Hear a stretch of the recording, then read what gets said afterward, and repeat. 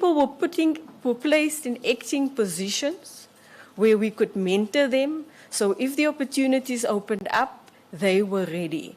Am I ready to serve the entire NPA? Yes, I've got the benefit that I've worked in two of the largest divisions. For the last 5 years, I've been on the national management of the entire NPA. My division is huge. We deal with multiple crime types, and we rely on all our stakeholders to do the good work. Crime is high in the Western Cape, but we haven't given up hope. We're innovative every day as to how we tackle crime and instill confidence in the public. So yes, I am ready to serve. Will there be challenges? Definitely. Will I be able to overcome it? Yes, Minister, with the help of good partners and a good support team. Thank you very much. I think the other areas will be explored as we go in. I'm just getting so that the panel and all of us get to know you. Now, going into the area of your court experience, I noted that one of the issues that we were looking at, do you appear, and I know that DPPs don't have to appear in court, it's optional. Is there a particular reason you just decided not to appear?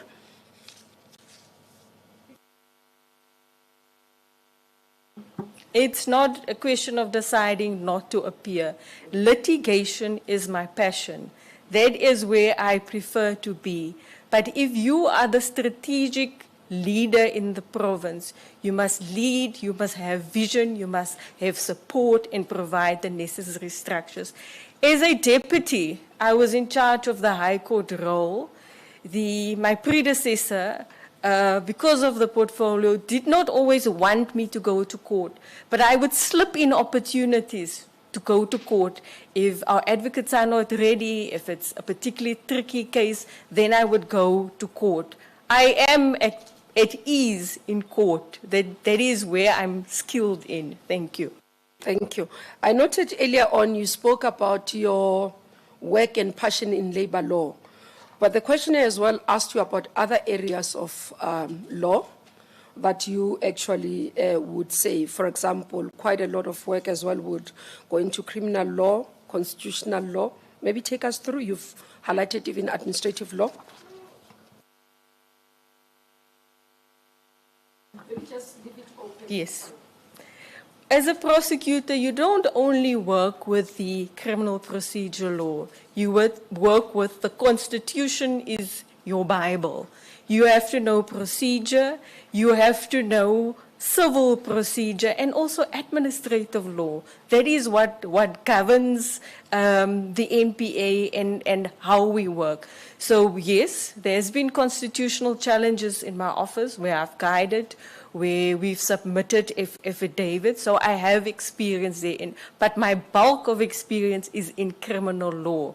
But you have to have knowledge of, it's not just a one way, of how it all fits in together. Then we're moving to the next section in terms of management experience. I noticed that you started having substantive number of employees reporting to you from 1st March 2020. The previous years, for example, you'd have had about 4 to 6 advocates reporting to you when you were deputy director, and when you were junior. When you were senior, you had about 20 maximum reporting to you. It's only in terms of 2020 that you had about 693 when you were acting and currently. Do you think this experience have given you sufficient understanding, noting that it's the Western Cape as a whole? Between 2020 and 2025 is 5 years. You've built enough experience. Maybe just take us through. Maybe I can give context to why I've given those numbers. As a direct supervisor where you sign the performance contract with the advocate, those were 5 and more. But even as a senior state advocate in the Johannesburg office, when the national office at VGM was created, I was appointed as a senior state advocate. I had to take charge of the appeal role. There, many of the advocates report to you. where you guide them, where you enroll the matter. So you're not their direct supervisor, but you are in charge of that. Even so when I was appointed as deputy, for most of the 20 years, I was in charge of the High Court role. So that is not just mentoring the 5 people that have signed a performance contract with me. It is training all the advocates in the division. On a daily basis, prosecutors would call you for guidance where you need to give assistance as the deputy director. So that is the content. So it's not just in the last 5 years that I've been managing people. Throughout my career, mentoring and managing others have been part of my work. Okay, thank you. Then one of the areas you talk about is that your management skills or your style of management is primarily consultative and inclusive. And other people can argue that that type of sometimes that consultative can be something that you end up with a person who's indecisive because they're consulting forever. I'm not going to switch off again. I'll sit on my hands. It is important to hear all the voices in the room, even the dissenting ones, for people to feel accountable and part of the decision maker. But as the leader, the final decision, the accountability lies with me. So it's inclusive, but I make the decisions. In the difficult moments, it rests on me to make those decisions. But you have to have your team on board. You have to listen to them. You have to listen to all the views. The Jocelyn Smith matter was one case in particular where it had huge reputational damage, where not everybody was convinced in my office that we had a reasonable case. Some were concerned about malicious prosecution, and they had valid arguments for it. And then there was voices that said it's community interest, it's not malicious prosecution. So I had to sit, listen to all the views, and then make the final decision. So that is what I mean by being inclusive. But the decision has to be made, and it has to be made swiftly, and you must be accountable for the decision made. Maybe let's venture into that. I see as part of your leadership and organizational development, you are reflecting that a good leadership means being mindful, ethical, decisive, transparent, and accountable of your own decision. What does that mean as an NDPP? When a person is an NDPP, what would that transparency mean? What would be that accountability? Because the public currently cries for accountability and transparency in what is happening. Regular accountability and transparency is being able to give explanations for your decisions, entrust the public to know what the process is, but also protecting the integrity of the investigation as well. Public relies on information. We're living in an advanced digital era where information spreads very quickly. So you need to be on the pulse of what is happening. You need to explain. Not everybody knows how the law processes work. That needs to be explained. You need to be accountable for it. And some of the decisions are going to be difficult. It's going to be unpopular. But you have to explain it, and your guidance should be the rule of law, adhering to the values that are enshrined in the Constitution. And do you think that an NDPP should appear before Parliament, which is politicians, to account for the decisions that they have made in prosecution? Parliament represents the people. We represent the people. We need to explain, to be accountable for the work that we do, the decisions that we are making, and the trust that has been given to us. Absolutely. Thank you. I think other members will come to some of the issues later. Let's go to the ethics area and integrity. Just to confirm, the questionnaire asked you if you've ever been suspended in your position or other previous one. Have you gone through disciplinary process? Currently, NPA, we have the ethics office. Have you been referred to that? Any of those that we need to be aware of? I have not been referred to the ethics, Office of Ethics and Accountability, but a complainant has laid a complaint with the LPC, the institution guiding the governance of practitioners, yes. That complaint was dismissed because it was based on a prosecutorial decision that I have made. I've submitted a letter from the LPC admitting or showing same. Was it dismissed because it was lodged at the wrong place, or there were no merits? There were no merits in it, and it was lodged at the wrong place. I checked our file. The complaint was never further pursued by the complainant. The next area, it's around your contribution. As we know, our country is that we're looking at mostly the contribution of individuals within the society, but also in terms of the pursuit for justice. And I noted that you concluded some of the high-profile, you listed some of the high-profile trials that you've been.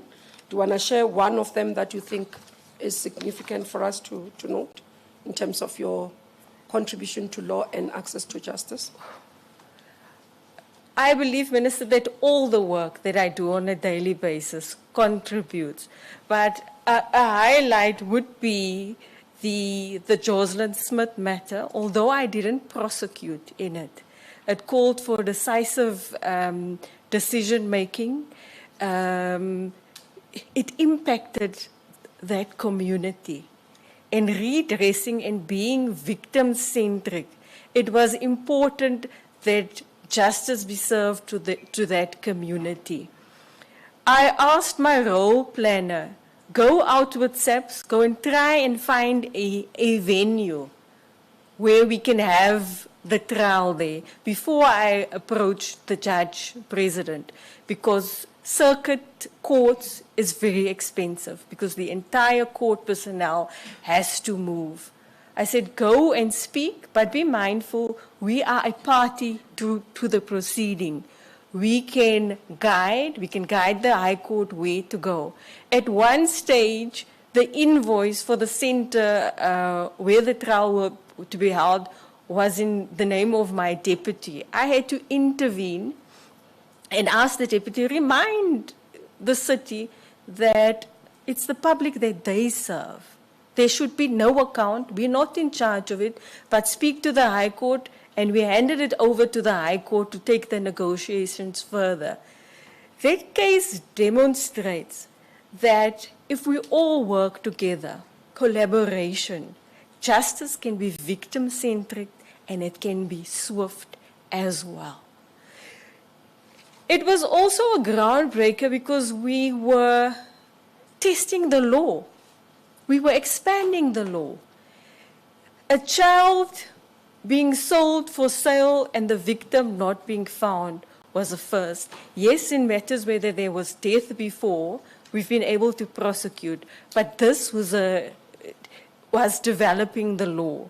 Another one that was quite challenging in my career is a previous political figure, a minister that was charged for corruption in the High Court. He was acquitted. The judge presiding over the matter was a very senior judge. In fact, he was a former judge president of the matter. I studied the record and was of the view that all the issues were not ventilated in open court. It is not an easy decision or process to have a decision of the High Court reversed. We were able to do that because the grip of corruption on the country is rife. We need not just to show, but the merits of that case showed that we must act decisively and swiftly against the scourge of corruption in the country. Thank you very much. As I come towards the end of the questionnaire, Can I confirm that you do not hold any directorship or interest in business as listed here? Correctly so, Minister. And can I confirm there are no health issues that will impact on your work?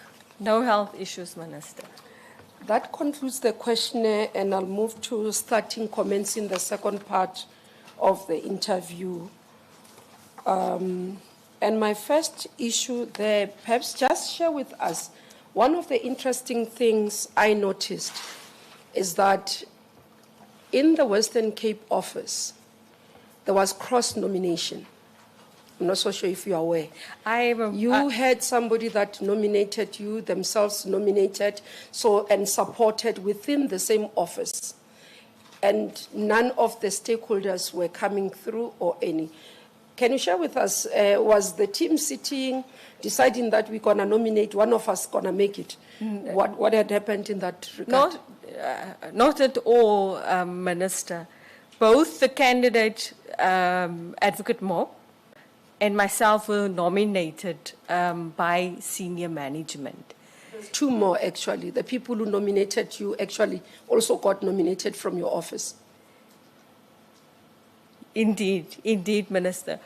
We were concerned as to the candidate, Mr. Mope, and I, as to we didn't want rivalry in the office, but because of the team that we had built, the leadership that our leadership team was fine when I took office was fairly new.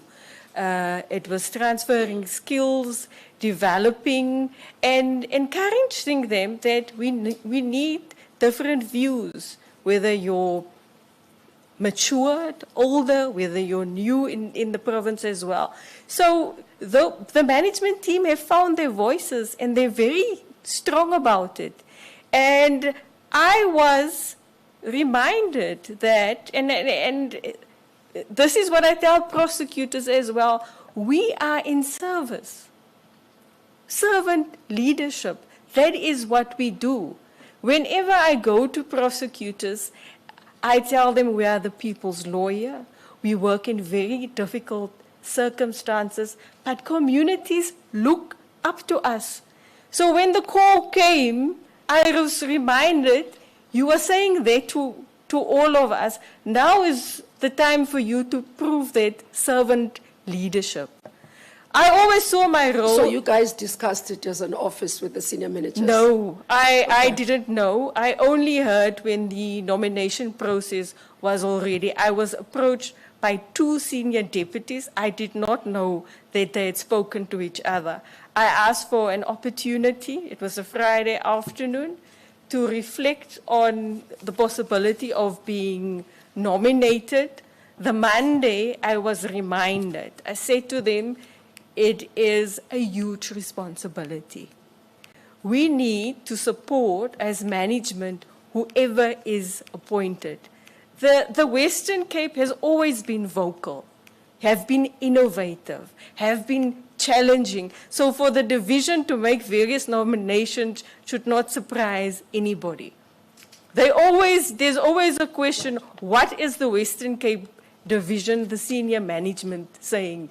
We are, whether it's a case happening elsewhere in the country, we give support, we give advice. We see ourselves as part of the leadership of the Western Cape, of the entire country.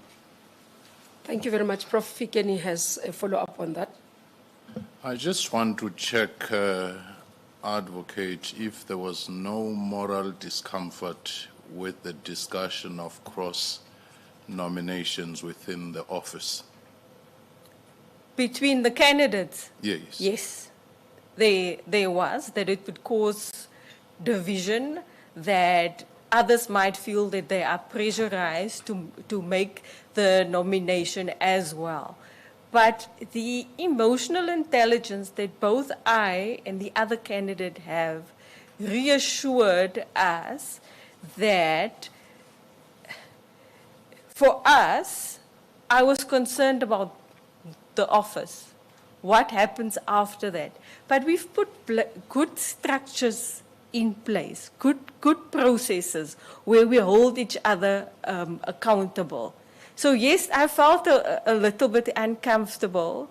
Two of us are being nominated. It's a huge honor to be called to this interview and to be of service. And we recognize that responsibility.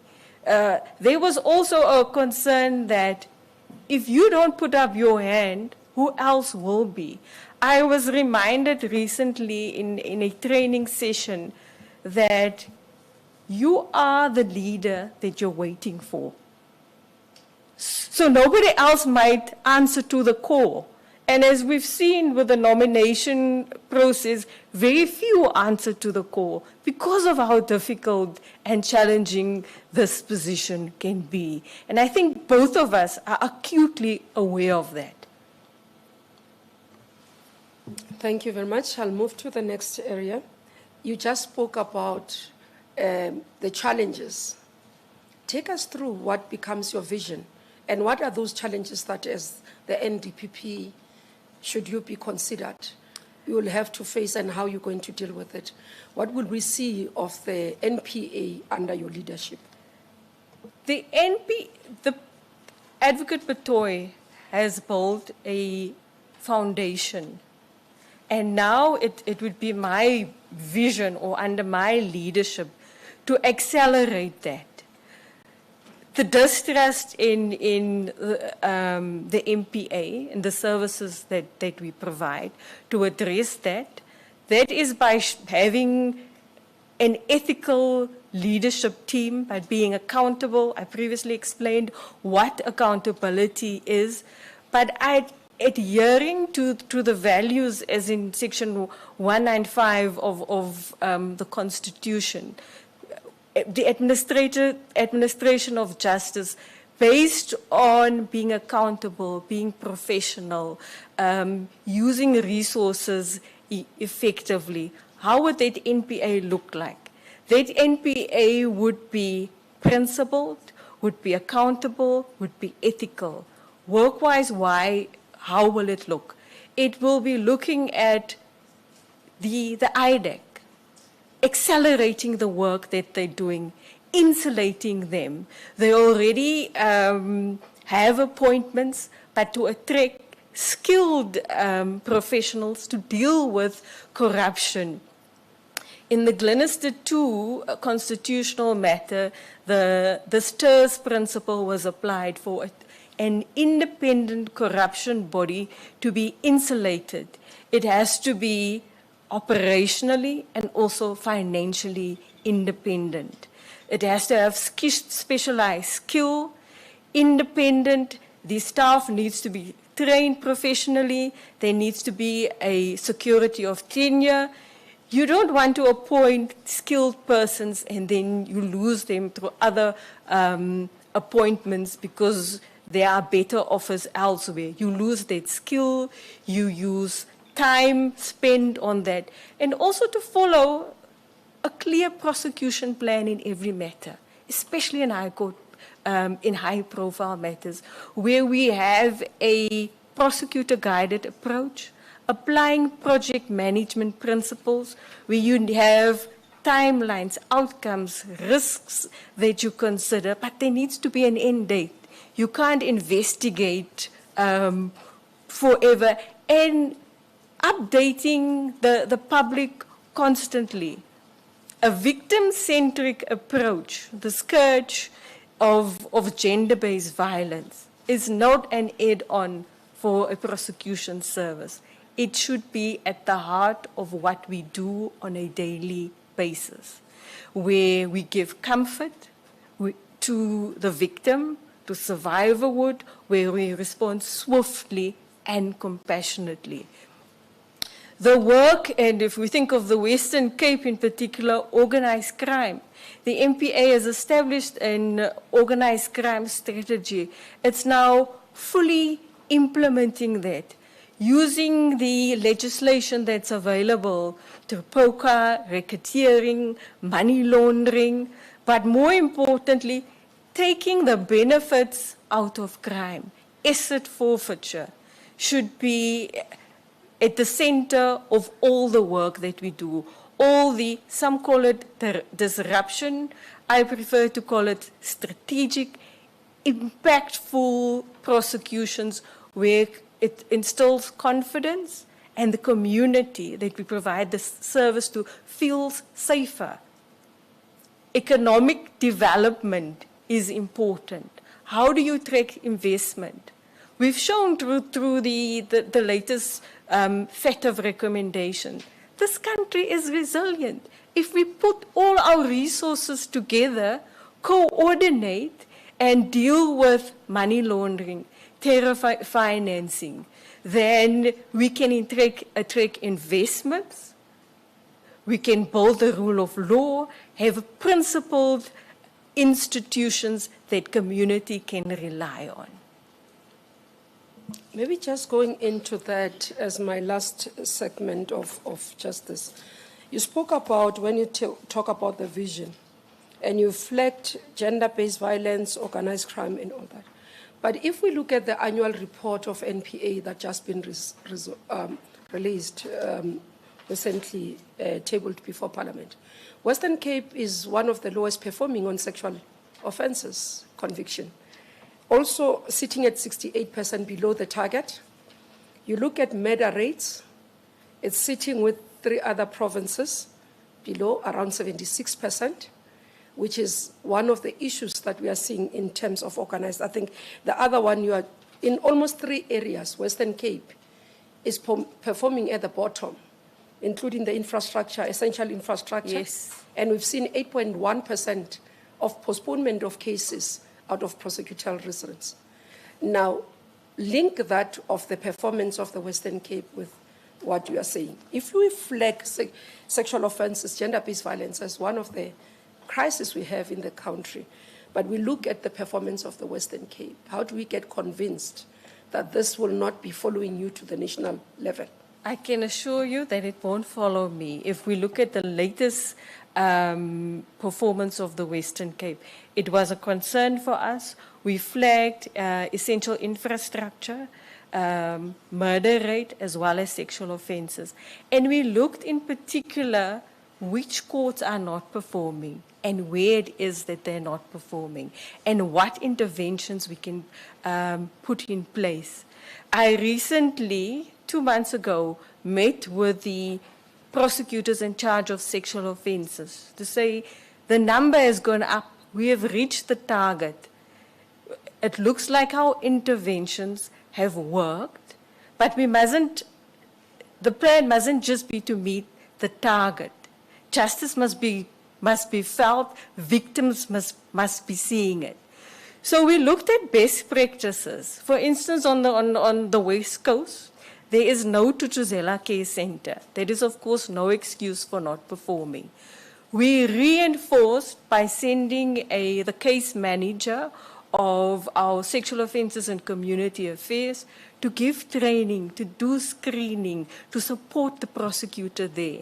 Their performance has been the best since it's ever been. Everybody is now following that best practice. In our Peru court, we had a victim support room that didn't instill dignity, confidence in the process. We are interviewed, when you do cases well, by the TV producers, they come out, they ask. So we ask them, we don't want donor funding. Go to Peru court. After you've been there, then we'll speak to you again. Go help us restore dignity to those victims. Sexual offences cases are difficult by nature. Very often, the complainant wants to withdraw. But we need to ensure that that withdrawal is an informed decision, that we have taken you to the processes, you know you've been prepared by a court preparation officer. Just last month, I received, or 2 weeks ago, an email from a mother who had received services of that Peru court. She thanked the court, all the staff. She said it was the most harrowing experience what had happened to her child. But just by going to the court, having the security greeting her, taking her to that room that is so comforting, the court preparation officer preparing her and the child for what is to come, taking them to court, the guidance, the counseling that they receive, that is justice to the people. So, Minister, we are constantly improving. We are looking at the data. Essential infrastructure, in particular, when we looked, it was our Cape Town court, that area that was not successful. You start with introspection first. Do the prosecutor need training? Are we not presenting the evidence correctly? And we found multiple factors. So we sent one of the deputies out. He's given training to the officials who do the arrest, what must be in the statement. He's also taken the prosecutors to how the evidence must be led. That statistic has also improved. Murder in the Western Cape. Minister, the murder figures in the Western Cape is the highest in the country. It is a concern for myself as well as the provincial commissioner. I have dedicated an advocate, a senior in my office, to screen all murder matters, to see what we can improve and where we can improve it. The community started to complain. Witnesses are scared to testify. They are afraid. There has been several shootings at the court where people have been called, have been killed. That causes so much damage to confidence in the criminal justice system. To convince a witness to come and testify, put your life at risk. Yes, there's witness protection, and witness protection in the NPA does a sterling job. But communities are fearful. They are reluctant to testify. Just last week, for the second time in 2 months, I had to go out to Athlone Court, where I had to speak not just to the prosecutors, but to the staff that services their court, where the prosecutor had moments before the shooting happened, passed the shooter. So our people work under very difficult circumstances. It's no excuse. The following day, they had to be in court. So we have the screening murder project, and when I looked at what drives murders, what is the driver of murders in the Western Cape, it's firearms. It's whether we are addressing a possession of a firearm at the first instance properly so that it doesn't escalate to a racketeering matter. We have made good progress on that. We've got a project on firearms. The stabilization project has been established in the Western Cape to deal with murders, deal with safety at courts, and how we address gang violence. Thank you very much, Advocate Bell. I actually wanted to check your stats over 5 years or since you've been. And if I look at the statistics, just on sexual offenses, there's been a consistent decline. And we are concerned about it. Yes. Yeah, there's been consistent decline. And I'm trying to understand what you gave. I would have ended. You gave as a reason that you are now intervening, and the issue of other areas not having Tutuzela centers. At the time you were appointed, sexual offences conviction rate in the Western Cape was at 80.4%. It has been dropping until we reach at 68%. Now, with this drop, these interventions over years, have you been able to do them, or it's only after the last financial report, the last annual report that you started intervening? No, that will be my last one, I promise. No, Minister, I have monthly meetings with senior management where we look at the stats, where we interrogate it, where we ask, what can we do to improve?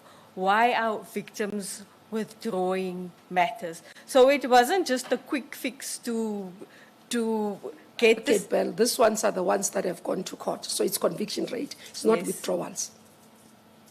These are conviction rates. Yes, Minister, I hear what you say. But for a witness to testify in court, it's difficult to explain to the court, to bare your soul of something intimate that has happened to you. We take the witnesses to the process. We've got court preparation officers. We've got dedicated courts that provide these services every day on a daily basis. Okay, I've got follow-ups on the matter. Let's start, Mr. Mavundlela. Thanks. Good morning, Advocate Bell, right? Good morning. Thanks. I am interested in this part in particular because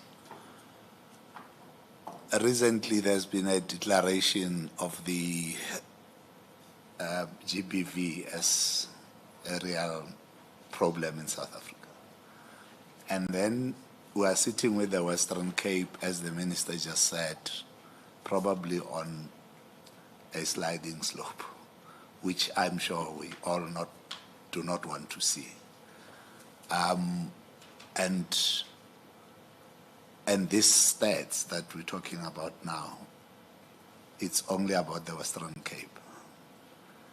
Can you at least find an imagination of what it would do to South Africa if that statistic is to somewhat find space into all the other areas in the country? Can you just for a moment reflect on what that would do to our fight about this thing? And also just 1 second, I'm just giving you an opportunity to explain it from where you see it, because from a strategic vision point that you're looking at from an NDPP position, you would have to then worry about this stat all over the country. And it would come in handy for the panel to understand it from your perspective. Can you at least just take me through that? It would be devastating to the fight against gender-based violence. But also in the screening of our cases, we don't just look at whether it's a stat that would have a positive outcome. We apply the law, whether there is reasonable prospects of success, and we enroll all of that. For us, it's important that the voice of the victim is heard, that although a court might find a difficult finding, but there's reasonable prospects of success, we take you through the process, your voice is heard. Justice is not just always in the outcome. Yes, the outcome instills confidence, but it's also about being heard, about treated with dignity and humanity. That is what justice is. Mr. Mutlu. Thank you, Chair. Advocate Bell, out of the concerns that have been raised in as far as the declining statistics is concerned, and taking from your responses, it would appear that there is more of a reaction to the challenge that your division is facing. And if this impression is correct, then it's concerning, because at the heart of performance management, and for it to be effective, there has to be regular monitoring and evaluation of performance. And I don't see this coming from your responses, particularly taking into account that this challenge has been going on and recurring for quite a long time. And what I get from you is the interventions that were or that have been implemented. And the impression is that these interventions have been put in place recently and as a result of reacting to this challenge. It is, thank you for the question and the opportunity. It is not just recent interventions. The statistics, especially of gender-based violence, is monitored nationally as well. So it is not just like in the last year we've given interventions. We've raised conviction rate at the regional court forum as well. And there, a presiding a regional court magistrate is chairing a forum just dealing with sexual offenses, the challenges arising. My office sits there and make inputs and interventions as well. So there's been constantly addressing us looking introspectively. Are we not dealing with the matters properly? Is it our case backlogs that take too long? So we've considered all of that in addressing it. And it's not just in the last year. We looked at capacitating those courts where there are sexual offenses, to train prosecutors better, to have experienced prosecutors that can do proper consultation with the witnesses as well. Nissen? Thank you, Chairperson. Good morning. Good morning. Just follow up on a few questions. The first one is, it's linked to gender-based violence. It's the whole issue about domestic violence. And there was one prosecutor in Wynberg that refused to withdraw cases because it comes on... Oh, go closer. Okay.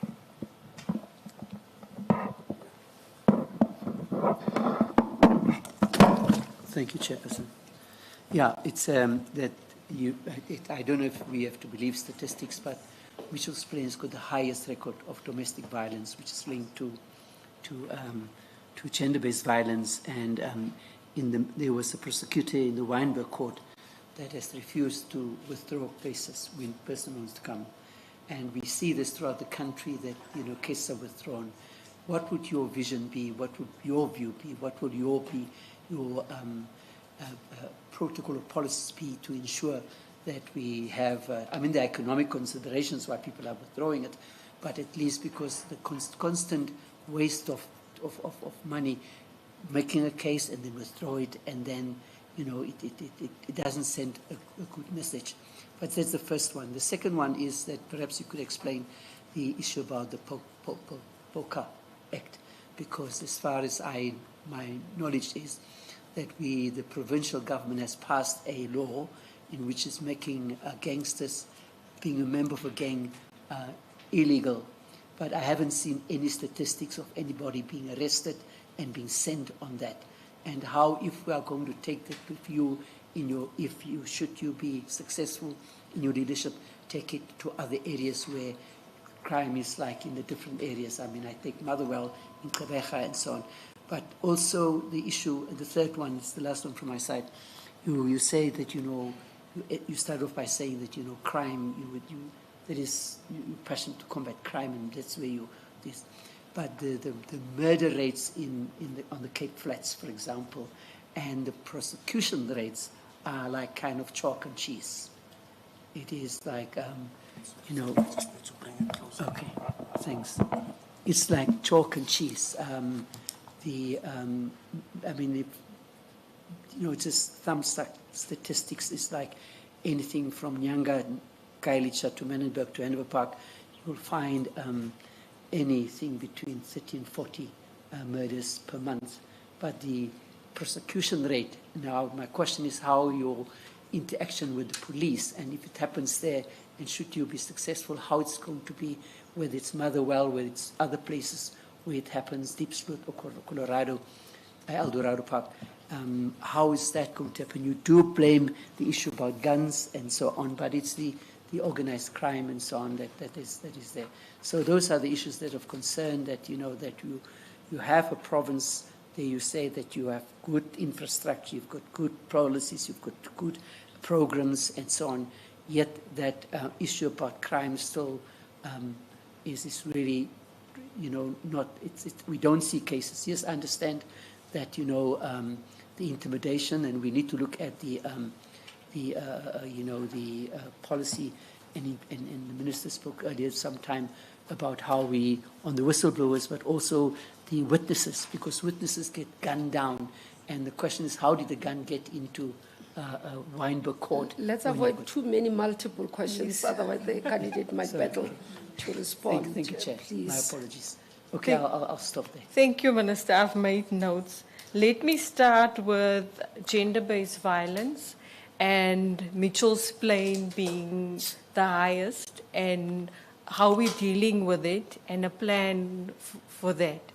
Yes, your stats is correct. We've also picked it up in our stats.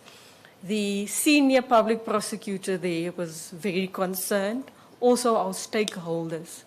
They have developed an excellent pathway referral program, where if a victim of gender-based violence wants to withdraw a matter, she is counseled on where to find shelter, to make an informed decision, and what the impact of that withdrawal would be.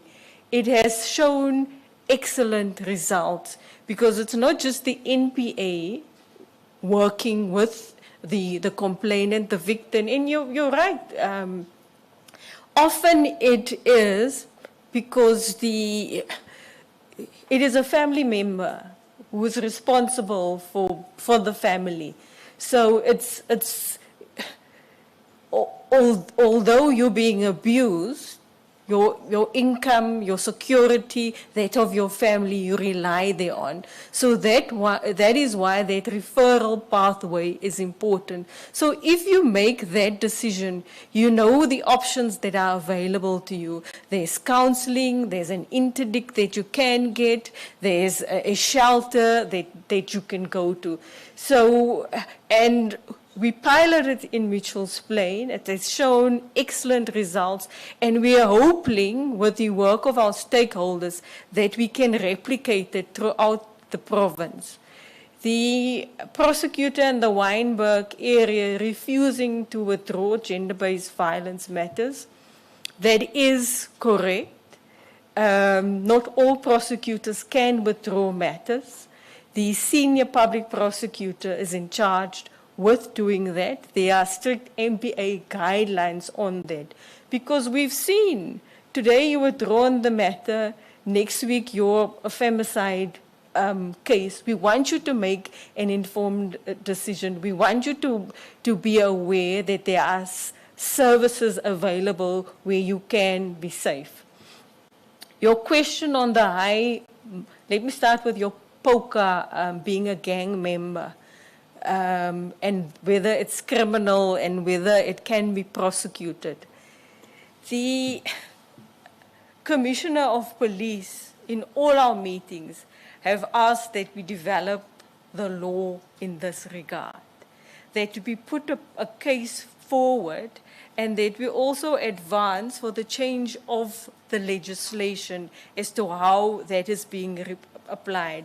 In the stabilization project, that is one of the issues that the team will be looking at.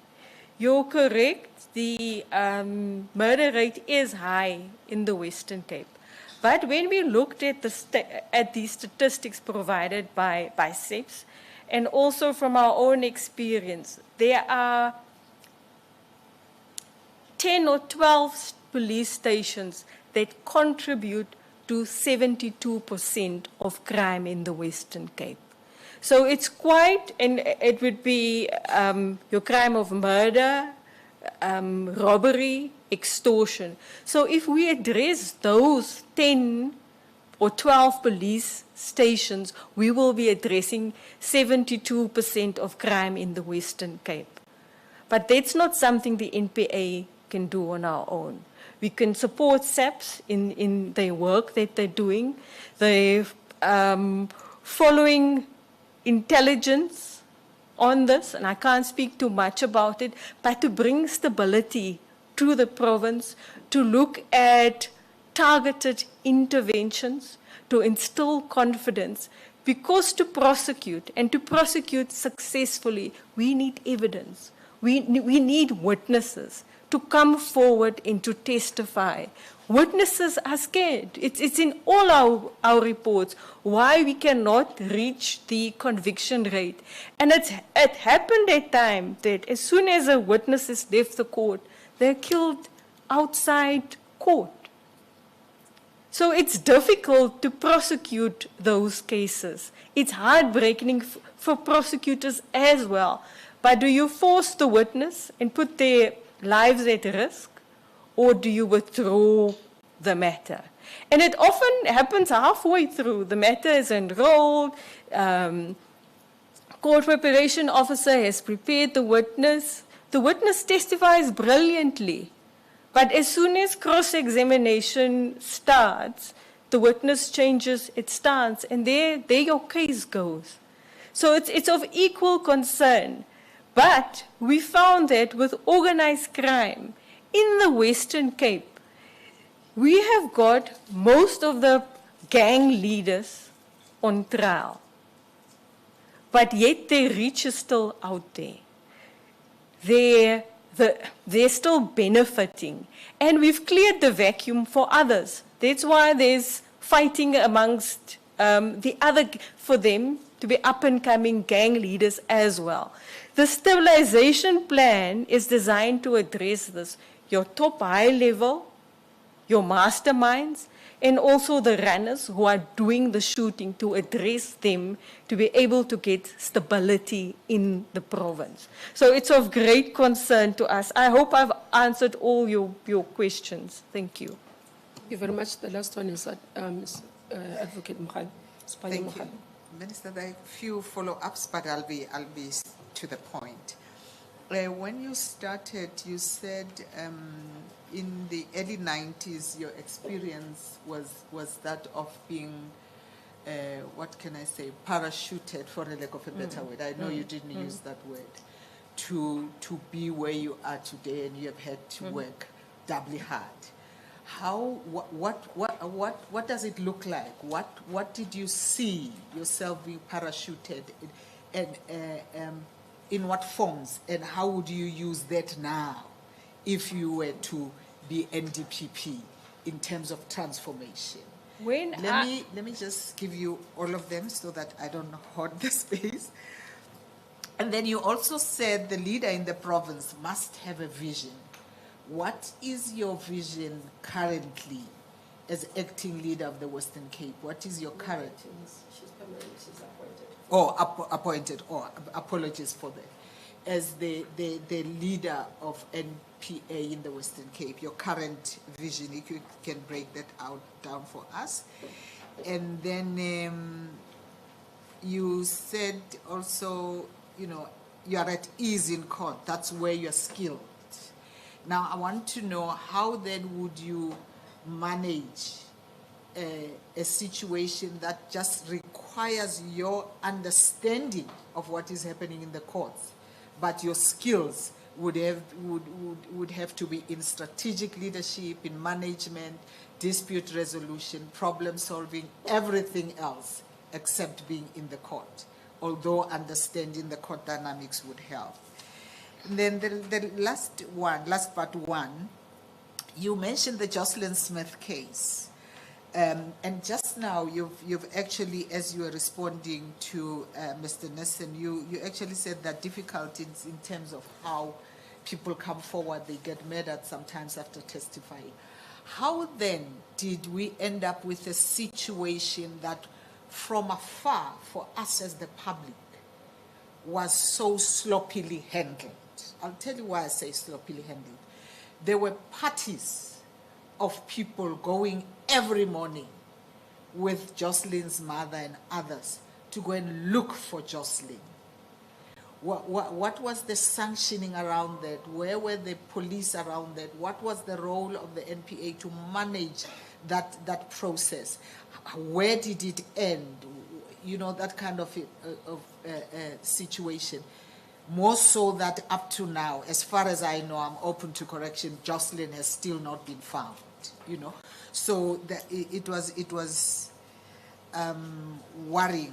You also mentioned something about people, you have not been referred in any way to the ethics office or ethics committee or found wanting in that regard. I just want to know if you have, throughout your career, have had experiences where there has been a team member who reports to you who has had ethical challenges that you have had to deal with, or you know of and have had to give an opinion, and if so, how have you dealt with it?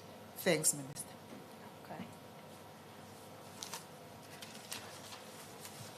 Okay, let's start with also a lot of questions, but with my vision for the Western Cape. My vision at the moment is to stabilize the Western Cape, to instill trust in victims, the public, that courts are safe spaces, that we still, despite the challenges, deliver an excellent service. For me, the biggest challenge is the backlog in cases. And that is also where we lose cases if a matter takes too long to be prosecuted. Memory fades. I have been advocating for a continuous role in the regional court, especially in sexual offences matters, where when the complainant, the victim testifies today, the matter is finalized at the end of the week. That you're not expected in 3 months' time, 4 months' time to be cross-examined on it. That's also where we lose cases, and it's unfair to victims and to family members and even the rights of the accused if matters take high-impact cases are finalized.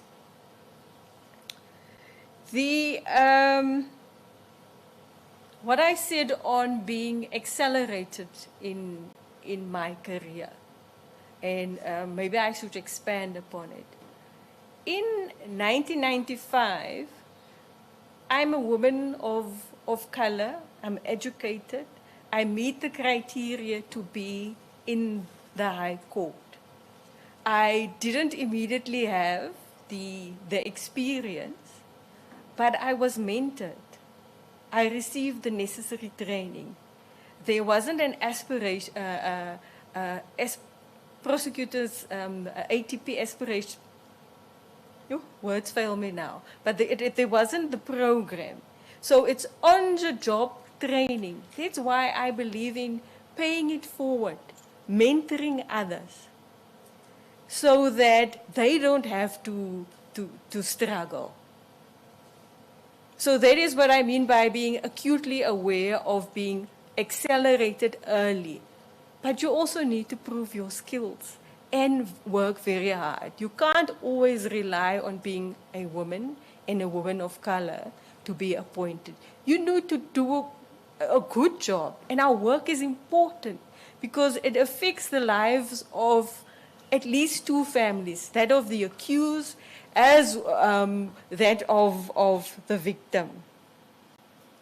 I hope I'm answering all the questions. The sloppy, what you refer to as the sloppy handling of the Jocelyn Smith matter, that was a huge concern, both to the prosecution and the investigation, because suddenly everybody had become a detective. And they're interviewing witnesses, it compromises the case. Yes, you want community involvement. It is good that we haven't become jaded, that it's a concern to everybody if a child is missing. But it must be handled responsibly. So I share your concerns, and we did share it, and we, in guiding the investigation, try to shield the integrity of our case and our witnesses as well. to protect the case, the interest of the case.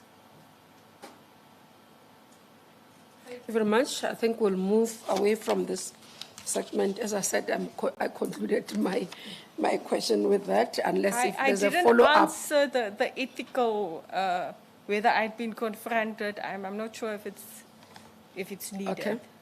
You want to go? I have always, throughout my career, my ethical principles is known. Certain things are a no-go for me. But I have been called upon my profession to make difficult decisions and to lead in disciplinary matters where there was corruption by an employee, a co-worker, at senior management. And it's difficult if that person is well-liked, it's well-respected, but that's part of being ethical, showing that there is a zero tolerance for corruption. So yes, I've had to make those difficult decisions in disciplinary hearings where I led the evidence, and the senior manager on senior management was dismissed. Kenny, I think it might link with this. Well, thank you very much. Again, I think much focus has been on the Western Cape, but the job is on the whole nation. If you say, according to stats and indicators of the performance of your organization, it has taken that long to start seeing results. If you are a successful candidate nationally, what would you do differently to yield results, not over the years, but almost immediately? Because there is an anticipation that the new head of the NPA will start changing things on a more faster pace with greater impact than to say we're still working on the systems. You said that the current leader has laid the foundation. So what would you do differently so that we begin to see dramatic differences, and also understanding that other 8 provinces may have different kinds of patterns and challenges and demographic profiles? Can I just start off by saying there are prosecutors who work hard, committed, daily, and produce excellent results.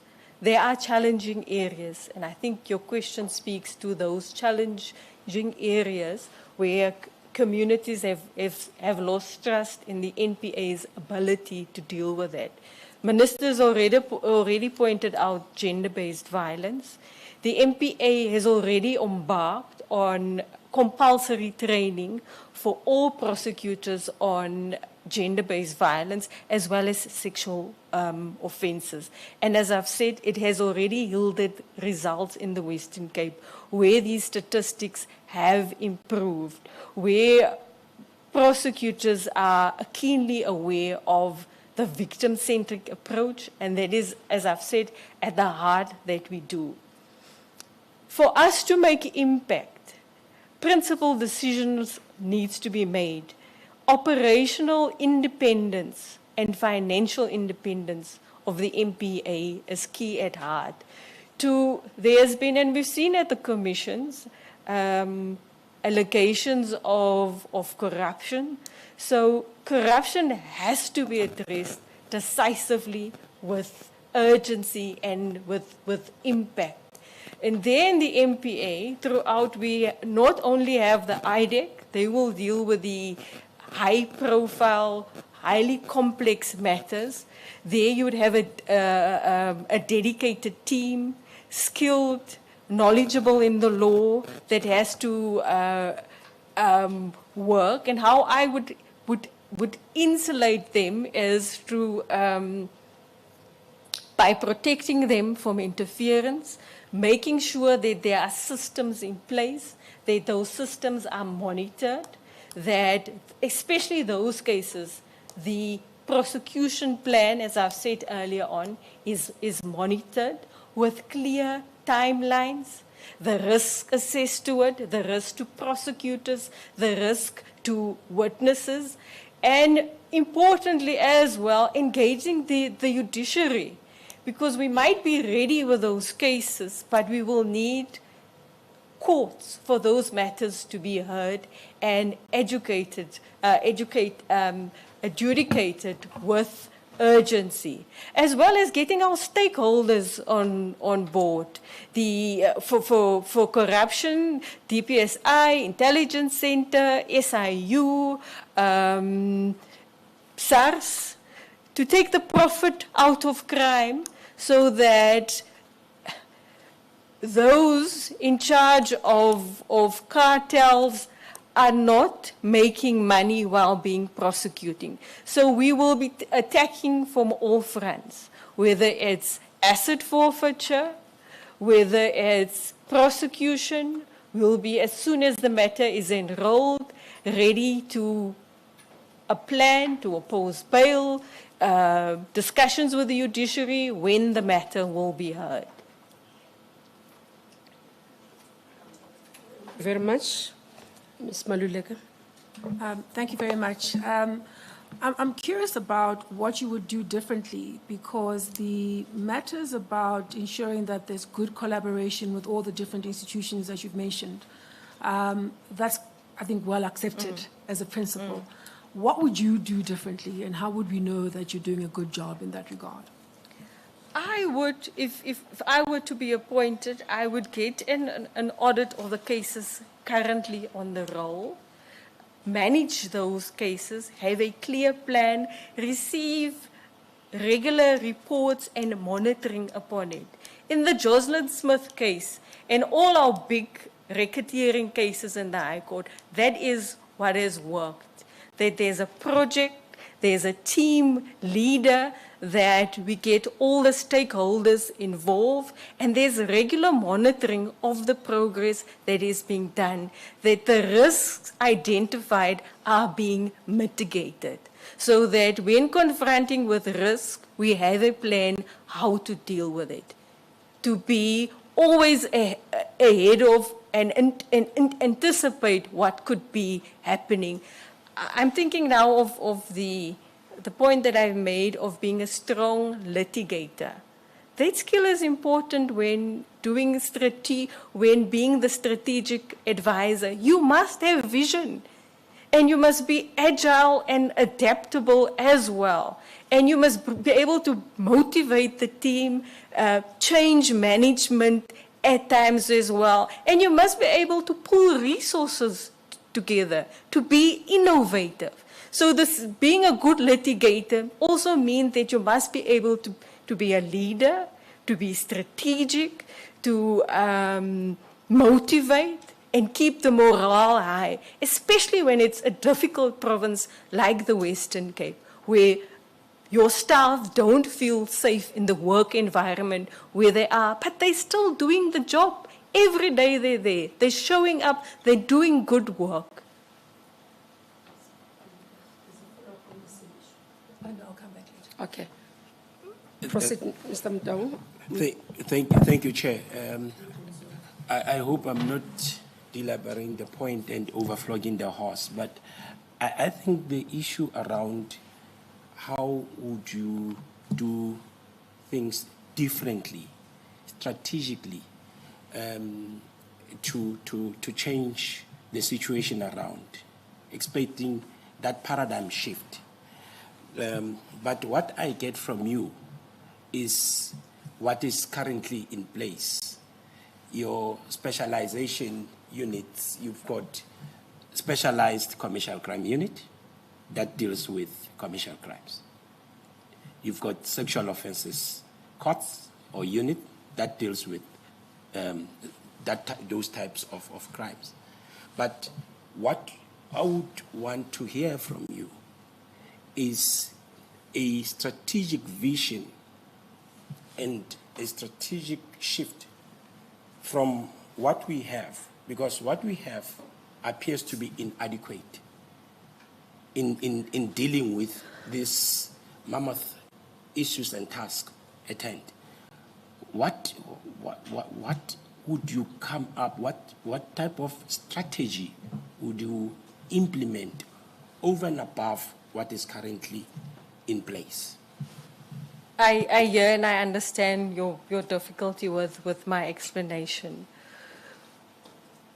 One of the priorities of government in the medium-term development plan is building an ethical and capable state. That is, having institutions that we can trust, that are accountable, modernizing as well. I've already explained in the Western Cape how we are modernizing, how are we being innovative in mitigating the risk to staff, to witnesses by having virtual courts as well. Drastically changing the strategy of the MPA is not going to assist.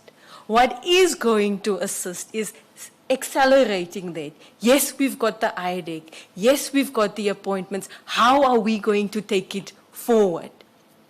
By making sure that they have got the necessary resources, by being disciplined in how we execute our prosecutorial mandate. Yes, in sexual offences courts, there's development, we've got additional courts, we've trained prosecutors, and we've seen the results. So I wouldn't necessarily temper that, but it's now about constant monitoring and evaluation if we're making impact. And if we're not making impact, change the strategy. Be agile, be flexible about that. It's about rapid implementation so that we have that accountable, capable, ethical institution that the community can rely upon. By modernizing, keeping up with the pace of crime and criminals. That is what we're doing. It's not same old same. It's being innovative. Trying different projects in different areas to have positive results. And that in the Western Cape has assisted, and it has yielded results in both our essential infrastructure and sexual offences. There has been an increase in the conviction rate. Maybe let me just ask, I just want to hop on this one. You are saying if you are to intervene, for example, you'd put in place monitoring and evaluation to track the cases, to track the case backlog. Does that mean it does not happen currently? And I'm raising this in reference because you keep on going to Western Cape, but there isn't a sense you are giving us as a panel that, for example, as we work in NPA, head office will ask for us as the Western Cape that these are statistics that we have, there's intervention that we need to see, and therefore I will build on that. It's almost like it doesn't exist. I'm going to have to put in place, but if it does exist, why is not yielding the results? And what is different? I think the panel is trying to understand, Advocate Bell, what is different? Because the issue, as I stated, the statistics, and I can go to the statistics of national in terms of either the convictions and all that, because that is produced for the last 5 years. One can do average, and that's the public outcry that we need to see improvement. It's not only in IDEC, in all other areas that we need to see improvement. Where's coming to complex crime, that has to do with cybercrime and all those things, that now we've got to train and bring the NPO of the future and the prosecutors that are trained in AI. But these basics. High-profile matters, Minister, I can assure you, are being monitored in the Western Cape. nationally. Each province has to give Is it only high-profile cases? and in the province, cases are monitored. There's outcomes. That's why we've got backlog cases at the regional court forum meetings, at the judge president. We have to account for our statistics and why it's not yielding results, whether it's infrastructure at some courts that's causing a delay. Do we move some of those cases? Yes, it is being monitored, and that's why I'm speaking about being EC and PEC are in the provincial level. in our EC, but it all fits in nationally as well. I'm not sure if Minister is following me. Yes. Minister, Okay, I just want to, if I can just jump in. So, as provincial head, you fit into the very top echelons of national leadership. Yes. You might not be in NDPP, but you fit as part of the key apex leadership of the national prosecuting. Yes, authority. I am a DPP and I do fit in. Yes. Yes. Could you maybe talk us through some of your own contributions at the national level and where they may have been implemented and how they then become a feature in places other than the Western Cape? Perhaps an example? When I was in charge of the High Court role, we piloted pre-trial conferences. We piloted it first in the High Court, then in the regional court, and it was with the success. It was also replicated there. For years, the Western Cape divisions plea and sentence agreements, receiving a just outcome was also one of the highest. Because of when I was still a deputy, the challenges that we have with sexual offences and making sure victims' voices are heard. With the support of the then director, I established a forum for sexual offences matters, where we discussed the challenges because of the concern with convictions. And that has been replicated throughout the country.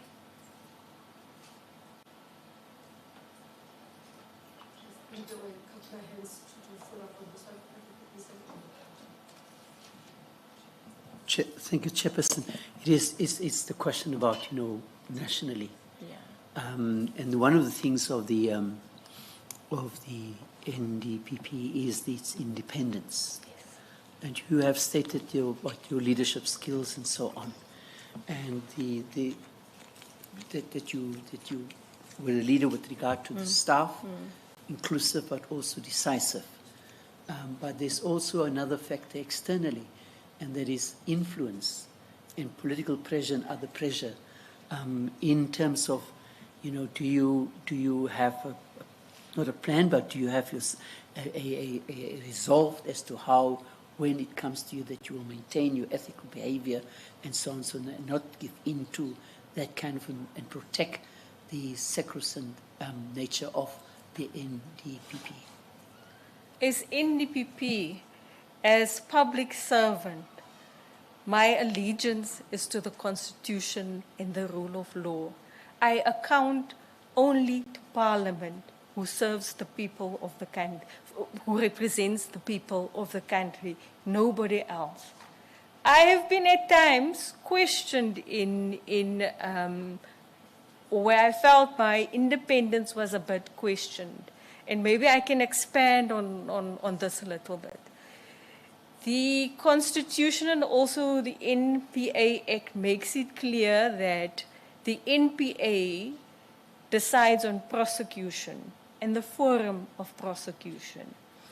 After COVID, the backlog in the High Court was exceptionally high. Because during COVID, and we could foresee this in our forecasting, we were only dealing with single accused matters. We had multiple accused matters on the trial. there was a new management in the jurisdiction of the judiciary, my advocates were questioned in open court as to why this matter is on the High Court roll. It affected, of course, confidence in the NPA in the area as well. Do we not believe in the victim's case? Have we not made a good decision? I addressed this with the judiciary. My concerns at the time were not well received, but I felt that my discretion and my constitutional mandate was being questioned, and it would have serious consequences. Section 179 of the Constitution and the NPA Act is clear. I had to convince the staff that we are in discussions with the judiciary and we are addressing it. The judiciary had valid concerns. Theirs is to effectively serve justice, ours as well. So we had robust discussions. For several months, we were almost at loggerheads, and that doesn't instill confidence in the justice system. But we were able, through working through it, to working through the stats, to breach that impasse. But I made it clear that certain questioning is not open for the discussion. Prosecuting is the mandate of the NPA. I'm pleased to say we're working very well with the judiciary in how cases are management. They are responsible for case flow. That my office respects, and I am also respected for the decisions I made and at what forum to bring those cases. Because we view the High Court as a court of high impact cases. Bringing those Section 9 being a gang member, to expand the law on that, to expand the law on a child being sold. And if a child murder in the Western Cape or sexual offenses is what is impacting the safety of the community, it's at that forum that it must be held. Thank you.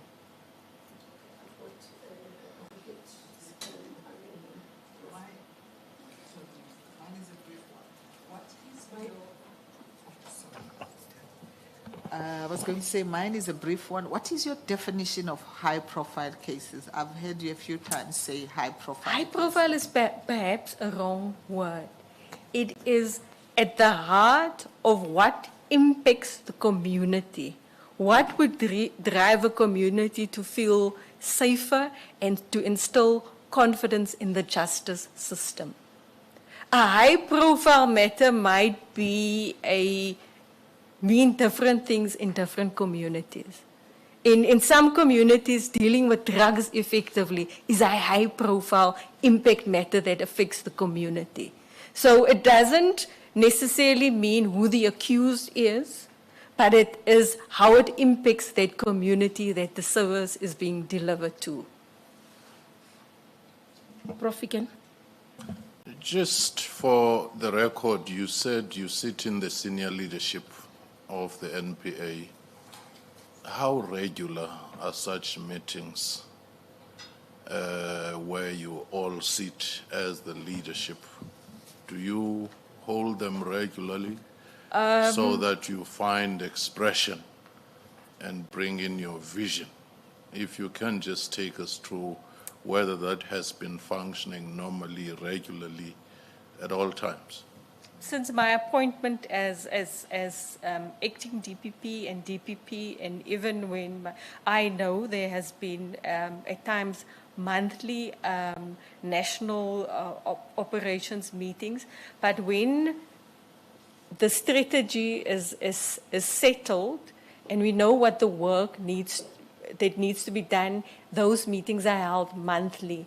The meeting with the entire NPA, with all the divisions, where it's not just NPS, National Prosecuting Services, that is held once a quarterly, where those issues are discussed. And if there's an urgent need for an issue to be addressed or finalized, a meeting will be called with the senior management to address that issue. For instance, when just before the strategy on dealing with organized crime were to be adopted, not all DPPs felt comfortable with the strategy and they wanted it to be more ventilated. So a special meeting was called to address the concerns that the DPPs had on that as well. So meetings are held regularly, yes.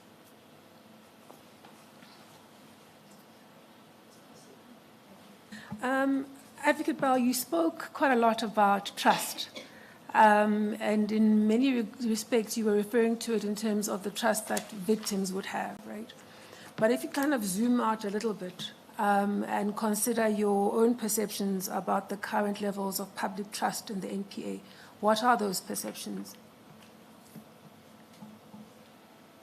It is concerningly low, if you read what is there.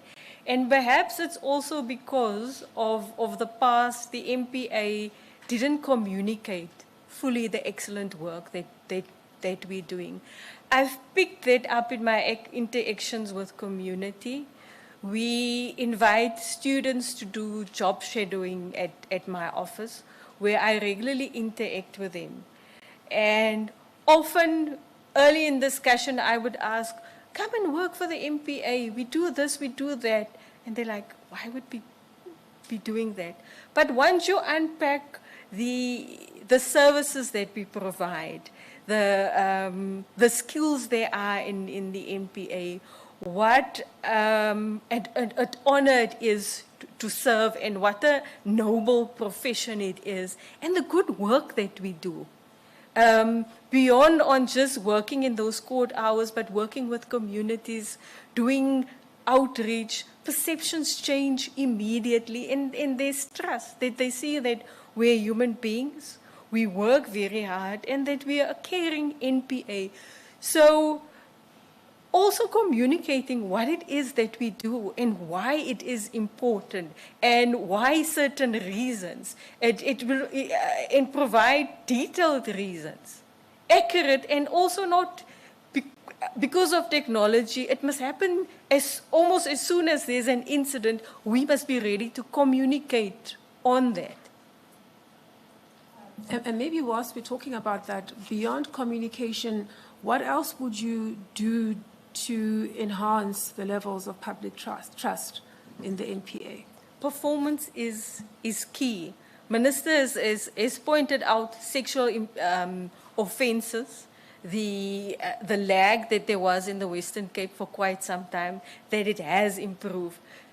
If you don't show results, you won't be trusted. You can bring a good news story, but you need to prove swift results where people feel it to instill confidence. I think that's helpful. The other thing you talked about is accountability as part of the narrative on trust. What would you do if you had to be appointed as the NDPP? What would you do to enhance the accountability of the NPA as an institution? Accountability starts with good leadership, making sure that there are systems in place, that it's properly monitored, that there is, where there are transgressions, that it's executed upon quickly, but also lifting your staff morale, knowing that you would support them, that decisions have to be good decisions, and that we have to account for what it is that we're doing. And if you're not pulling your weight, that there will be consequences. So it's dealing with consequence management as well. One of the criticisms, especially from civil society of the NPA, is how you deal with performance and accountability, transparency and accountability for performance. I'm not sure if you're aware of the criticism, especially around how you look at the statistics and how you communicate on that.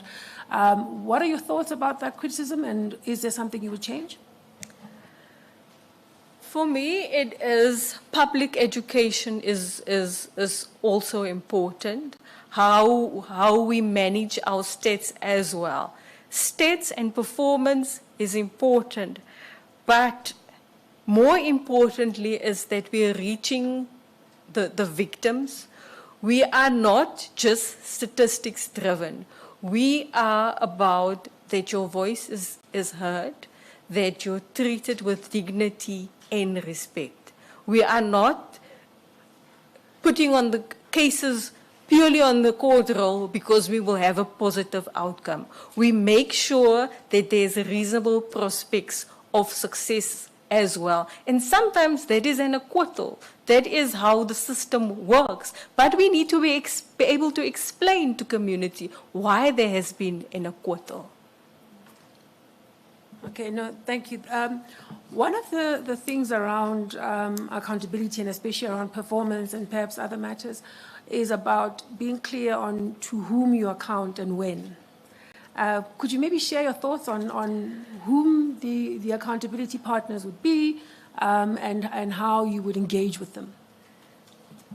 The balance between accountability, protecting privacy, and the integrity of a case, it's a very fine balance. And I think as prosecutors, we rather shy away from saying too much, and that might cause concerns about that we're not truly, or we're seen as to be not truly accountable. The NDPP was recently confronted before the commission when she didn't want to give details about a particular person. That is that balance of being accountable and protecting the integrity of the investigation as well. But we must be mindful of where our accountability lies. As I've said several times now, it lies with Parliament as well as with the public, that we are able to explain our decisions. Thank you very much. Let's move to Mr. Mvundlela. Thanks, Minister. I think to a large extent I'm covered. I wanted to just understand from you, Advocate Bell, that currently there's been an outcry, and I would call it an outcry in South Africa, that we have seen commissions comes and goes and all those, and people have been wondering to what extent is the NPA actually then taking these matters forward, and we have not seen, at least to a greater degree, perhaps the NPA from the head office point, and that's where you aspire to go, I believe. That's why you're sitting here with us. So how do you see yourself improving that environment, if at all perhaps it may have been discussed among senior management, as you have answered my colleague, the AG? Yes, there has been a lot of commissions. Commission on state capture, corruption, and the NPA. What is the NPA going to do? I believe that my view is that the Zondo Commission, as well as the NACAC, the National Advisory Commission on Corruption, has laid the basis for what must be done to tackle corruption in the country decisively. The NPA now has the IDEC. The IDEC was established only last year. They now have the digital tools. They're trying to attract more skills, as I said, more investment to insulate them, to be able to prosecute. But the NPA cannot do it alone. There will have to be reform as to how corruption is decisively addressed in the country. certain law enforcement agencies as competing mandates, how that is being addressed. So the NECAC's recommendations is key to implementing corruption and all the stakeholders working together and even consolidating some of the mandates that there is. How the MPA will work is and we've seen it, asset forfeiture must be at the front of everything that we do, and we do it with urgency. Whether it's in your organized crime space, whether it's in your corruption space as well. And also having dedicated courts to hear these matters. In the Western Cape, we only have one commercial court. We've recently established a footprint in the Southern Cape. That court, those cases by nature takes long and it causes a huge backlog. So there has to be dedicated courts where these matters will be heard.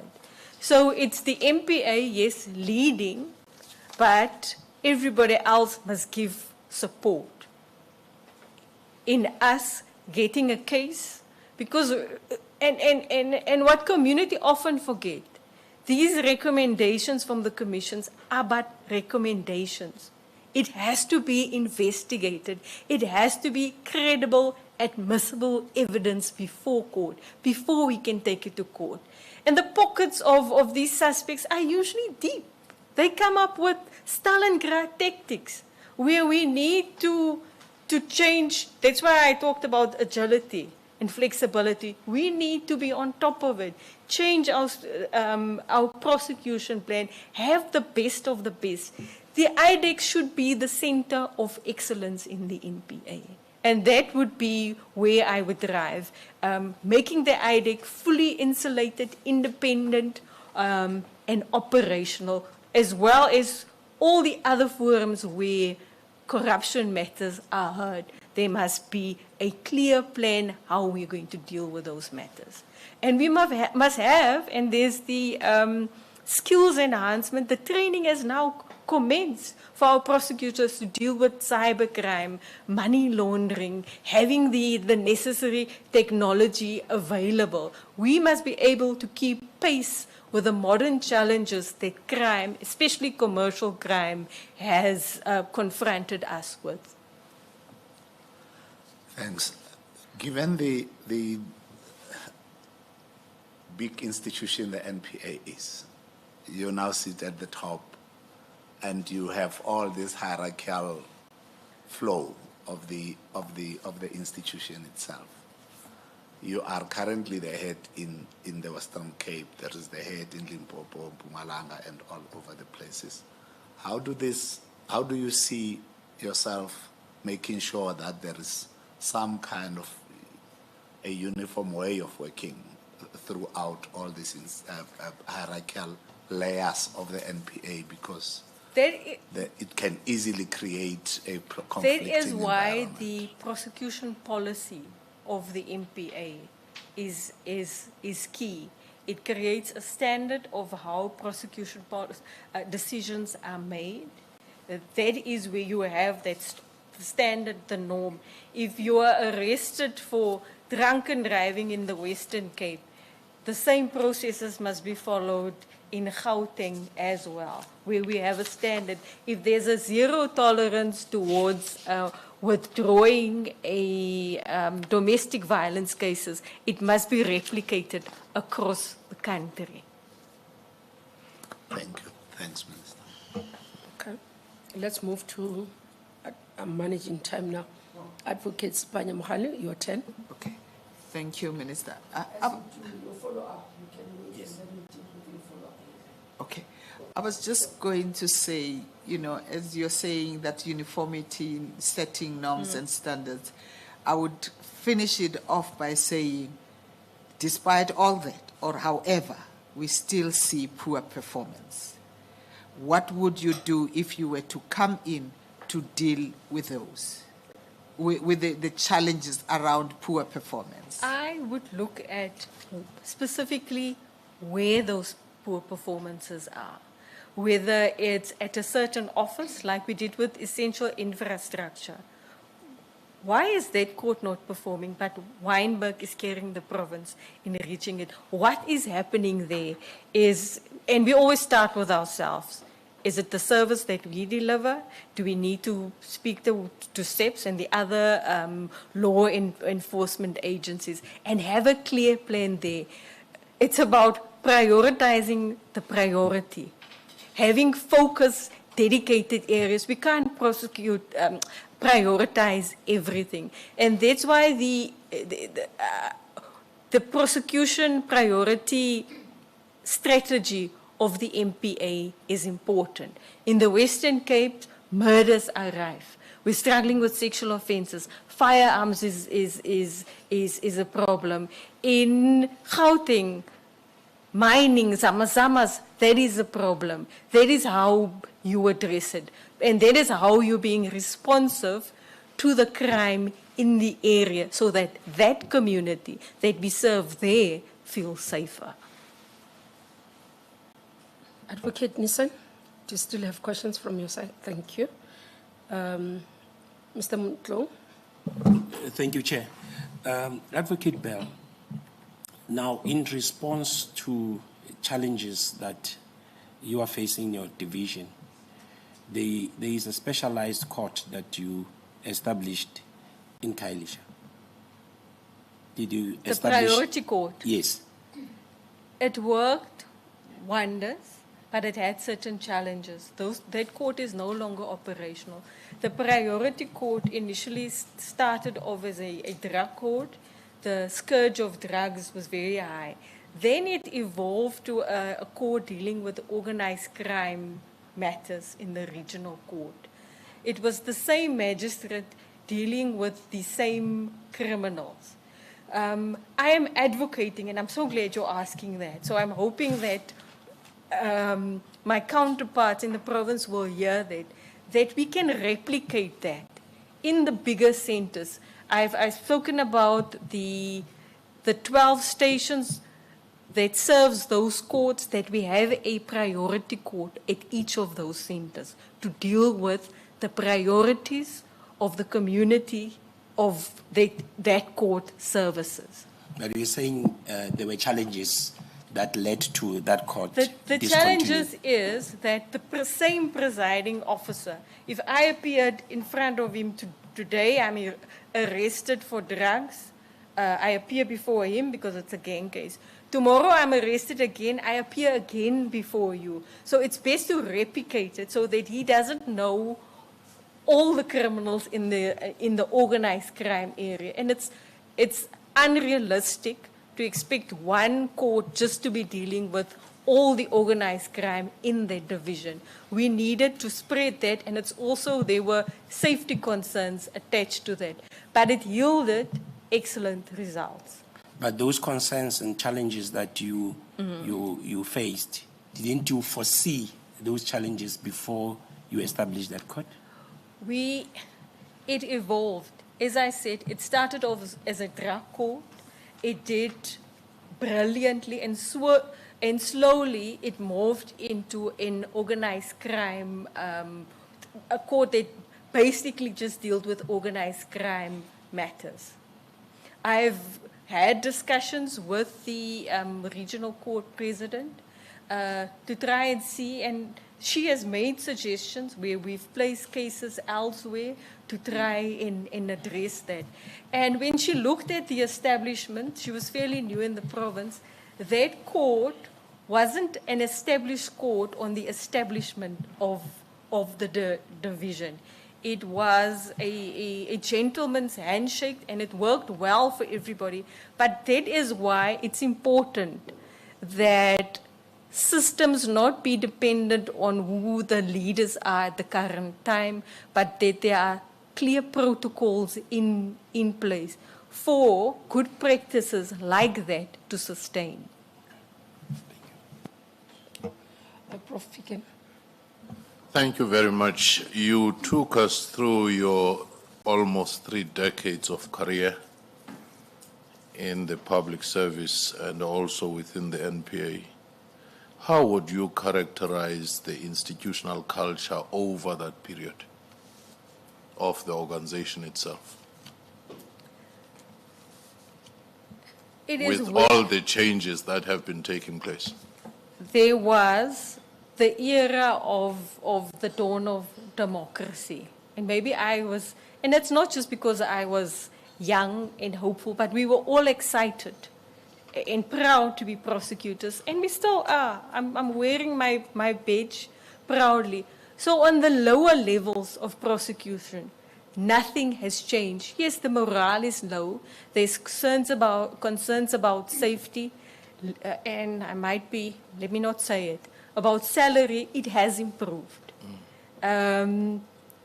So that morale is good. But as you move up higher, and we've seen at the previous interviews, there were concerns about the independency of the MP8.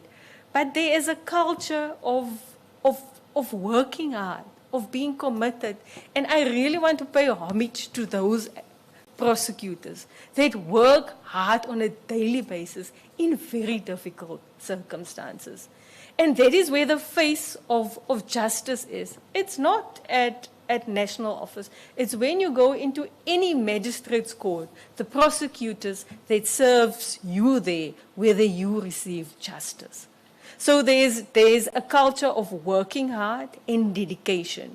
There's some areas where you're correct, where there are concerns, and that needs to be addressed by principled leadership, accountability, and consequence management. If you were the leader of the organization, how would you instill that ethical conduct across the organization in repositioning the organization? The fact that we have the accountability structure of the Office of Ethics and Accountability is already assisting.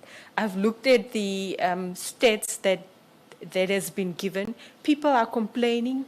They're trusting the system as well, that their complaints will be addressed. It is also to show staff that this is our principles. We are the people's lawyer. Being the people's lawyer means serving with integrity, serving the people, and sometimes serving the people is even serving the accused, because we are officers of the court. By instilling that, and where that culture, that ethics is not followed, that there be reminders, that everybody knows what the strategy is, what we're working towards, and if there's transgressions, that there's swift consequence management, and that there's reporting about those transgressions and how we've acted upon it. We need to build a more resilient prosecution team, is one that trusts management, they trust the direction that we are going in. In all those years, as a follow-up, have there been any divisions within the NPA that you have observed? Divisions as to disagreement. Not just disagreements where you deliberate, but where you say now there are divisions because there are blocks which take different positions at different moments. There are robust discussions in the MPA where we feel, are we ready to move in their directions? And that's why I say I am consultative. I rather hear the robust discussion from you. I am concerned about the ones that are quiet. Why are we not hearing from you? Are you following our direction? Are you being ethical and accountable? Maybe let me follow up again. Have you observed during that period divisions, not robust engagements, which are rather professional, where you say during this period, I think I can observe disagreements within the organization? Or you have not witnessed any of that? There has been at times when certain policy decisions or discretions from prosecutors have been taken away, that there has been disagreement. where prosecutors question certain decisions. Disagreement on, for instance, and an explanation about how the TRC cases were managed. Previously, the TRC cases were managed in a dedicated capacity within national office. But since the NDPPs are coming to office, that was given to the regions, and it's been actioned and it's been worked upon. So yes, it was being questioned, and I'm sure that there was disagreement as well, and it's important work that the MPA is now accelerating upon. Maybe as I conclude, there's just one thing that I can't leave without asking. You spoke about the issue of ethics and public trust, but also the perception. I listened quite interestingly. Now, you're saying that since the Office of Ethics and Accountability has been there, there are complaints that are going there, and therefore they are being dealt with. But also, we all know there's Code of Conduct of NPA that has been there.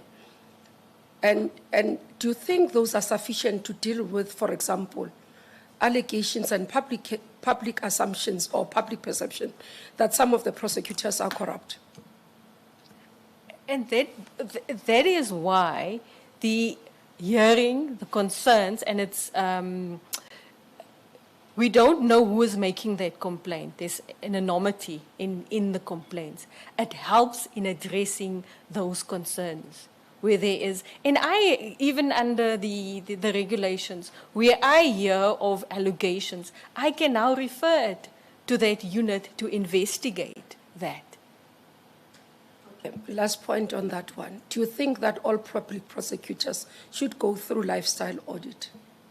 Definitely, Minister. And somebody told me that don't forget to say about the vetting and the lifestyle audits. That is key. That is where you will see the red flags, Minister. So we fully support that should be happening.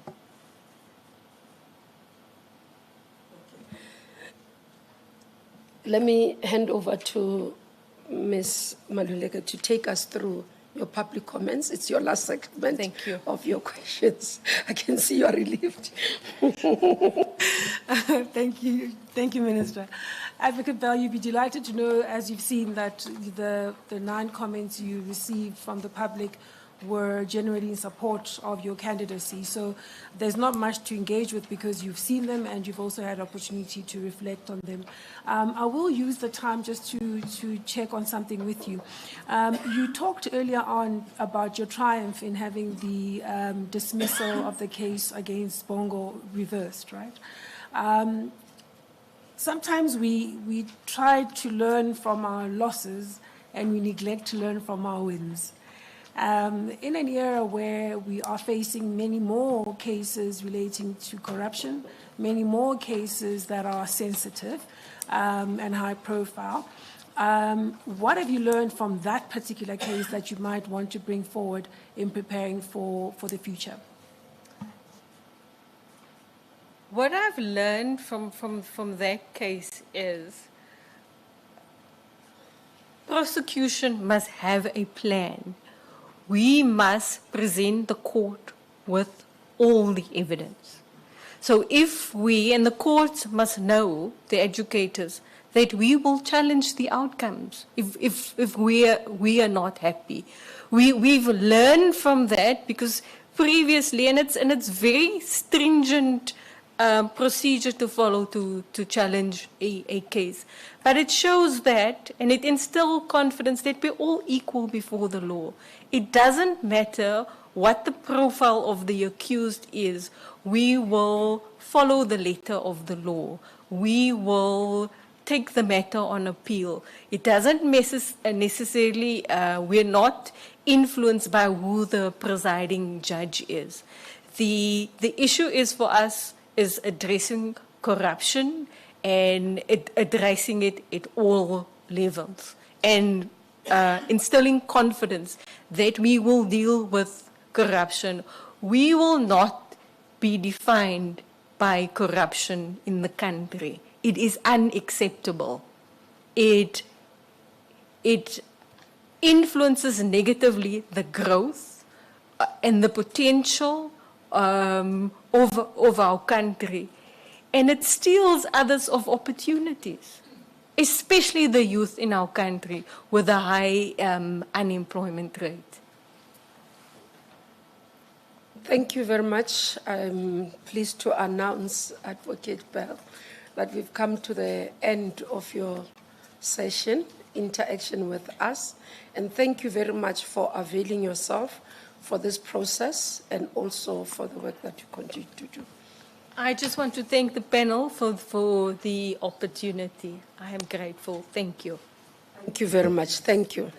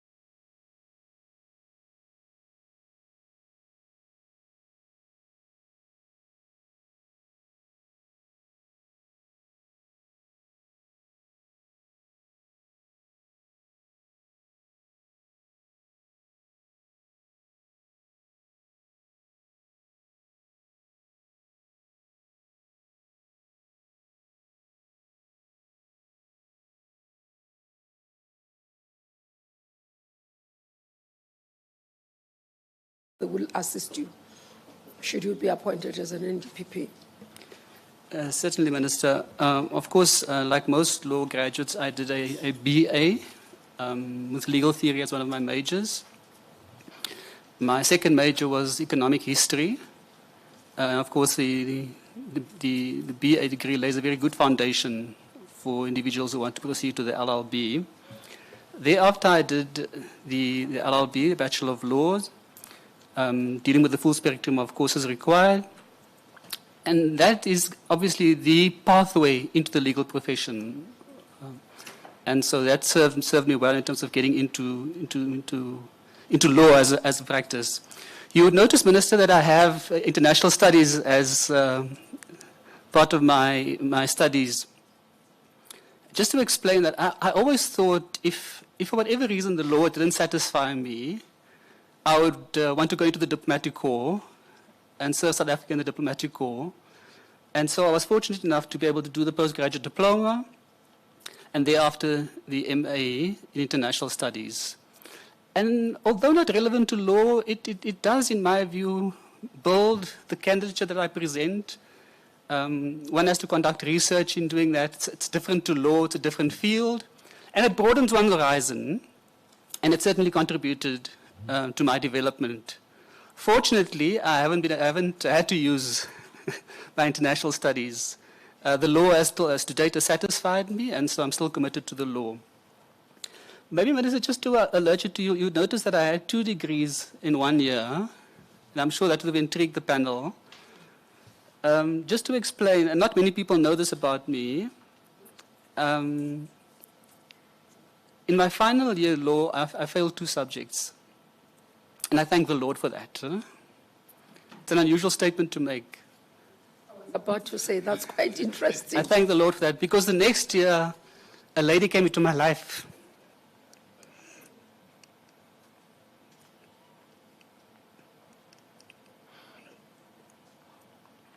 And she's been with me for 35 years. Yesterday, we were married for 30 years, and I couldn't be with her. Fortunately, she understood my commitment to the country, my dedication, and my desire to serve. And so she agreed for me to delay my departure. So my wife and my son has departed on our vacation. We had planned to celebrate our anniversary, and I will join them tomorrow. So I did share with the panel that we had to adjust your scheduled date of interviews so that you can be able to talk. So I really thought wish it was to still coming, the anniversary. I wish to anniversary. thank you for that, Minister. And then after international studies, I started working. Whilst employed, I had the desire to still advance myself and continue my studies. And so you'll notice that I did two master's degrees. The first one in criminal justice and criminology, once again, gave me a very, very broad range of skills. The focus on criminology in particular gives one an understanding of the environment one operates in, the criminal mind to an extent, and it really served me well, and it serves me well in the discipline of law.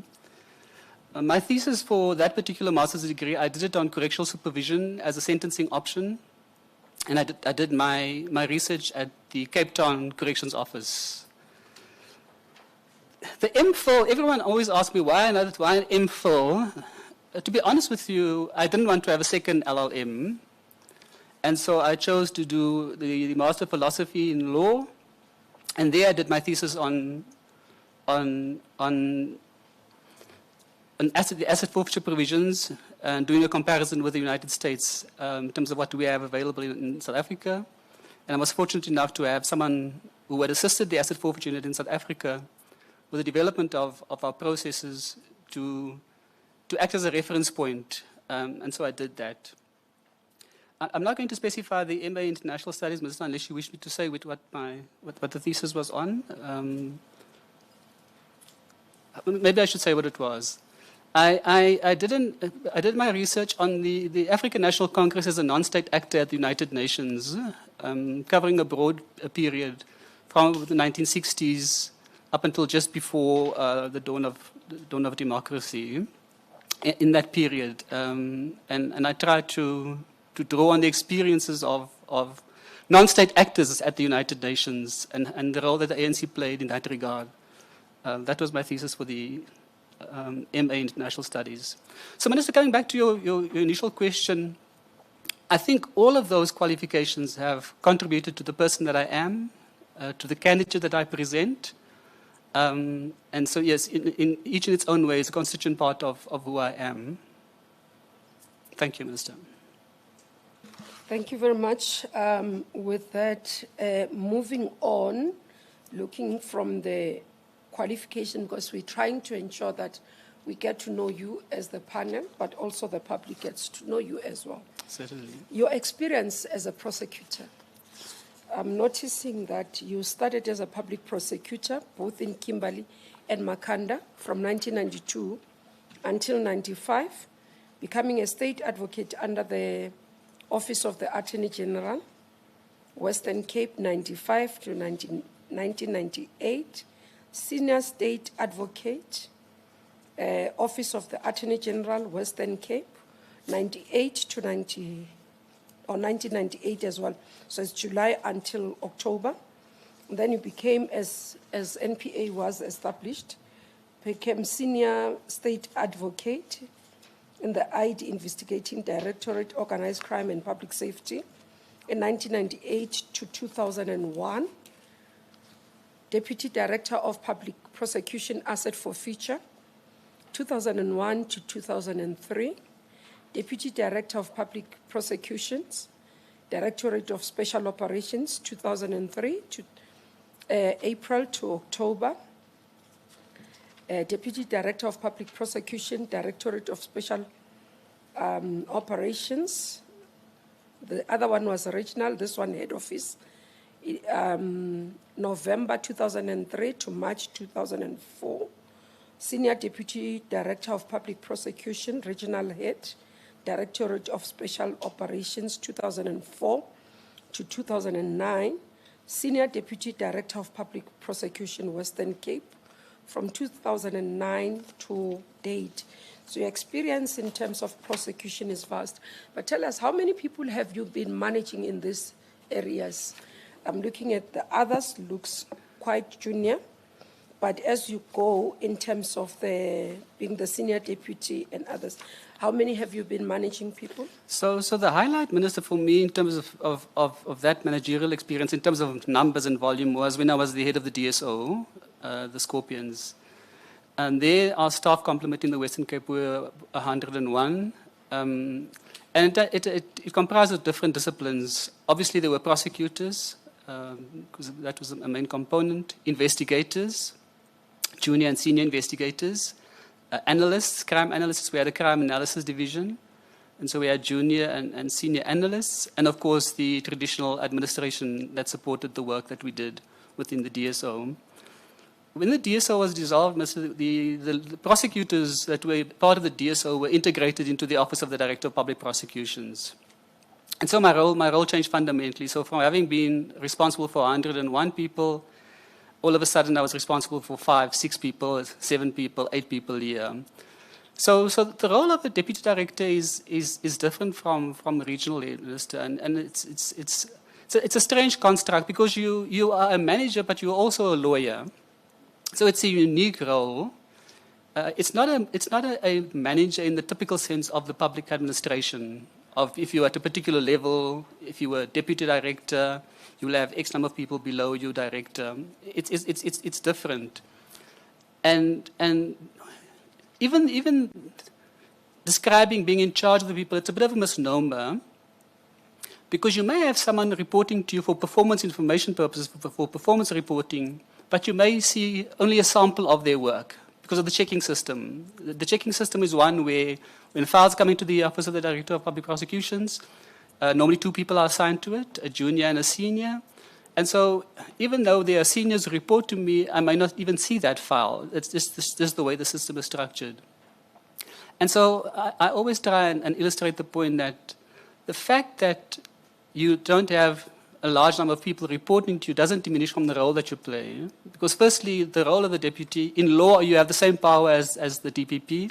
Obviously, the DPP is the head of the office and gives guidance. But your role is a critical one, supporting the activities of the Office of the Director of Public Prosecution. And that role does not require or necessitate you to be responsible for large numbers of people. Because when we try and set up what we do as an organization, you don't direct the 6 or 7 people that are part that report to you. You direct the operations across the board within the organization. And so the fact that I've, in the recent past, only managed a lesser number of people, I say with respect, doesn't detract from my candidature. Huh? Currently, how many do you manage? It's about 7 as well, Minister. Senior state advocates predominantly, 1 senior public prosecutor, who's placed in the DPP office for a particular purpose. It's not usual to have a senior public prosecutor in the office of the DPP or the Director of Public Prosecutions. This individual has been appointed to deal with the Community Prosecutions Initiative. And because it is still novel in the organization, in consultation with the DPP, we decided to keep the person at the DPP office working under my supervision until the initiative matures, until we form a particular view on how to expand the initiative or reconsider our position on the initiative itself, depending on the practicalities. I got intrigued by where you reflect that you are a member of the National Joint Task Team that was overseeing the aspects of transition to a new structure from the DSO. Do you want to share that with us? Yes, certainly, Minister. And I'll say this in context that NPA is evolving over time with the introduction of IDEC and all this. So there's transitions that are happening. So if you can share with us. Yes, certainly. And sometimes it feels like a bit of deja vu when I see the IDEC coming back into being. Certainly, Minister, look, that the decision to dissolve the DSO, and I say this in the questionnaire, was quite an emotionally charged one for many members of the organization. And I think I was fortunate to be part of that process. So our leader, the NPA had a leader of delegation, as well as team members. I was a team member, and Advocate Willie Afmeyer, or Mr. Willie Afmeyer, he always reminds us he was always missed because he was an attorney. He was our leader. For the police, General Inchue was their leader, and together with various members.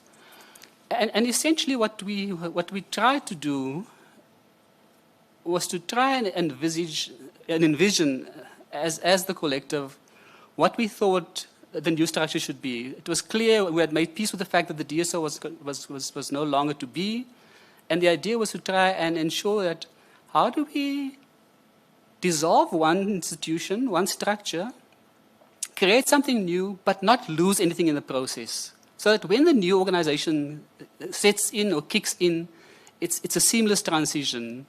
Obviously, we were concerned that some investigations were still pending, and so we tried to manage that. A key part of that process was the change management. In particular, what would happen to investigators. As I said earlier, as the lawyers, not much changed. A lot changed, but not much changed, if you understand what I mean, Minister. For example, my office didn't change. I remained in my office. So simple things like that didn't change. But for the investigators, for some of them it was a daunting task, because the DSO, panel members will recall, was comprised of senior investigators who had spent a lot of their career in the police and had been brought in for their expertise.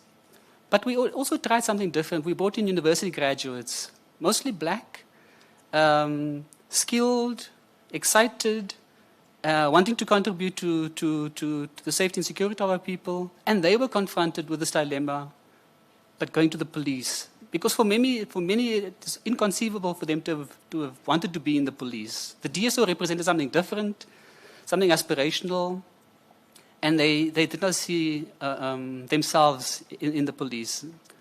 Some of the senior police officers as well, or former police officers, they themselves had concerns about going back to the police. Because you'll recall, Minister, there had been some tensions between the police and the DSO, and many of them were fearful that going back into the police environment, they would be victimized. So these were the kinds of concerns that we had to try and address, sought assurances from the police that wouldn't happen. And eventually, I think with some success, we were able to manage the transition. Of course, we, as the DSO representatives, we were negotiating. Truth be told, we were negotiating on the back foot because we were the ones closing down and the police were taking over the DPCI. But we tried to bring some of our thoughts, our suggestions, and it was for them to accept. All we could do was we could offer the advice, reflect on our own experiences, and share with them what we thought should happen in the new structure. But ultimately, it was there. So, and as I say in the questionnaire, it was a taxing time, Minister, traveling through the country, confronting people, looking them in the eye, and trying to give them assurance. And I think the key thing there was we were honest with our people. And I say our people are the DSO members, because we couldn't give them some of the assurances that they wanted. Because as soon as the one door closed and the other opened, we had no control. So we gave some honest reflection. And ultimately, it was for individuals to decide to join the new structure. Many chose to go.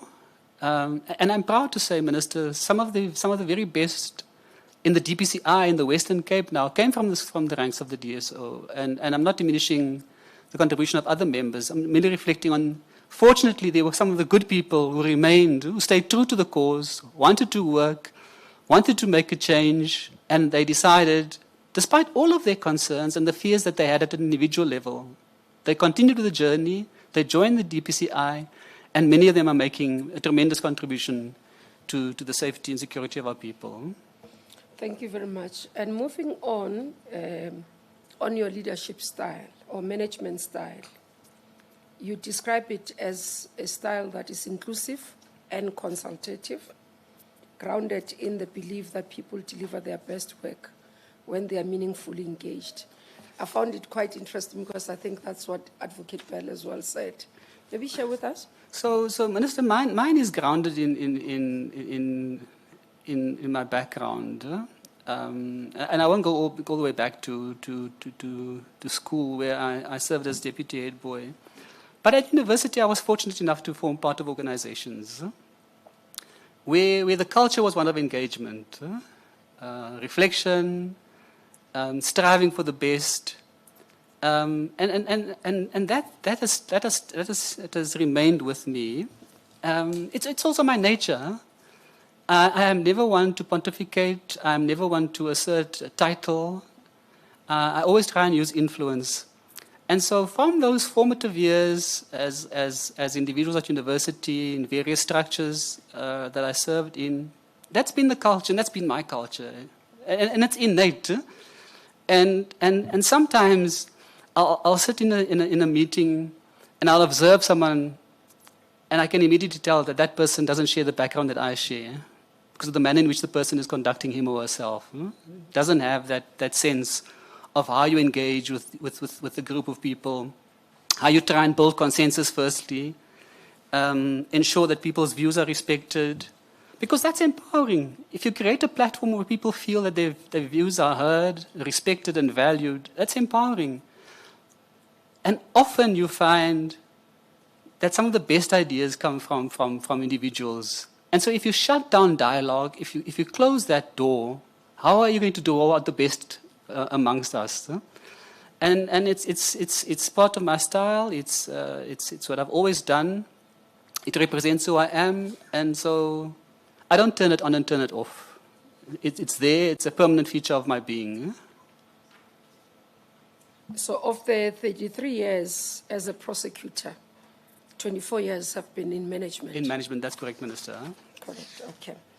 Now we move forward into the next segment of that, and we deal with the issues around that. If I can confirm that you do not have you've not been taken to a DC, nor are you currently facing any inquiry or investigation by the Office of Ethics and Accountability? Not at all, Minister. Not at all. But you have been reported. There's been a complaint. Take us through previously. That's correct, Minister. So as you read from my background, Minister, I was the head of the DSO, and the DSO as I said earlier, was dissolved in 2009. And so we transitioned into the Office of the Director of Public Prosecutions. At the time, the DPP was Advocate de Kock. So in 2013, I received a letter from the chairperson of the disciplinary committee, the Bar Council, alerting me to this particular complaint. So firstly, obviously surprised, read through the complaint. I noticed that it reflected incidents that happened in 2005, 2006. So obviously I immediately presented this to Advocate de Kock. And I then went about preparing a response to him. So just for the benefit of the panel, what had transpired is a member of the public had complained to the Bar Council asking for me to be investigated. And the allegation was the complainant felt that I had not dealt with a complaint that she had made against a member of the DSO. She felt that I hadn't dealt with it with the necessary, as I should have, that I was dismissive. And the essence really turned around how I dealt with it. And she felt that, firstly, I didn't do enough, in her view. And she felt I should be censured by the Bar Council for that. And so I wrote a very detailed note to Advocate de Kock explaining exactly what had transpired. And what had happened, dear Minister, and of course I've refreshed my memory from the historical documents as well.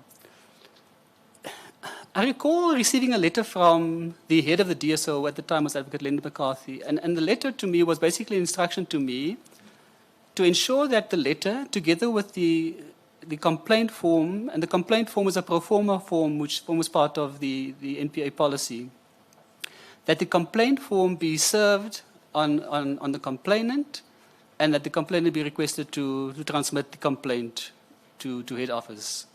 And so I arranged with one of the senior investigators, Mr. Haywood. I see Mr. Haywood's signature was on the document. Mr. Haywood then went and served the document on the complainant. So that would have been in January 2006. We heard nothing from the complainant. And then in February of that same year, I saw an article in the Son. I must say I don't read the Son much, but I still read the Voice. You know, the local tabloids gives you a sense of what's happening on the Cape Flats, and so it's a good source to get a temperature gauge of what's happening. And I was surprised when I saw the story, and I recognized the name of the journalist. And then I reached out to the journalist and asked her to facilitate a meeting. And unfortunately, the journalist is late now, Ms. Mendes. She did that. She arranged a meeting. The complainant, together with the mother, and Ms. Mendes came. And my thinking there, Minister, was, so our initial approach didn't work. We sent out the questionnaire, and there was no response. So clearly, the complainant had built up a rapport with the journalist. They'd been able to share her experience with the journalist, and I thought that would be a gateway. And the request was for the journalist to facilitate obtaining the form so that the form could be dispatched to VGM. In terms of the policy, Minister, I had no role, and in fact the policy was quite clear.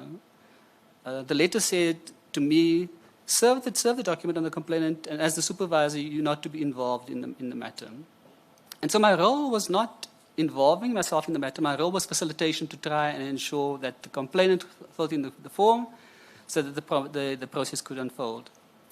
Nothing happened so far as the journalist was concerned. I sent a follow-up email. Nothing came from the journalist. Thereafter, I recall that it was maybe I shouldn't mention the name, but the public representative at the Office of the Public Protector had written to me. And the complainant had written to his office to complain about the service delivery aspect of what she described as an investigation. And I thought, here's another opportunity now.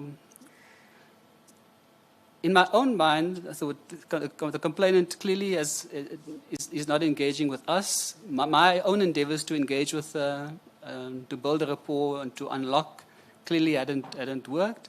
And so I requested the Office of the Public Protector to facilitate that, for them to engage with the complainant, get her to fill in the form, and then for them to transmit it to the DSO head office.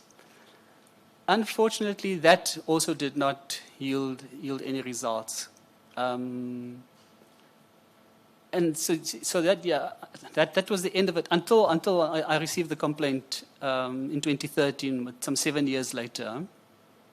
Of course, Advocate de Kock had considered my explanation. He wrote to the Bar Council saying he found that there was nothing in my conduct that warranted disciplinary action, and communicated same to the Bar Council.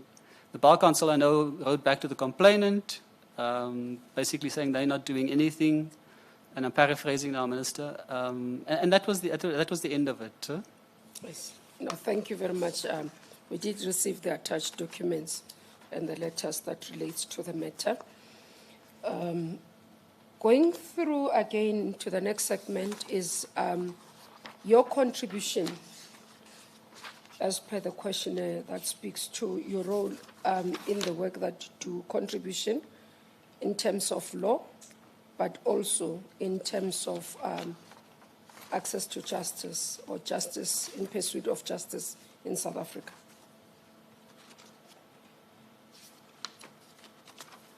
Any project, I see you've got quite a number of them that are written under your work as a leader of the collaborator. Yeah.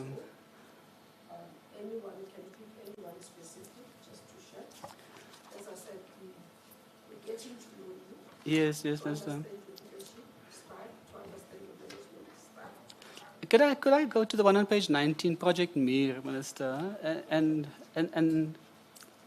in the bigger scheme of things, it was not a national story. It wasn't as big as LeisureNet. It wasn't as big as Pedentia.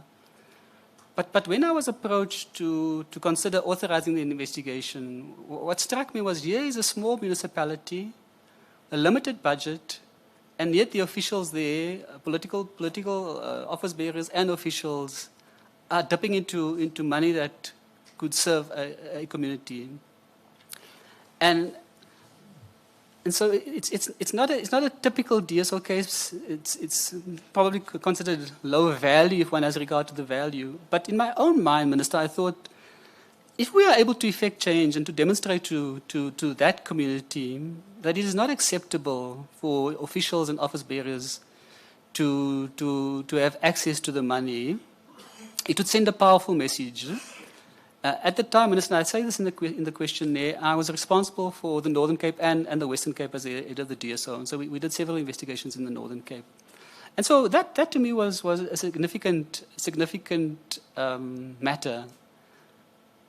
As I say, not necessarily front page news. It may have made the Diamond Fields Advertiser in the Northern Cape. But I felt that the contribution and the impact we could make in such a small community would instill confidence in our people that law enforcement, that as the state, we care for them, and that we share their concerns, and to demonstrate that people must be held accountable.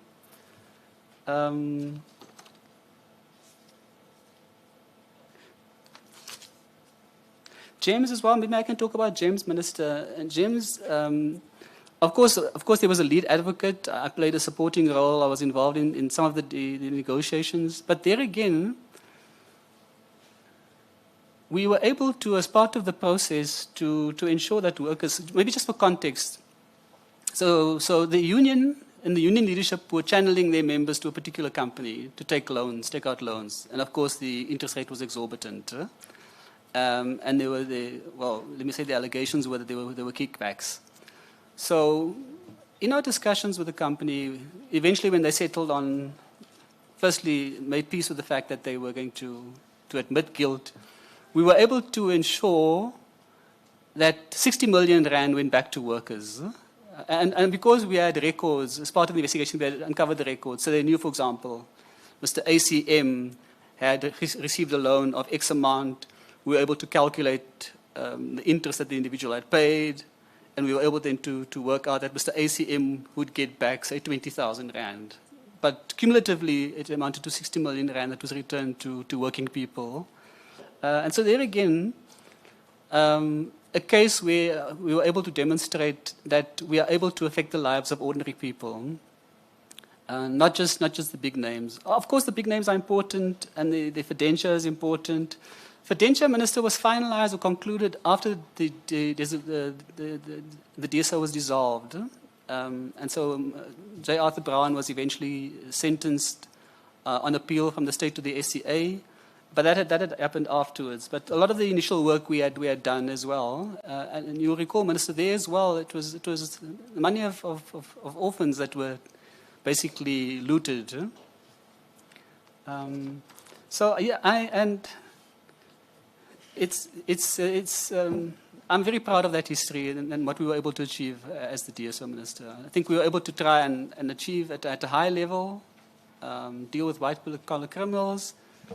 I wasn't in charge when we dealt with some of the other phenomena, some of the violent phenomena, so I don't lay claim to that. But these are the ones when I was heading up the organization, and I think it contributed to the kind of impact that we made as an organization. Okay, moving to the next segment, can I confirm that you currently have no directorship, hold no directorship, nor any business interests? No, Minister. Not at all. Okay. We're conservative by nature, and it's always been my view that I work, I earn a salary, and I spend what I earn. And also, can we confirm in terms of health-wise that nothing precludes you or will be impede Indeed, Minister, you holding nothing. your office? Okay. But just take you back. I mean, it's not a directorship, but I did disclose my involvement in a bursary fund. I think I did disclose that in the bursary fund, the Rhodes University Black Students Alumni Fund. I'm not a director. I'm a committee member. No, it's not in the disclosure. It's not a directorship. It's not a directorship. What is it? It's a bursary fund. In my character reference, Lincoln Mali refers to it. Lincoln and myself, and together with another friend, we serve on that. It's not a directorship, it's a committee. We raise funds.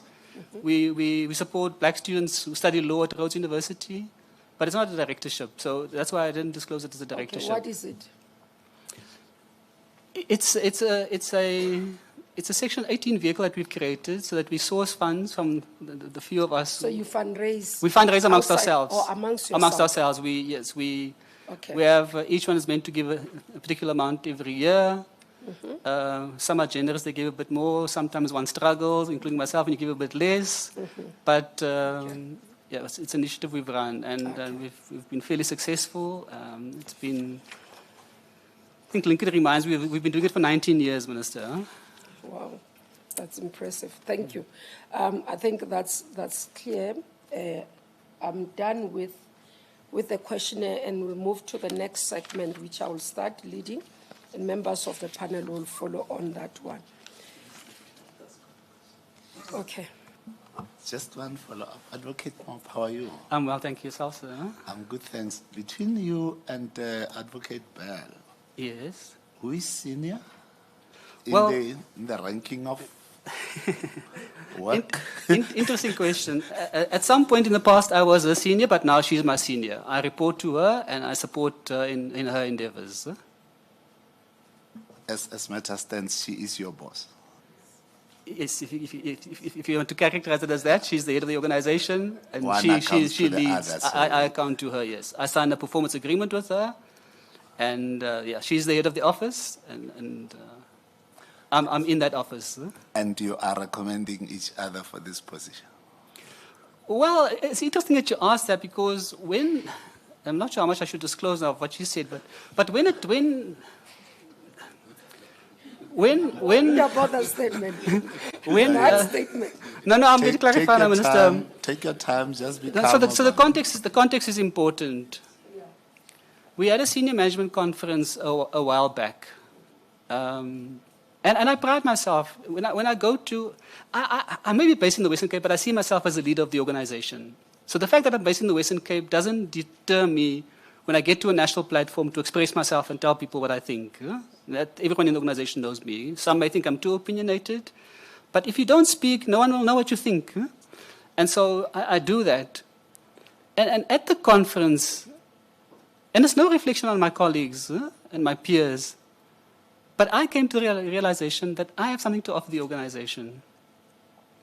And that if the opportunity arose, I would avail myself. And I had a conversation with her. When the announcement was made that nominations and applications had to be made, I went to see her. And I didn't ask what she was going to do. I went to tell her that I'm going to avail myself.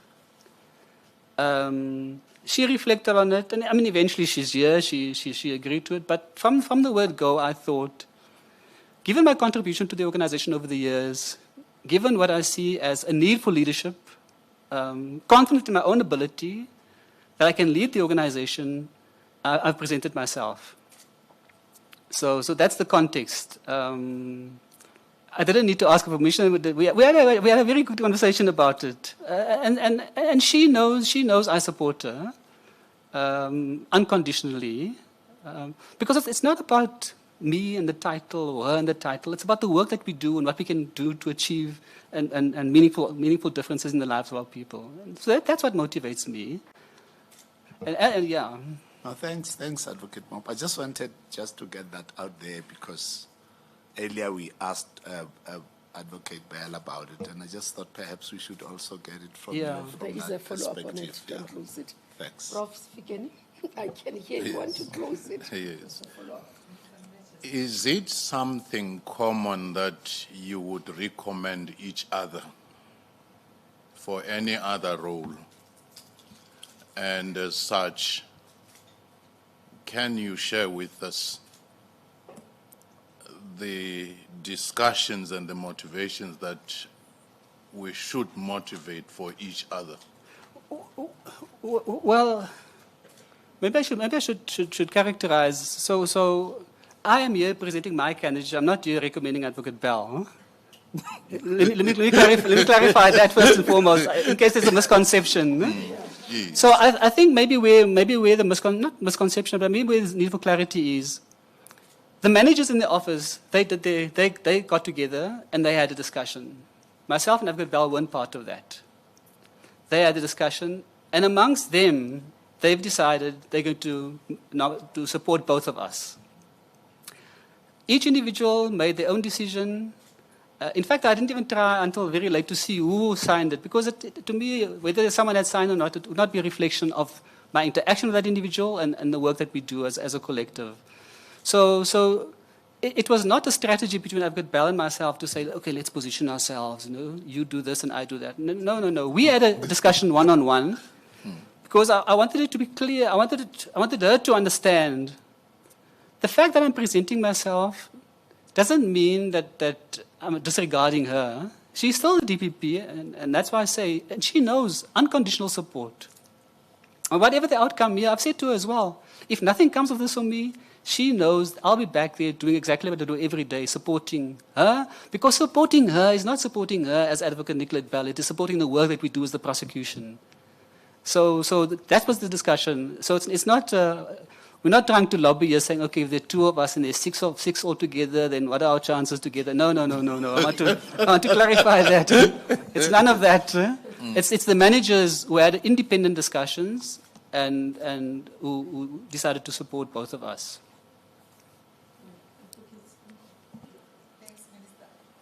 Thank you, Minister. Mine is just a point of clarity. You were a state advocate in the Western Cape office 1st of May 95 to 30th of June 98.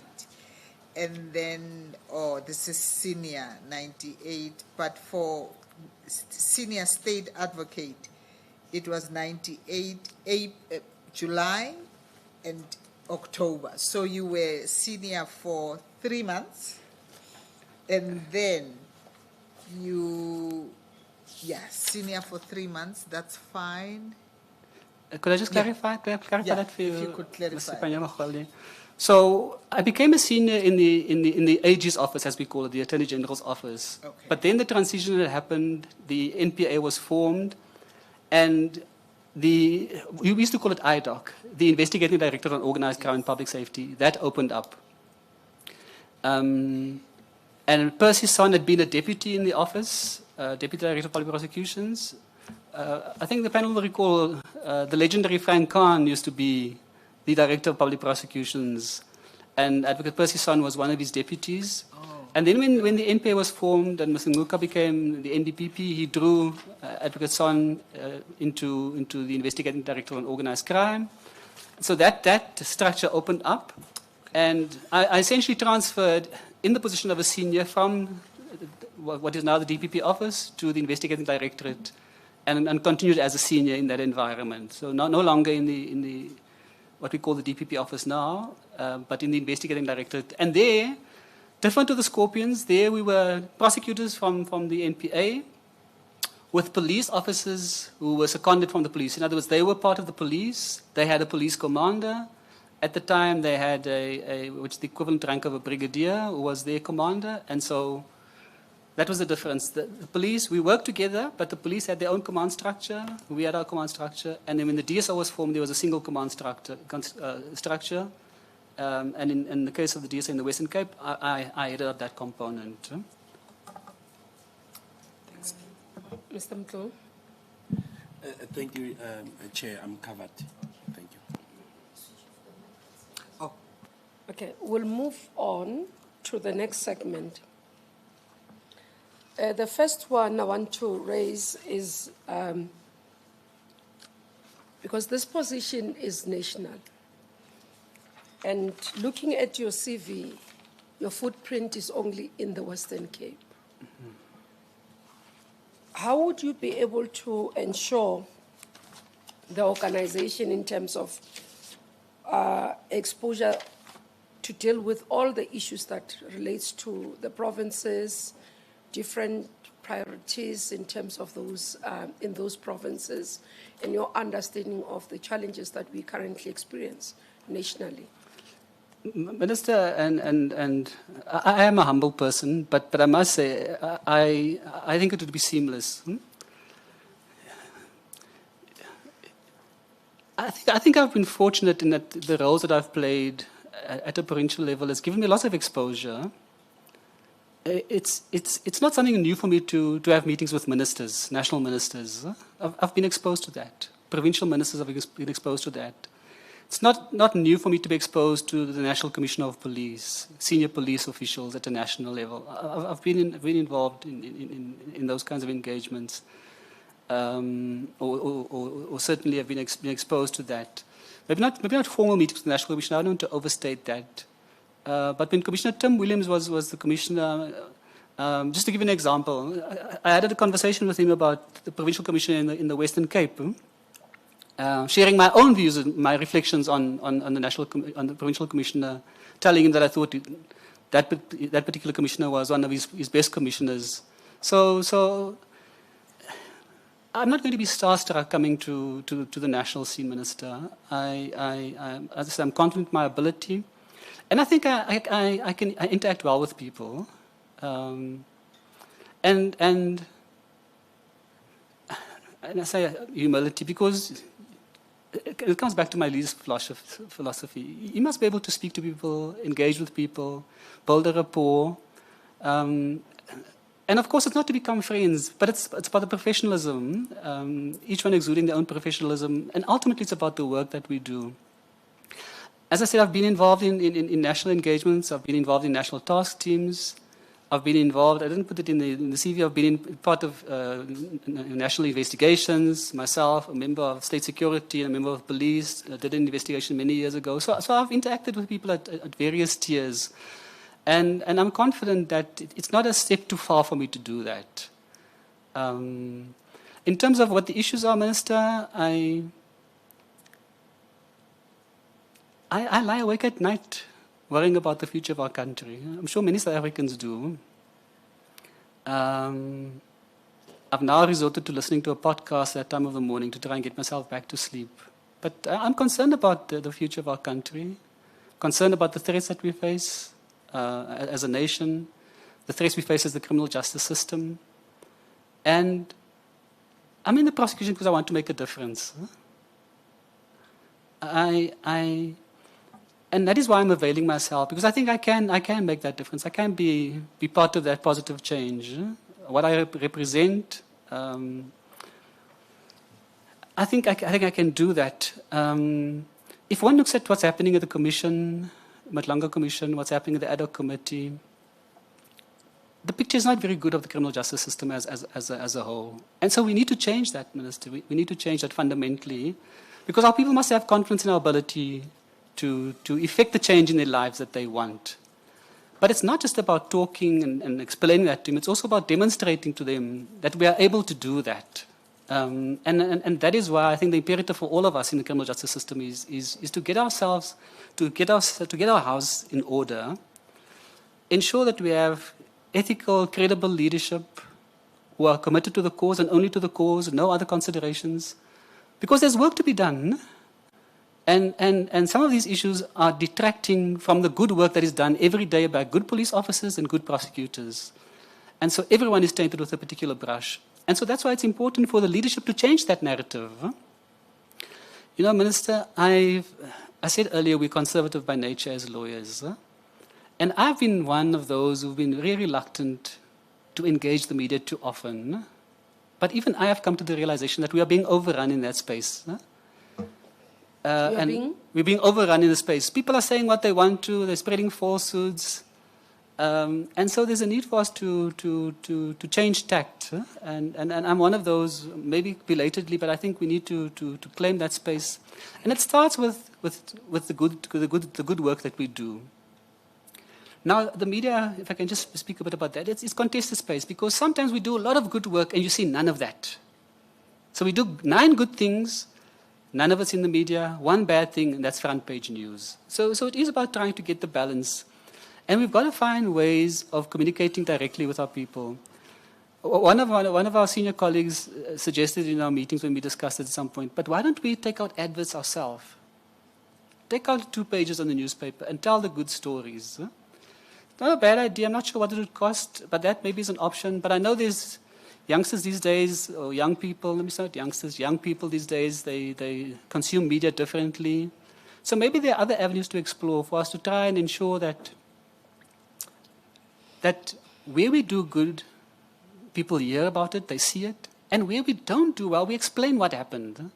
Because that will also instill confidence. At least if we acknowledge we've done wrong and that we intend to correct that, that should inspire some confidence as well. Yeah. You've reflected on one area more around communication, and I want to maybe package it together, because what I'm trying to get is your vision for the NPA. What is it that you're going to do differently? You've highlighted the challenges, the commissions that we are seeing, the ad hoc committees, but also one wrong thing done is in the... What would you do differently? So let me start by saying, Minister, so without giving you a long convoluted sentence of what I see, what are the anchors that must underpin that? One is the starting point is obviously independence.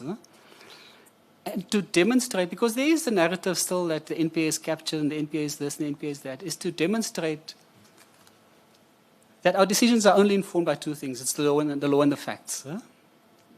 And that communicating those decisions is one way of doing it. And so there must be a clear understanding that those are the only considerations. Anything extraneous to that is ultra virus. So firstly, that's the first thing. It may not be different, Minister, but it's a question of reinforcing. Once again, in the context of some of the noise, and I'm not saying noise because it may sound demeaning, but of the concern. Let me say the concern that people have that the NPA is not independent. And I'm talking about decision making when I talk about independence, Minister.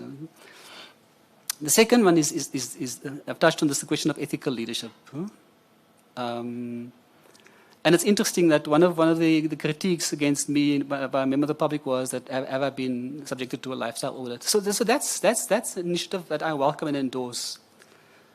Because if the view is that a person who has been subjected to a lifestyle audit is more credible than one that is not, then we must embrace that. Because that's part of instilling the confidence that we want to have. But it's more than just that document saying that you're fine. It's also your conduct, how you conduct yourself to ensure that we are an ethical organization. Then, the coming part of that is being a capable organization, Minister.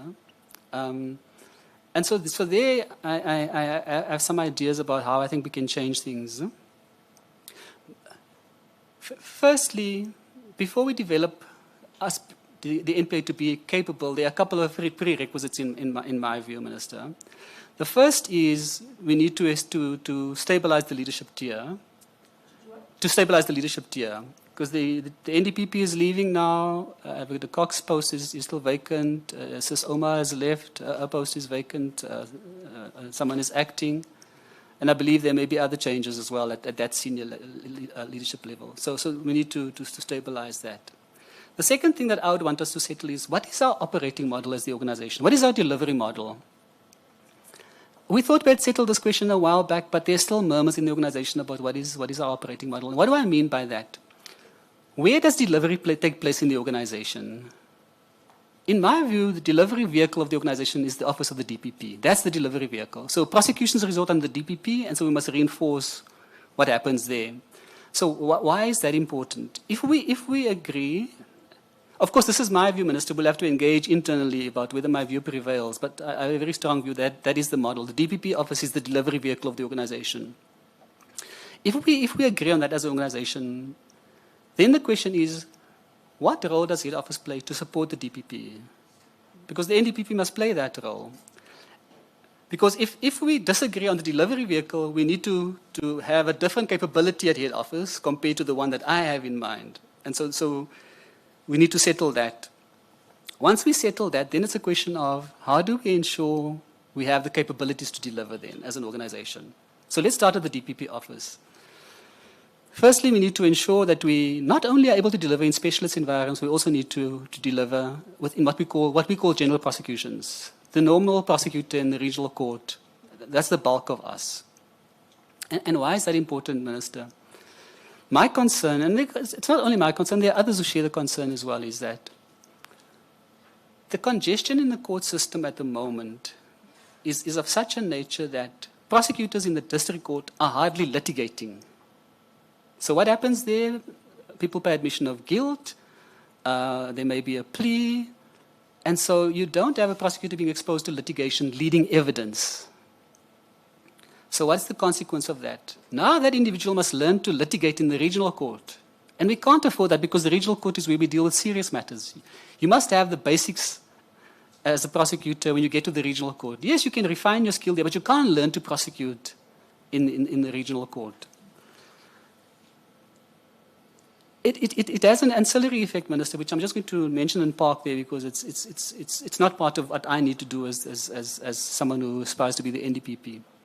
If a district court magistrate is not litigating, is not hearing evidence, and goes to act in the regional court and has to hear evidence for the first time in the regional court, it has consequences as well of the quality of decision making you get in the regional court.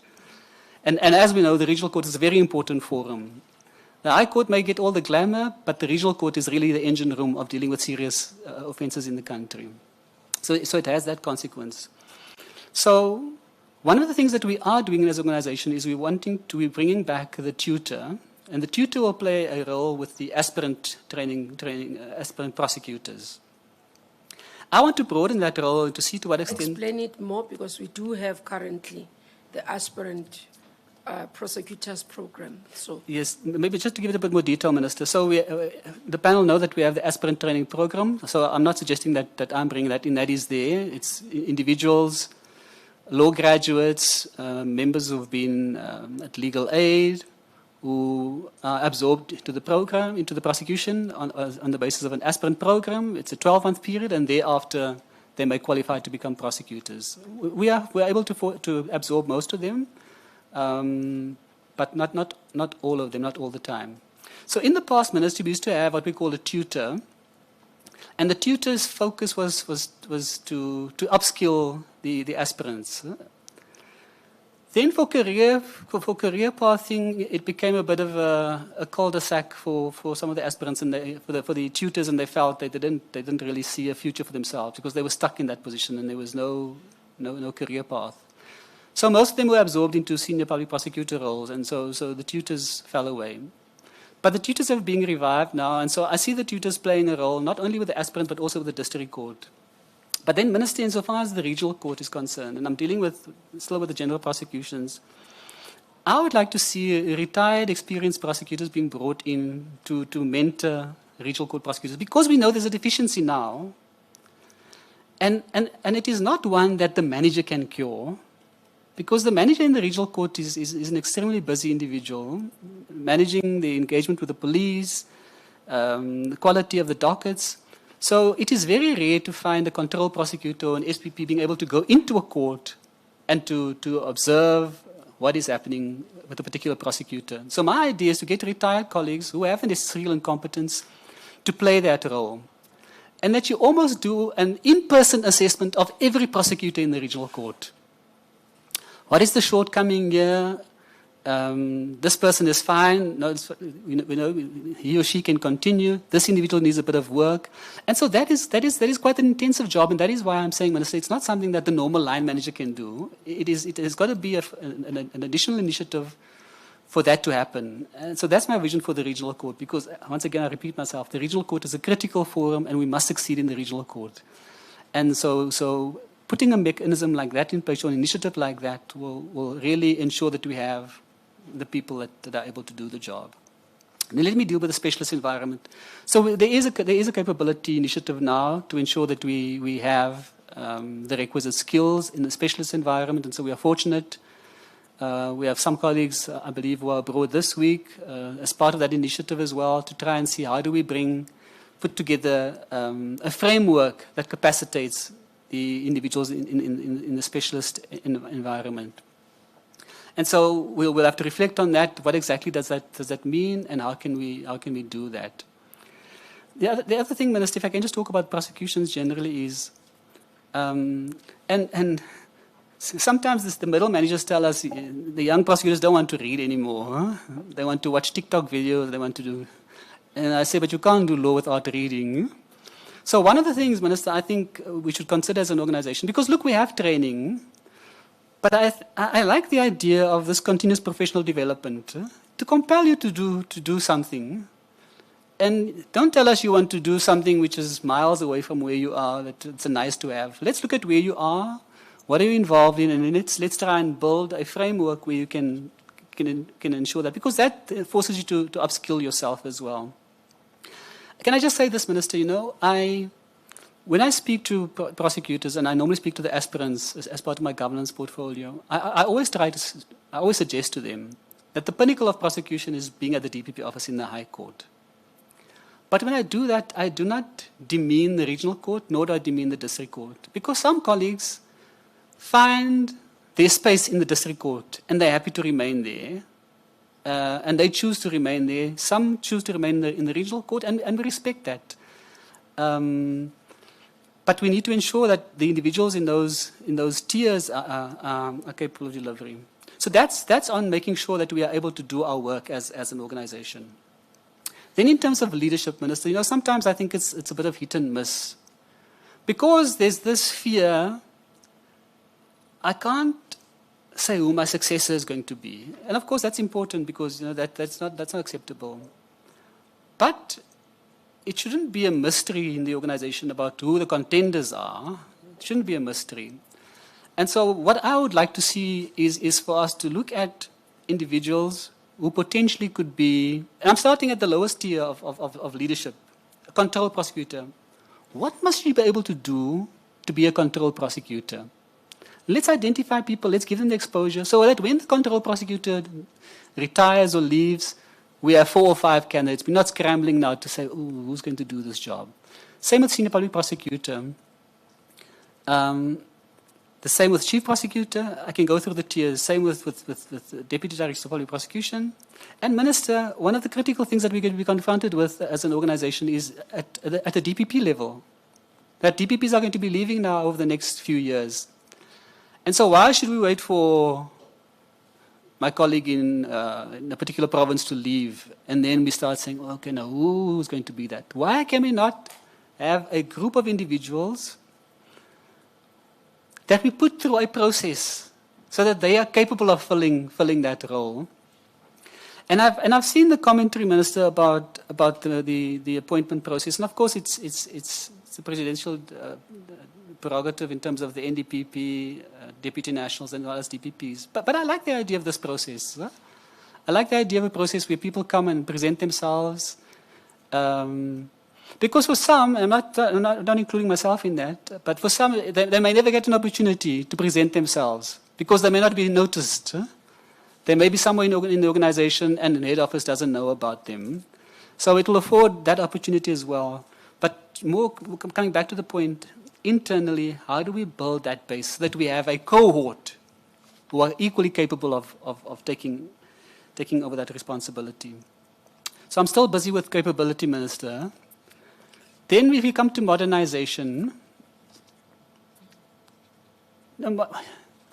everyone is talking about the phase we are in terms of the transition in the digital environment. Everyone's talking about the use of AI. But Minister, I'm not sure if you know, but we still use Excel to do performance reporting. And the age of Sibeleko will know that many of the findings are human error because data is captured at a local level, at a court level. It's consolidated at a court center level. It's consolidated at a court, the cluster level, and then it goes to VGM. So there's lots of scope for us to make errors. So as part of modernization, of course, we must leverage technology. IJS. IJS. Exactly. Yeah. But Minister, before we even get to that level, I want to try and see what can we do so that a prosecutor doesn't have to fill in a sheet at the day, and there be a consolidation process, so that we can try and ensure that as a manager, you don't have to wait until the end of the month. You have a dashboard, a weekly dashboard of what is happening in your environment. What's happening at a particular court center. Because that will not only benefit us as the prosecution, it will also benefit the presiding officers. I must park that, Minister, because that's an entire topic on its own in terms of our engagement and at the court center level. But to come back to the modernization, so certainly I would want to see that. I know the current governors believe in the ECMS, Minister, the current governors in the NPA. And so we've done quite a bit. We've engaged with the Office of the Auditor General to try and see how we use ECMS as the primary vehicle, but we also supplement with manual stats. And what that process means in practice, Minister, it's prosecutors doing that. Not support staff doing that, it's prosecutors doing that. You know, Minister, I'm part of a group, it's a WhatsApp group. I'm maybe a bit of a voyeur, I don't contribute, but it's the ECMS group. And it's the ECMS group. Okay. Prosecutors engaging with someone at head office who's trying to assist and to facilitate. And it pains me, truly it pains me, when I see people are writing late at night on weekends, there's this problem with the system, I can't get on. So the system, in my view, is not what it is intended to be. And you'll recall, Minister, we are in the center of the value chain. So the police load, if the police load, we can't do anything on ECMS. So we rely on the police to load. Then we must play our role in the ECMS. And I must say, there are many offices where DOJ officials are assisting us, Minister, because the prosecutors just cannot get to that function. And why is that function important? Because the outcome in court is not going to be captured. I have another view, Minister. Maybe I can just share this now. The NPA is not responsible for court information. The NPA is responsible for performance information for the NPA. And often it gets conflated. And we get asked to explain what the court outcomes. I know the DOJ is undergoing a transition, and my own idea is, if the OCJ takes responsibility for the entire structure, my own view is the DOJ can become the vehicle that is responsible for court performance and the outcome of court performance and to engineer itself so that they drive that process, the DOJ. It's just an idea, Minister, to play that role so that we can focus on NPA performance, so that we manage the performance of the organization. So that was modernization. Of course, I spoke about independence earlier. I spoke about capacity, professionalism. Professionalism. And perhaps even going into, are you saying these things are not done now? Because we're looking at the future. I'm looking at the future, Minister. I'm saying we need, as a country, we need an institution that is responsible for court performance. Because the OCJ, if you look at the OCJ report, No, I'm meaning the whole thing. Everything about leadership, about independence, about capable organization. Some of it we are doing, Minister, and that's why I emphasize some of it we need to reinforce. Some of it we need to reinforce. So I'm not suggesting that all of this is novel, but I think my ideas about developing the next tier of leadership, doing that now, the role at the regional court of having retired individuals, those are my ideas about how I think we can build that cohort. Because that speaks to the professionalism that we have. That we have people who are able to and are capable of doing the job as well. Yeah, and because people, I want to link that to performance. You sitting in Western Cape, and I said this to the previous candidate, which I'm going to flag with you, and we look at the conviction rate. For example, performance or postponement in courts due to prosecutors is sitting at 8.1. So I take you are part of the management in the Western Cape. So you would work together as a team to look at performance of NPA within the province. So postponement of cases is 8.1. And I flag it because we should have 0 caused by NPA. But coming to the other, let me finish the stats. The other issue, we look at performance. In the statistics of performance, as per the last annual report, and then we can go to the last 5 years that I've done, because on the sexual offenses, I've gone to the last, and others I've looked. But the worrying when I looked at the last 5 years, because that's what I do, to evaluate performance of the institutions and the organization. When you look at essential infrastructure, which is critical, I mean, this is infrastructure that we need as a country, where it has been damaged and we need conviction rates, you find that Western Cape together with Free State are at the bottom. We're sitting at 73%. And I'm going to go to the 3 where we are at the bottom, and I think it's quite too much for me to have a province having 3 areas where they are at the bottom. And areas which are critical, murder, we are at the bottom hovering together with Free State, Johannesburg, and Limpopo. We're sitting at 78, while others are sitting at 80 and 90%. Worse is sexual offenses. Sexual offenses, we're hovering there with Johannesburg and Northwest, but also we are at the bottom there. Now, with sexual offenses, and this is what I was saying, because, I mean, this is one of the critical areas where even President declares it a national crisis. But you look at our performance over years, looking at, you've been in the Western Cape for some time, for almost all your careers. The last 5 years, we've been dipping in terms of stats. Now, as a candidate for NDPP, the public wants to know, are we not transporting one problem from which could be contained in one province to becoming a national problem? Because if the interventions are not working or the ideas are not working in Western Cape, how would they work when it becomes complex with difference in cultures and languages and all those diversities across the country?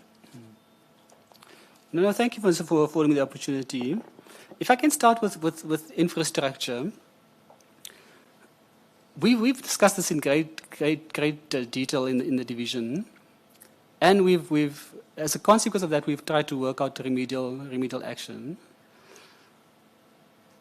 If you look at what causes us to have that level of conviction rate, essentially it is the quality of the evidence. So in the initial phase, if you look at when we debrief, what is going wrong with essential infrastructure? Because it should be obvious. Huh?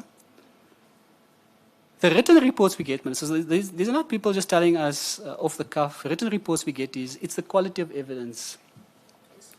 Explain that. So the police officers... Because police would say that you guys blame them unnecessarily when it's you who are not going to win cases. Maybe explain. That's why it's always important to have us in the same room at the same time, Minister.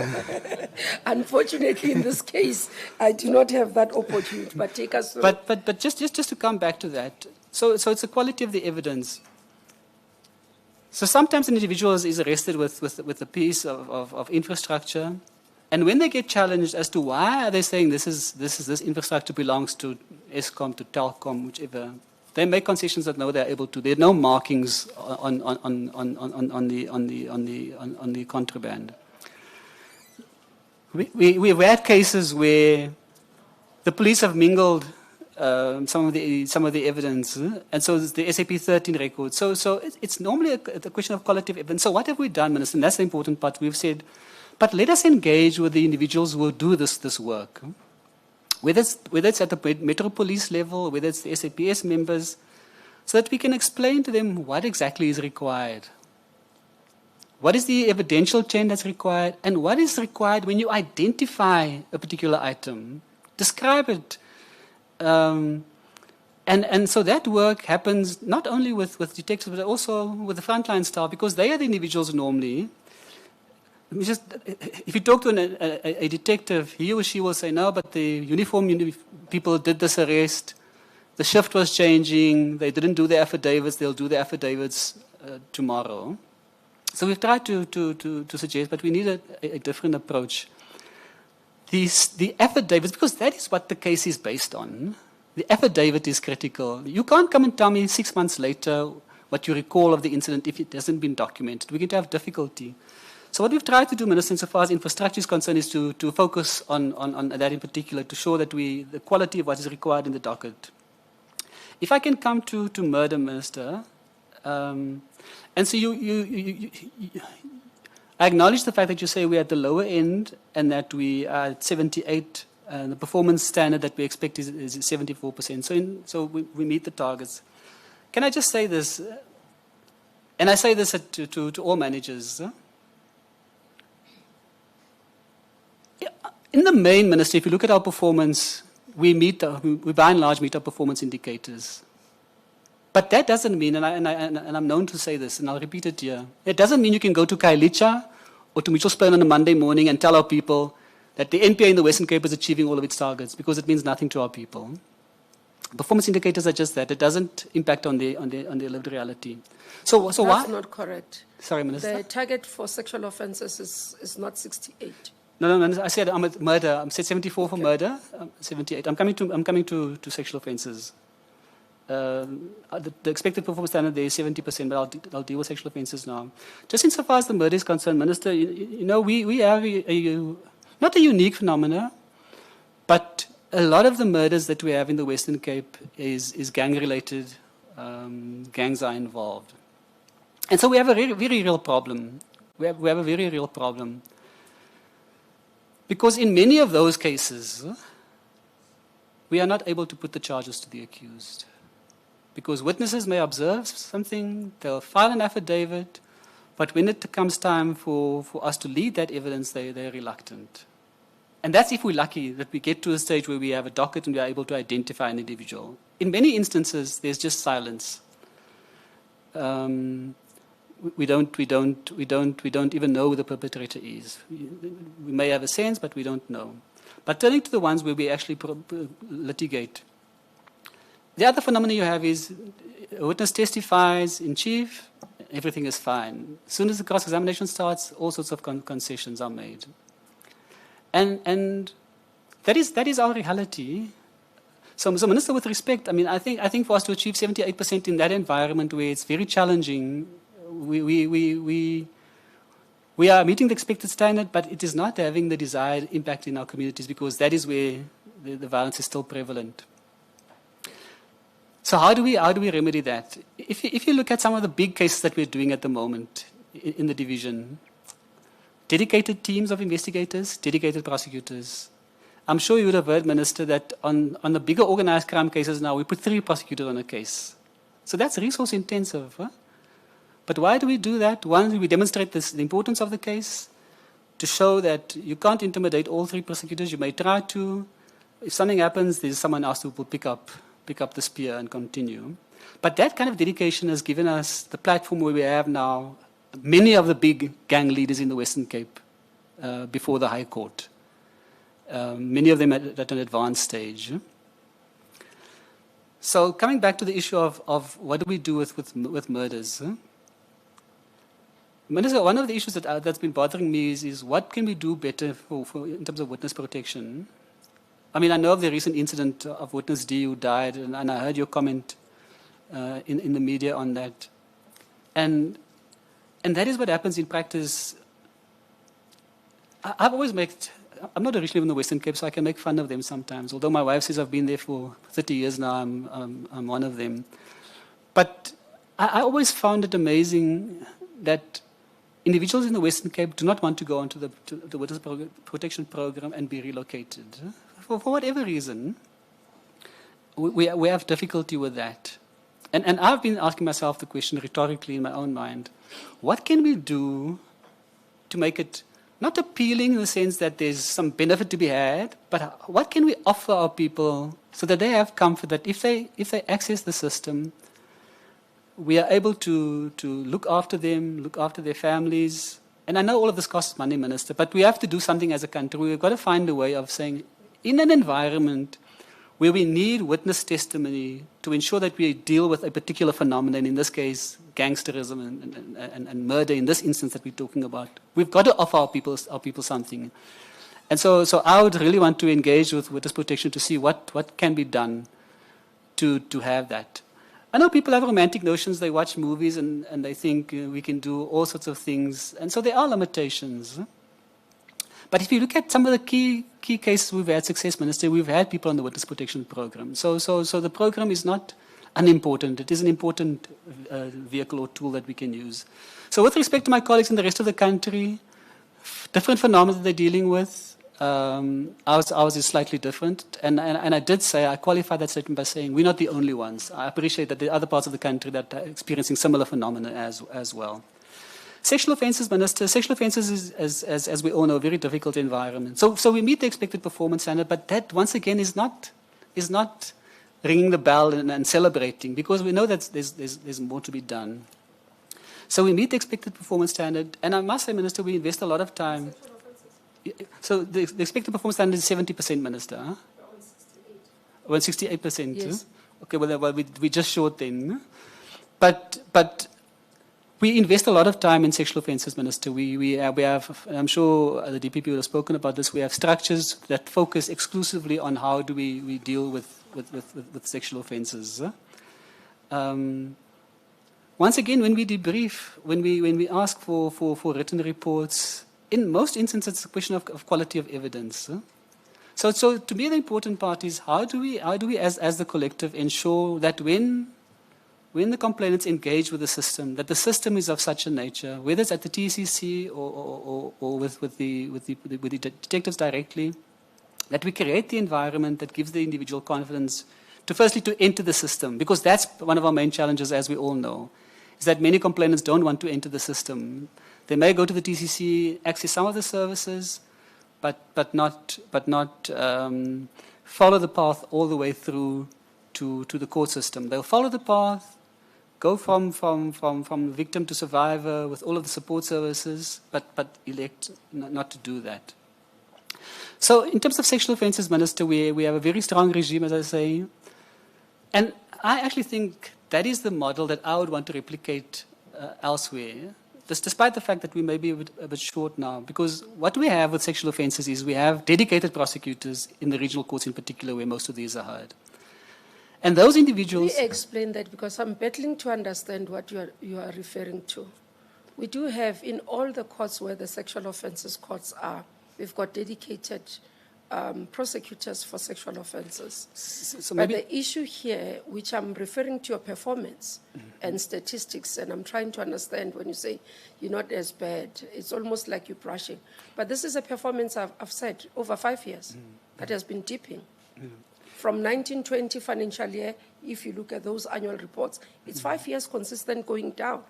on a critical matter like this, I don't know if, because the issue when you say we've looked at it, the courts we do have, I mean, where we've designated sexual offences courts, we've got specialized prosecutors focusing on that across the country, Yeah.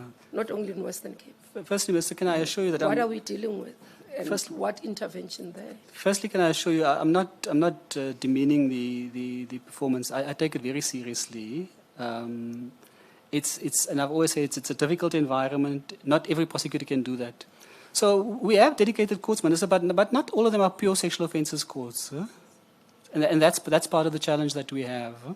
So when we talk about the model of ensuring that the prosecutors there have the necessary training, have the necessary expertise and the capacity, and there we rely on the SOCA unit to play that role, which is a very important role, because we recognize it's a specialist area that we need to focus on. So it's really ensuring that the individuals, because that is what we need to do as the prosecution, is to ensure that the individuals who are there are capable and are able to do the work that's required of them. I accept that we may not be meeting the performance standard. That will be a question of evidence, Minister. And as the guarantee I think we need is that the individuals who are in the environment are able to do the work that is required of them. I think that is the guarantee we need. Huh? Minister. Oh, okay. I just wanted to go back to your framing initially, where you said how media and the perception out there might be distorting the actual performance. Is it the perception or is it the actual problems in the performance of the NPA? And then somewhere you went on to recommend a number of reforms, so I was a bit not sure as to whether you're saying the problem is performance or the problem is perception. No, thank you for the question, Professor Kenny.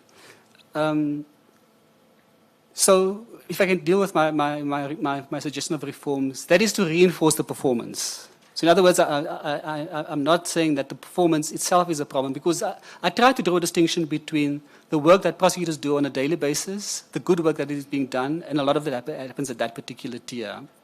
So that needs to be reinforced. The fact that we're doing well doesn't mean we rest easy. We reinforce that. And the reforms were in the context of my concern that we need to ensure that the people have the requisite skill set to be in that tier.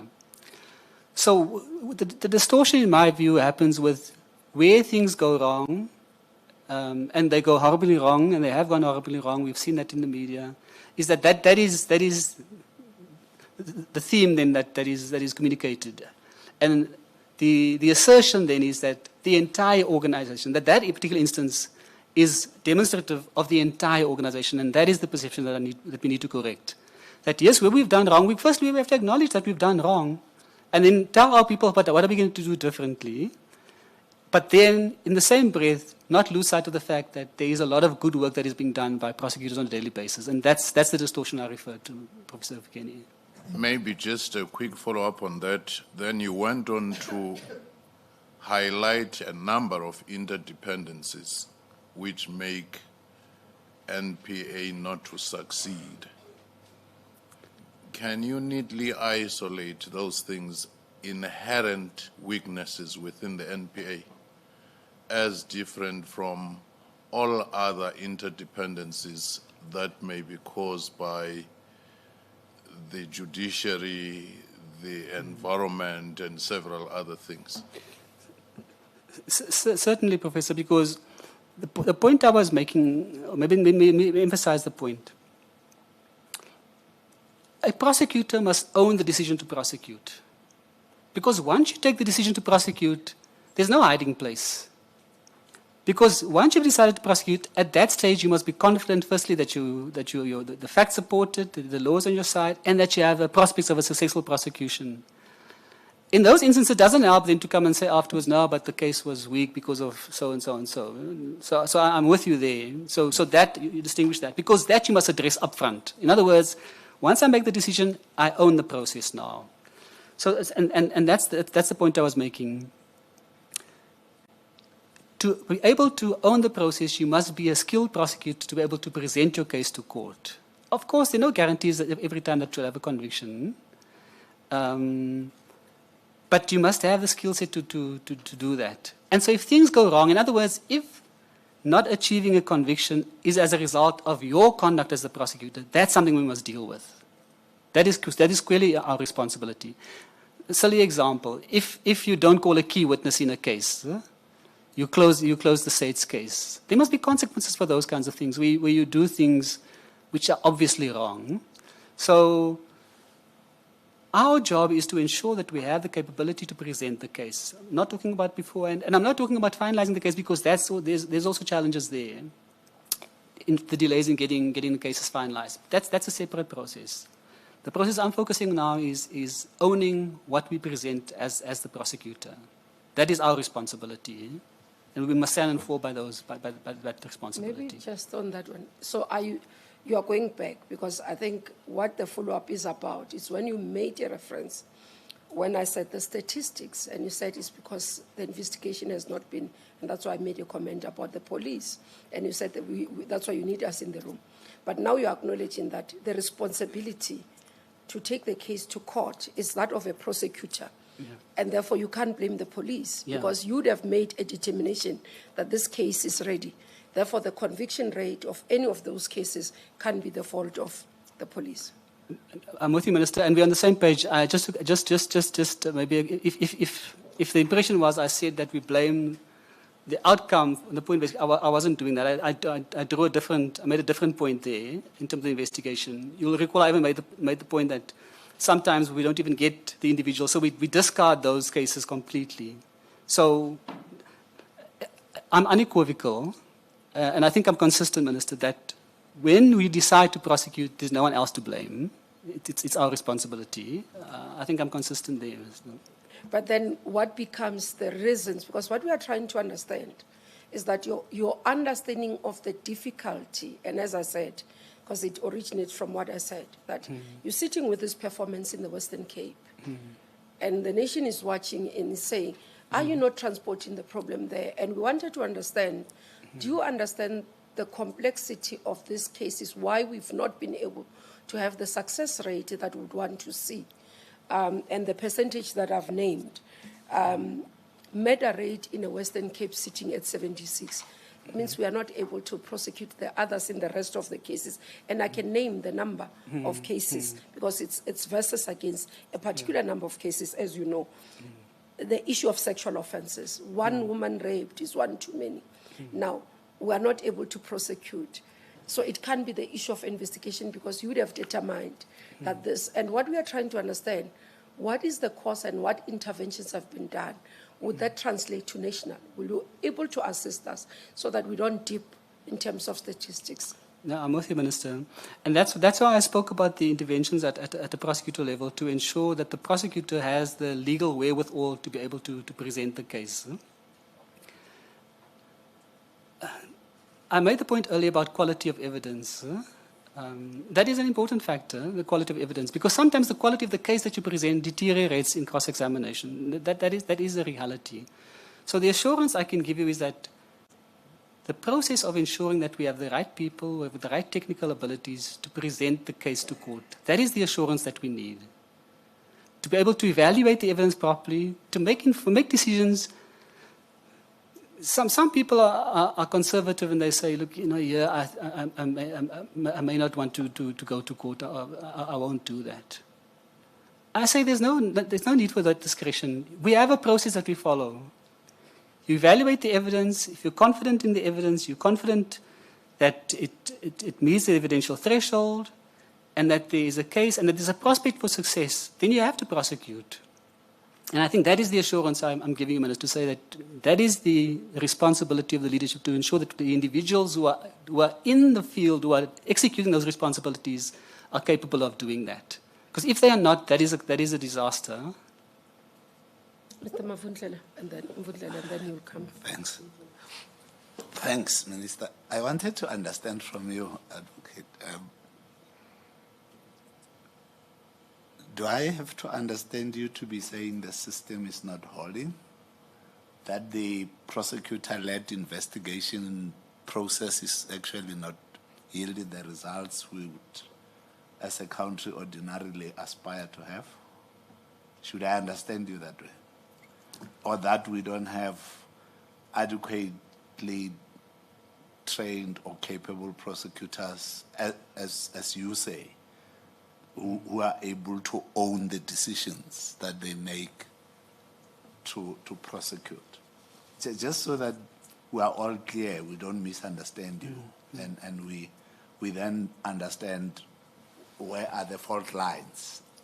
And if you were to be appointed, you would then be able to go and correct those fault lines. Because I can tell you, whoever is watching these interviews is interested in that question. Yeah. No, thank you for that. So firstly, I'm not suggesting that prosecutor-guided investigations is not working. That's certainly not my thesis. That works very well, and we have a number of instances where that work. Of course, we have the model with the specialized commercial crime prosecutors, who in many instances are co-located with detectives, and so that model works. We're talking about the general prosecutions now and the regional court, and so that model doesn't always apply. So by and large, those dockets are ones that are dealt with by station detectives. So that's the distinction I'm drawing.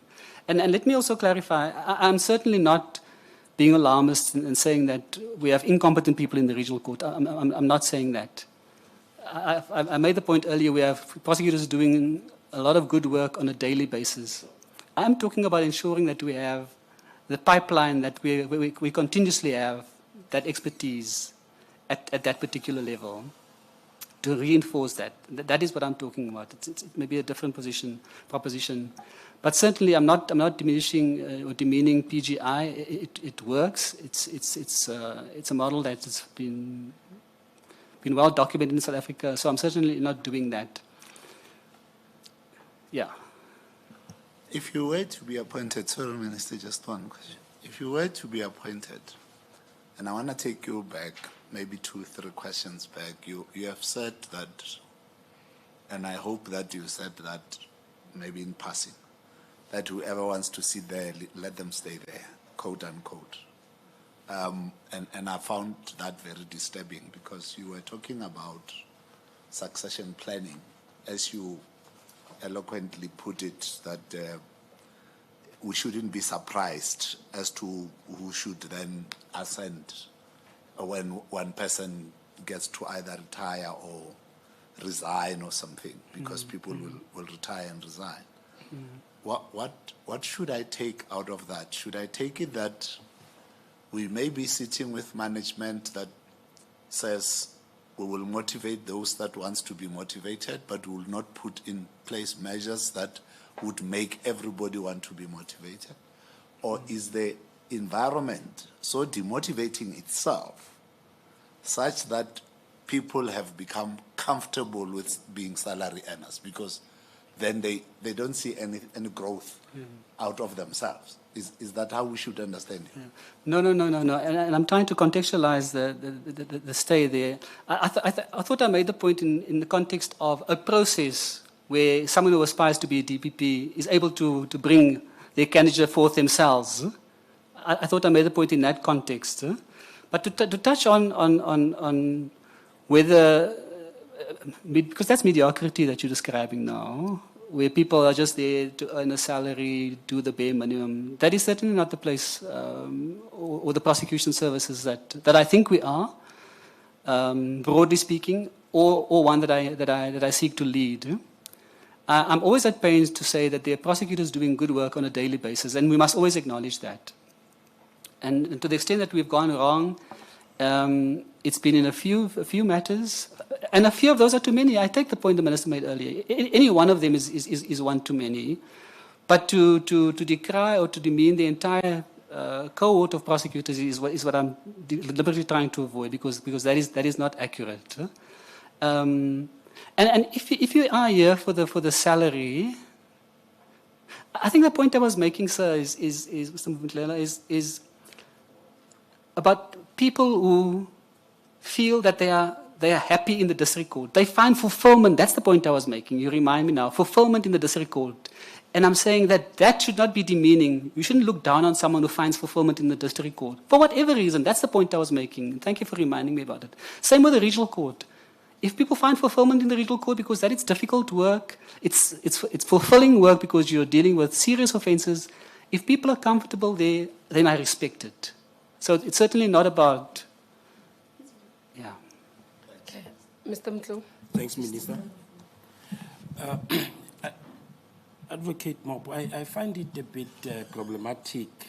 There are certain answers that you gave. And let me give context here. At the heart of the question now is performance management. Now, what I find from you is, and it's an impression, you'll correct me if I'm wrong, it's a belated diagnosis of the problem, of the challenges that has resulted in Western Cape being plunged at the foot of the rankings in as far as those three areas are concerned.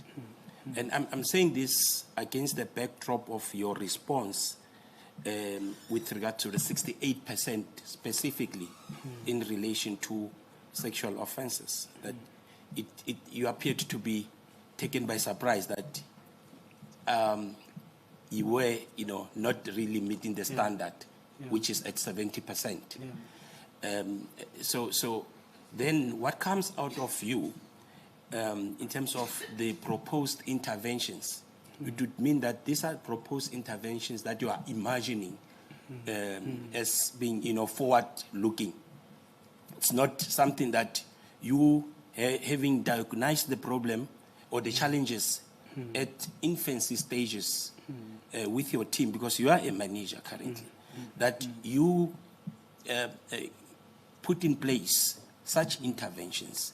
And if you did put in place such interventions, you should be taking us into confidence in terms of what measures did you then put in place and what was the success of it, because this poor performance has been going on for quite some time, and we don't get to hear from you those type of interventions. So at the heart of this question is performance management, meaning you should be able to demonstrate monitoring systems as well as evaluation of performance at acceptable intervals.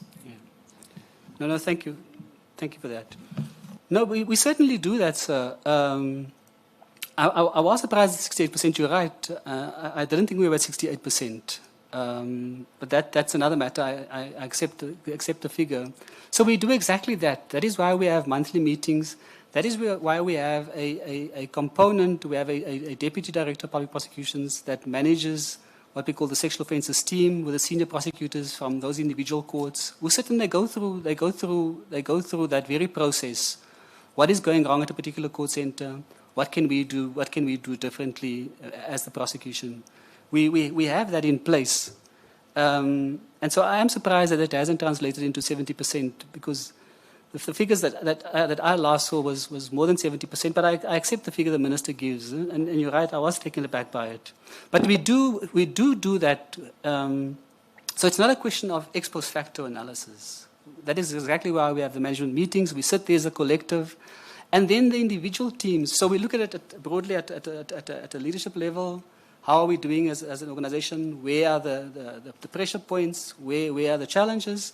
And then at a theme level, if I can call it that. In other words, the senior prosecutors who are responsible for those courts that we speak about, they then have the more detailed interrogations, feedback to us at a leadership level of the interventions that are being put in place. So I'm with you. It's part of our process. One last one.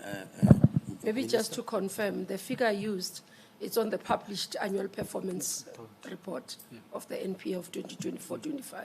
No, I accept that, Minister. Proceed. Thank you. Thank you, Minister.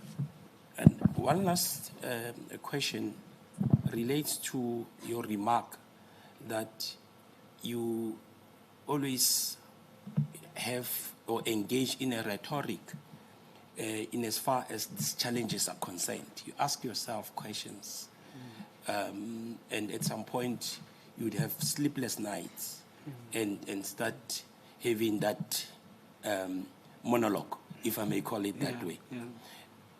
The challenge that I have with that is, as a manager, the moment you identify a performance gap, you need to deal with it at management level, raise it there, so that you come up with workable solutions at that level.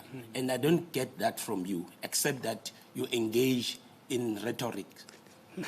No, thank you for giving me the opportunity to clarify that. So the point I was making when I was talking about the sleepless nights is about my concern for the future of the country and the challenge that we face in the criminal justice system.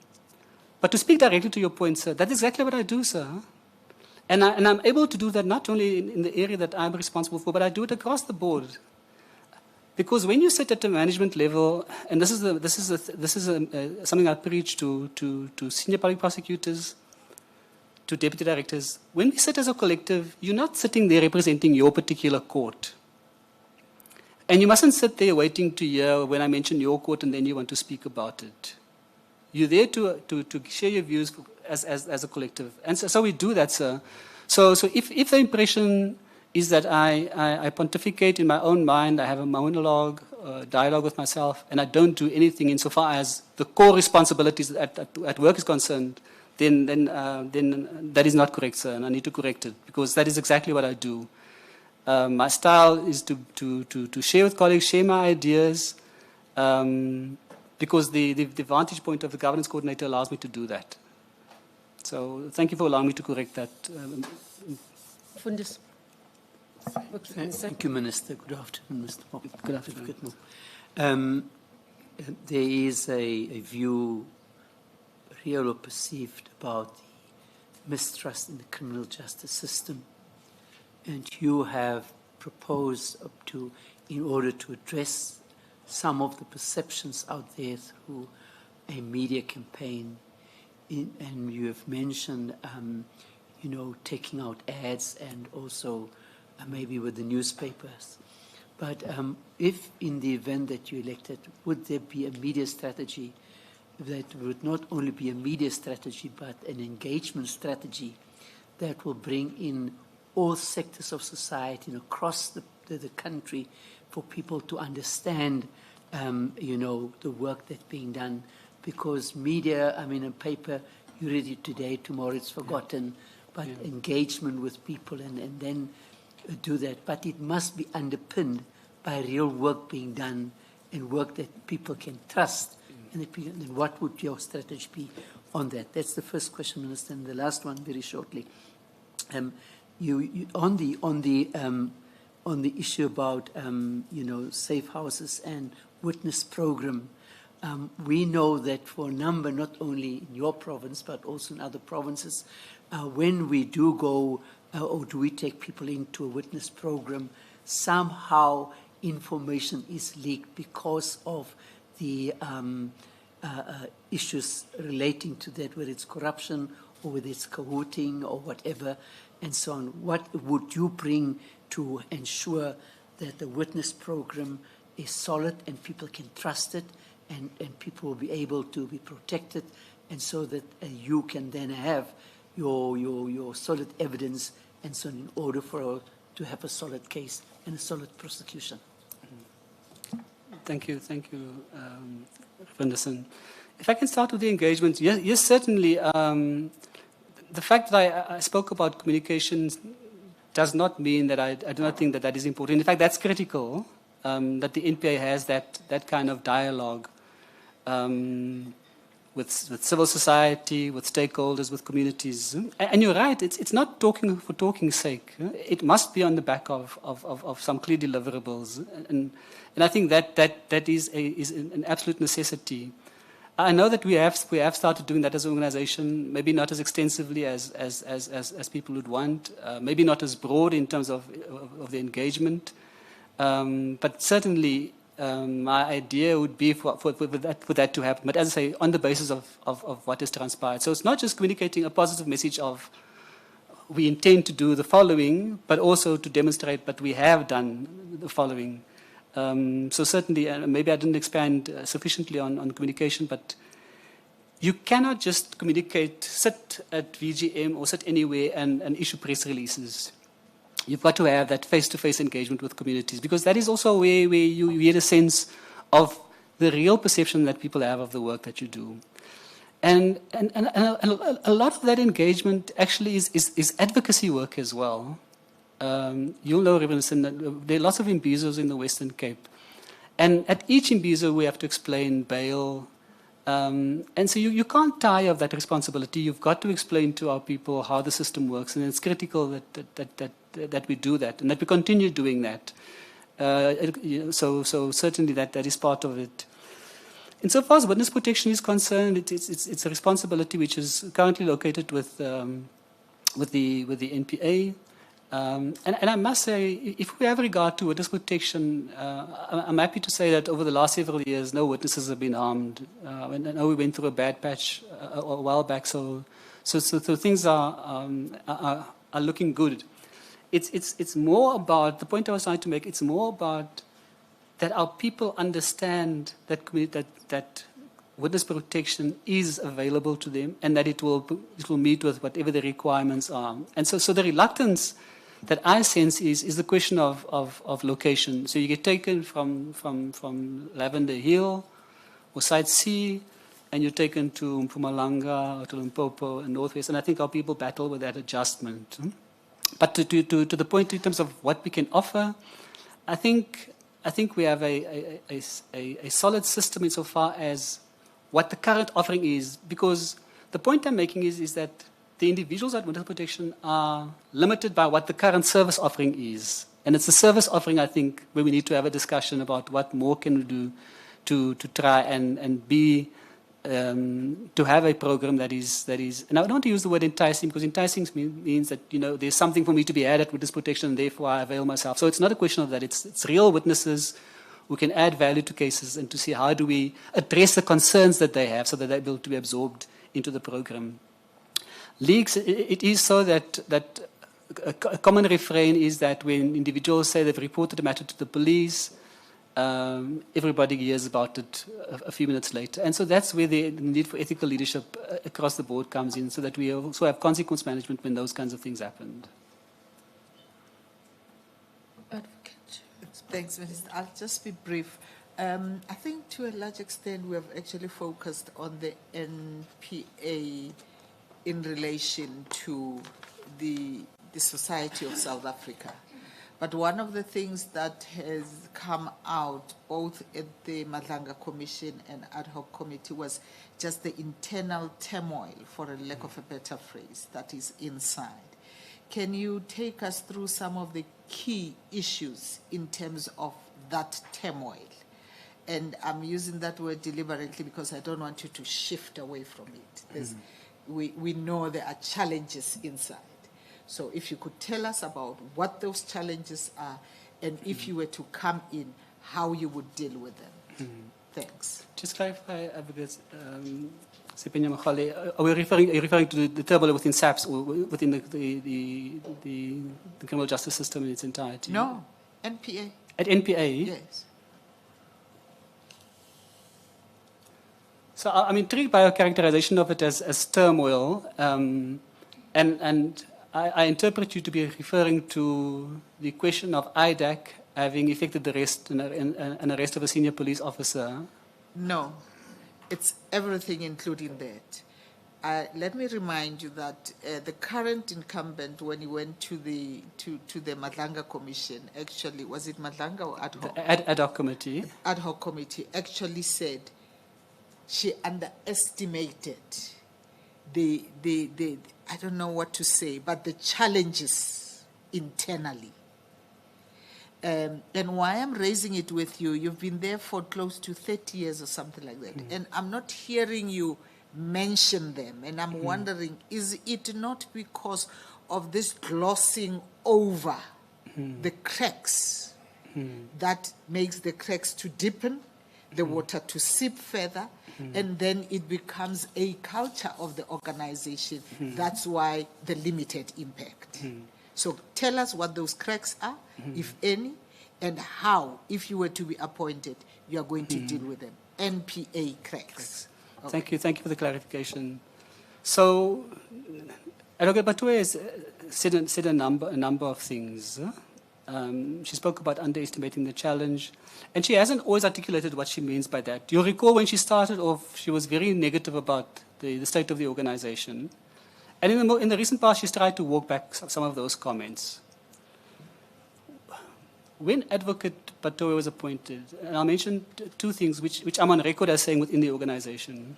When she was appointed, we were convened as the senior management, and the panel can confirm this with her and with others who were there. When the senior management convened, she called us all in to speak about her leadership. I raised with her the issue of the perceptions of the NPA being captured in a public forum.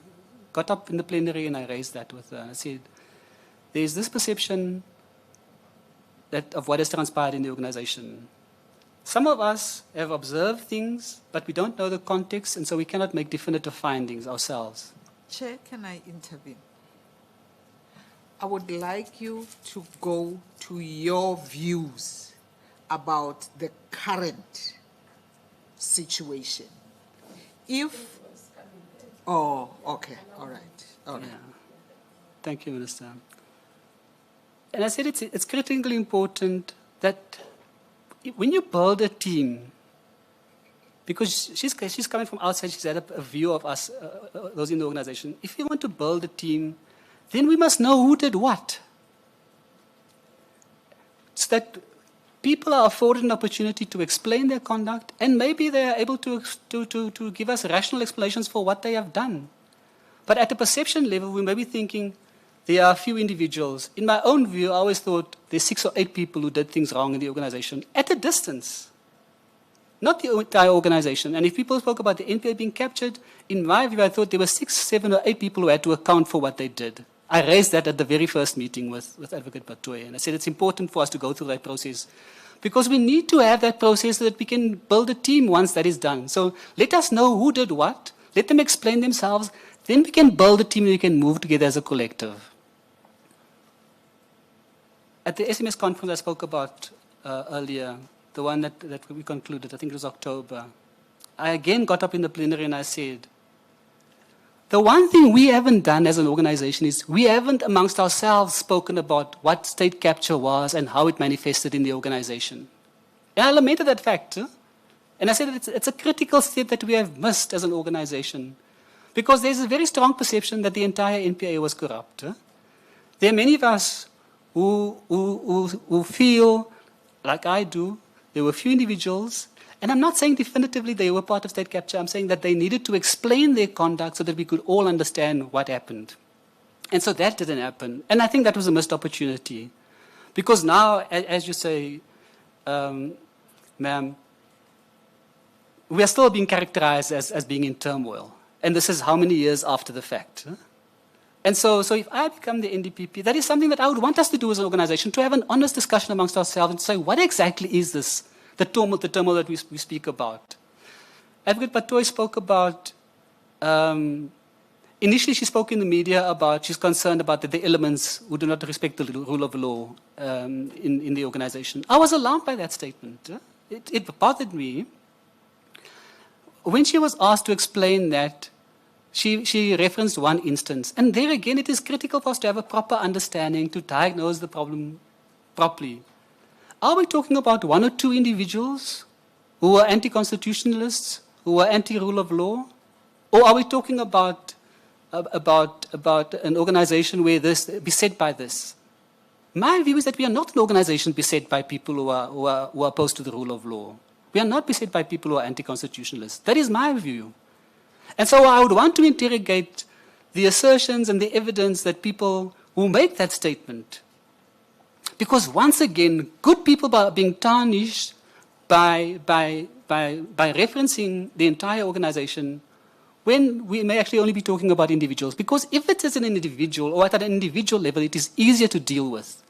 If it is beset the organization, of course, then it is much more fundamental. And that is not my view, that we are an organization beset by those kinds of elements.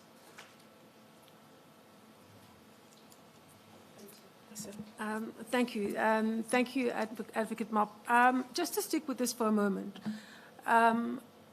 is it then your assertion that the gap between where the NPA is and where it should be in the minds of the public, for it to be trusted, right? For it to be trusted, the gap between it, where it is in reality, and where the public sees it, is attributable to mere perception? If you look at the matters around skill, matters around ethics, matters around actual performance on the mandate, I just want to be clear, is that what we should understand from in terms of how you see things? Certainly not. I would be the first to say it's not only at a perception level, because there have been very real failures. And so it cannot be just a perception. And when I talk about that, I always try and distinguish between the cases that are high profile and those that happen in the ordinary course. And so in this context, we're talking about the high profile failures of the organization. And so there have been demonstrable failures. And in some of those, we, once again, from a distance, you have a sense that something has gone wrong. We've asked questions. We know that there are investigations that are happening. We have not been favored with the outcome of those investigations. And because that would be a critical element of firstly, the diagnosis, and also then what needs to be done. Because once again, it is critically important, to be fair to all concerned, that the individuals in those instances are able to explain, account for their conduct, and then on the basis of definitive findings, we are able to act. So to crisply answer, no, it is not just perception. There have been real instances, but we need to understand what happened there so that we're able to remedy that and so that it doesn't repeat itself. So if you are appointed as NDPP, your first order of business would be to do that diagnostic on those things? Well, some of it is underway already. There are processes that are unfolding, and maybe I haven't been privy to what the outcomes are, but certainly I would want to know for myself, to get a sense of what exactly transpired in these instances. Because I think we've all acknowledged that some of it has done real harm to us as an organization, and we need to understand what happened there. Maybe also linked to that, earlier on you talked about independence, and you referred to it in the context of independence on decision making. Mm-hmm. Maybe if you could just take us through your own thinking about what would make for optimal independence by the NPA, and what would that look like? Yeah. And perhaps how would you get there, given where you are now? So I know it's a very topical point, the question of independence, civil society, NGOs. There are a range of actors who've spoken about an independent NPA, one that is not a program of the DOJ. So my understanding is, and the NDPP has communicated this to us, that the minister supports that particular initiative. The president supports it. And so my understanding is that the minister is seized with that process at the moment. If the minister were to request me to share some views for us to look at developing models, to assist the minister arrive at a decision, I would certainly be welcome to do that. But the one critical area, if I can just touch on in terms of what in my view, how it manifests as the independence in terms of the NPA having its own accounting officer, I'm very clear in my mind that person is not the NDPP. I would not support a position that dictates or that suggests that the NDPP is the accounting officer. I'm opposed to that model. I do not think the design of the NPA is of such a nature that the NDPP must have that responsibility. I'll be more amenable to exploring the option, like the OCJ has, where we have the SG who manages the administration, the Chief Justice who provides leadership to the entire country. That is a model that I favor. But of course, once again, at the request of the minister, because it's the minister who drives that process. I think the NDPP is on record to saying that it's something that it's an aspirational goal, but it is located with the minister, and the minister is, as I understand, driving that process. Sorry, so this is limited specifically to matters around accounting officer, or are there other aspects? I'm just keen to understand your aspirations on the qualitative aspects of what you mean by independence. So it's squarely within the realm of decision-making, prosecutorial decision-making. That is the responsibility of the NDPP. It's a constitutional mandate, and that is what we must protect. And so that is the domain of the NDPP, and that is the one that I'm availing myself to play that role. Prof, a follow-up on that. I just want to check, given all what has been asked, if you can identify a particular intervention where Advocate MOP initiated, conceptualized, championed, and implemented in face of all these challenges, not the one that the national office or the provincial director did, something that you initiated and saw through. In terms of, just to clarify, Professor, just broadly speaking, or crime type, or just an initiative? An initiative that impacted and changed some of the challenges that we're facing within the NPA, that was initiated by you, conceptualized, you championed it, and you saw it through to the completion. Off the cuff, I have difficulty for one that I would be able to take through the entire value chain. I've been involved in conceptualizing a number of initiatives, whether it's at a structural level in terms of defining the role of a particular committee or championing particular causes. But where I'm located, it is one where I can conceptualize and delivery happens elsewhere. So there's no one that I can say I've taken from point A to point B, just off the cuff, Professor Fikeni. I wouldn't want to take credit for other people's work. But certainly that is the role. So my role is not one that takes it from A to Z. It is playing a role at a conceptual level and then at an oversight level. So that's why I'm constrained to try and give you something specific. Yeah, they were doing follow-up. I'm concluding my section of performance. And this part, I want to conclude it about the cases that you dealt with. You were the lead investigator in the Shirin Duan case, where state was criticized for basing its case on one person and not being able to pull sufficient evidence. The second area, where you were a lead person, it was when you were in the DSO, and as well here, you are said to have met and communicated with the complainant in the 32 million tender rigging scandal. In terms of that, it was also one of those. And the last one, in terms of being part of the review panel, that relates to the SARS ROC unit, that eventually the cases were withdrawn. And the state took public beating of it because it was felt that prosecutorial team was timid and was scared to go for powerful people. Are you able to reflect on that performance as an individual? I'll do that, Minister. Just to clarify, the 32 million tender, I'm not familiar. This is where you are saying it's the tender rigging in terms of the parliament scandal. Here there was a report that you have communicated with a complaint, with one of the complainants. It was again publicly reported.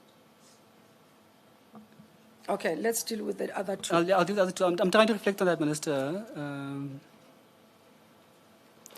So on Diwani,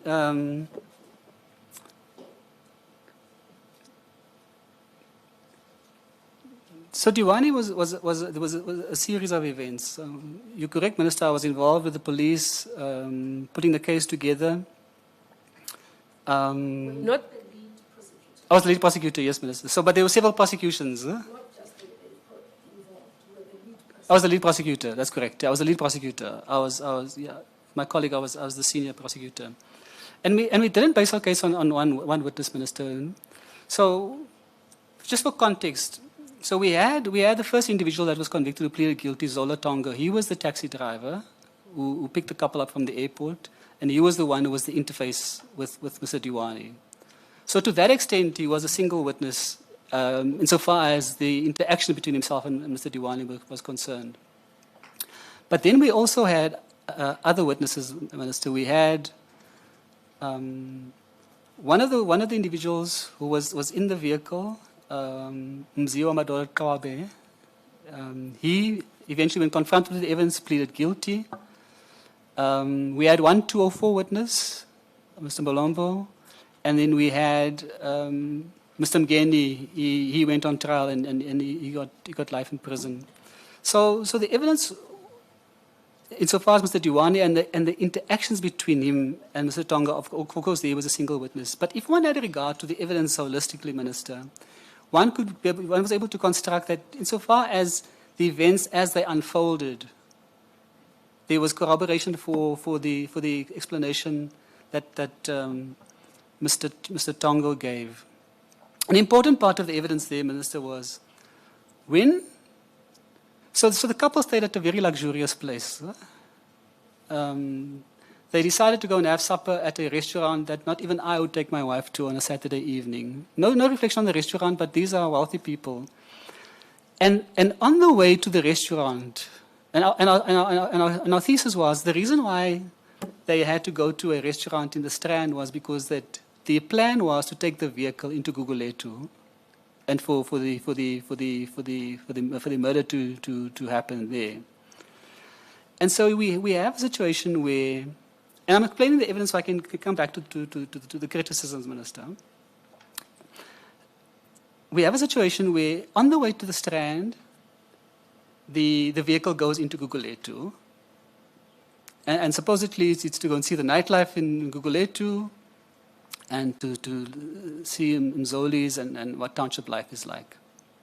But in real terms, as part of our case, in real terms, what must happen is that the assailants have predetermined where they're going to meet with Mr. Tongo at an agreed point between NY, I forget exactly which NY and which NY, but that was the agreement.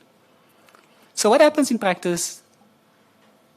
They set off, they go into Guguletu, but the assassins are not in place. They couldn't get transport. Huh? So by the time they get to Guguletu, now nothing has happened, and so now they have got to go to the Strand. They don't spend much time in the Strand. Tonga's version is that Mr. Diwani is badgering him, but this was supposed to happen, do something. So the Advocate Mob, we might not have the luxury of time to listen to the whole. Okay. The issue I'm raising, you are the lead prosecutor, this femicide. And the criticism is that because the case was thrown out of court for insufficient evidence. Yeah. So that's why I'm linking it, hence I said it's about performance. Yeah. Now, I moved from the performance of the institution in the Western Cape, and I've moved to your performance. Okay. Let me deal with it more crisply then, Minister. So the judge felt that she could not rely on our witnesses. Huh? And when I was interviewed about this by the media afterwards, I said, in my view, a different judge would have viewed things differently. One of the mental blocks, and I say this with respect, that the judge had was that she could not accept that one of the witnesses himself was not a criminal because he knew criminals. Now, if you've grown up in the township, even if you know township life, you know you can be on the straight and narrow, but you know where to get dacha, you know where to get mandrax, you know who the guys are breaking into houses, you know who steals cars, you know all of those things, but it doesn't make you a criminal. And so at the level of analyzing and evaluating the witnesses, the judge was unable to distinguish between law-abiding citizens who are coming to offer. Of course, they were part of the conspiracy, no doubt about it. But it doesn't mean that because they were part of the conspiracy, you can disrupt all of the evidence. So that's the one witness, the 204. She didn't believe him because he happened to know criminals. Mr. Kwabe, when he testified against Mr. Mgeni, was a very good witness. The morning before I was meant to lead his evidence, he confronted me through his lawyer that he wanted a reduction in his sentence for him to testify. We had entered into the plea and sentence agreement with him. He got 25 years, but as part of the stipulation was that he has to serve 2/3 of his sentence before he's eligible for parole. He wanted that to be removed from the 105. And so the quality of his evidence, Mr. Kwabe, compared to the person that I led against Mr. Mgeni, he was a very different person because he wanted to extract something from me. And of course, we cannot compromise, Minister. Firstly, it's not permissible for me to do that. And I disclosed that to the defense. I had to disclose to the defense that this witness has now tried, on the morning of me leading his evidence, tried to engineer a deal with me for his evidence. So that was another important witness. Even the family of the deceased were shocked at his evidence. So it's not necessarily that the judge didn't believe him. Because when you started, you almost gave that it was the fault of the judge. That didn't, you say the judge seemed to have had a mental block. But as you explain, I don't know what word you use, almost like mental blackout. But as you explain, there was a problem with the witnesses, as the judge has made the decision. So, Minister, I was referring to a particular witness. I referred to the 204. The 204, that's the context in which I made that point. So Mr. Kwabe was not as good as he was in Mr. Mgeni's trial, but Minister, I would not, on the basis of his evidence, despite that, have dismissed his evidence outright. Zola Tonga, once again, gave his evidence years after the fact, may have made some errors, but in the main, I felt there was a sufficient basis for the accused to be placed on his defense. The judge had a different view, and she exercised the discretion. So it is not a question of basing it on one individual. And certainly, Minister, I've asserted this before, I do not think that me leading the prosecution is what resulted in that outcome. Not my capability, not my ability, not the way we presented the evidence. If I can go to... Mm-hmm. Yeah, I'm getting a bit confused, Advocate Moore, because a 204 witness is an insider. Mm-hmm. It cannot be someone who is in the community who knows criminals. Mm-hmm. The 204 is an insider who now is going to give the prosecution critical information so that they secure conviction in return for them being exonerated or getting a lighter sentence. I just wanted to clarify that, because the way you put it, it was almost like it's this community member who, as a result of being a community member, may have come across the information and wanted to help. No, a 204 is usually one of. I just wanted to clarify that. No, thank you very much for that. I mean, I try to restrain myself with giving too much of the facts, but I mean, thank you for the opportunity. So the context of this particular individual was that he worked he was a receptionist at the hotel. Mr. Tonga used to ferry passengers there. So how he became involved, Mr. Tonga asked him if he knew of anyone in the township who could do something. People who had access to firearms, and because he had met Mr. Kwabe at Mabisi Beach on one occasion, and Mr. Kwabe had bragged about what he's involved in, he thought of him immediately. So that was the context. Then, of course, he became involved in the. So his role was he was the intermediary communicating. Mr. Tonga would communicate with him. He would communicate with the assailants, and as much as I said to him that he was a project manager, in his own mind, of course, you know, the individuals sometimes try and downplay their role. But that was his role. So he was an upright citizen, but knew people, and that is how he became the 204, because he was the intermediary between Mr. Tongo and the two eventual hitmen. Mr. Mutlu? Thank you, Minister. Mr. Mop, what I want to establish from you is when this 174, Section 174 discharge was granted, the judge made a remark with regards to lack of corroboration between the three witnesses. And that talked to the issue of credibility. And me and you understand that there is case law with regards to how credibility will impact an application of that nature. It will be in cases where the evidence is so dilapidated that the credibility of evidence presented is so poor that it cannot be relied on. Now, for the court to arrive at that, the prosecution ought to have foreseen at a very minimum in terms of evaluating prospects of success, looking into the merit of the matter. You should have been in a position at that stage to make that call and determination and make a decision whether or not to still pursue prosecution. Don't you think that failure to make such consideration is in an indictment on you, a direct indictment on you, in terms of poor judgment in handling this matter?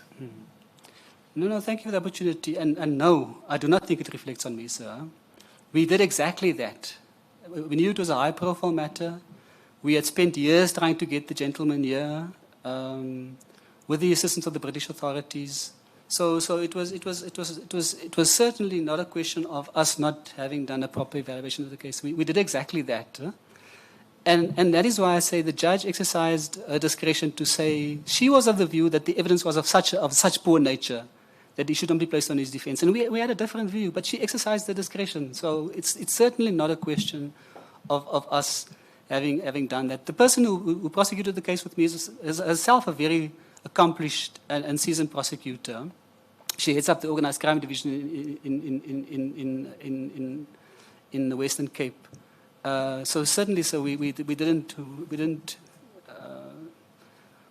were not wrong to prosecute. Just a follow-up on it, Minister. Surely there were other avenues at your disposal. There was a legal remedy or recourse at your disposal in the event that you were of the view that the court erred in its findings. There could have been an avenue that you should have explored, which you failed to do, which would be to appeal that decision. Yeah. So you're right when you say we didn't explore it. It doesn't mean we didn't consider it, sir. We did consider it, and whether we should get to the point of filing the appeal. And after our analysis, we concluded no, we shouldn't do that. Thank you. Move to the next one. Sorry, Minister. The SARS unit officials. SARS, yes. So, Minister, I'm not sure my role. I was on the review panel. Myself and two senior colleagues. The leader of the team was a DPP, together with another senior deputy, and we reviewed the evidence. And our conclusion was correct, Minister. It's not a question of being timid. In the main, I drafted that report based on the work that we did, and of course my colleagues contributed, and eventually the leader of the team settled the document. But that is one of those instances where I also thought the people involved here should explain themselves. Because, Minister, that docket was several lever arch files. And it was clear, you read the affidavits, you read the investigating diary, and the investigation is going towards Polokwane. Then all of a sudden, you see, no write-up in the investigating diary, but the investigation pivots. All of a sudden, these three individuals become the focus, and that is pursued eventually. And the memorandum which was prepared to get the concurrence of the DPP in North Gauteng was not an accurate reflection of the quality of the evidence. So I take exception to anyone who says that I am timid to prosecute. I reviewed the documentation. We wrote up a detailed report for the NDPP to consider, and it was clear there was no basis for that prosecution. And I lament the fact that the colleagues who took the decision have not explained themselves so that we can engage and understand how could you arrive at the decision, because from what we read as that review team, there was no case.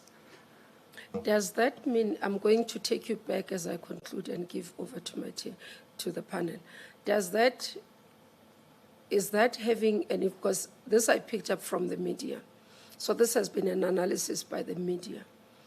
Is it one of the areas that has influenced? Because earlier on when you spoke about the media, it was quite interesting. I think Prof followed up on your views about how the media reports. Is this one of the areas that has led you to have that perception?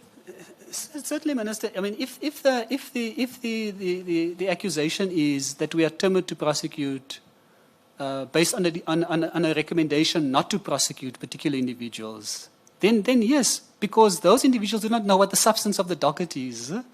It is the docket, the facts in the docket, and the law that governs decision making. If you don't look at, I always say, when you go through your process, it's the law and the facts, and that decision may have consequences. Your manager manages those consequences. You don't look at the consequences and take a step back then and reconsider. So yes, I mean, if it's different if it's informed criticism. That's why I said if one could engage with the colleagues who made the decision, then you would have a better understanding of what led them to that position. Minister, we didn't deal with the 32 million tender. I'm still not familiar with that matter. A tender at Parliament that I met with a complainant. It was reported to you, I want to open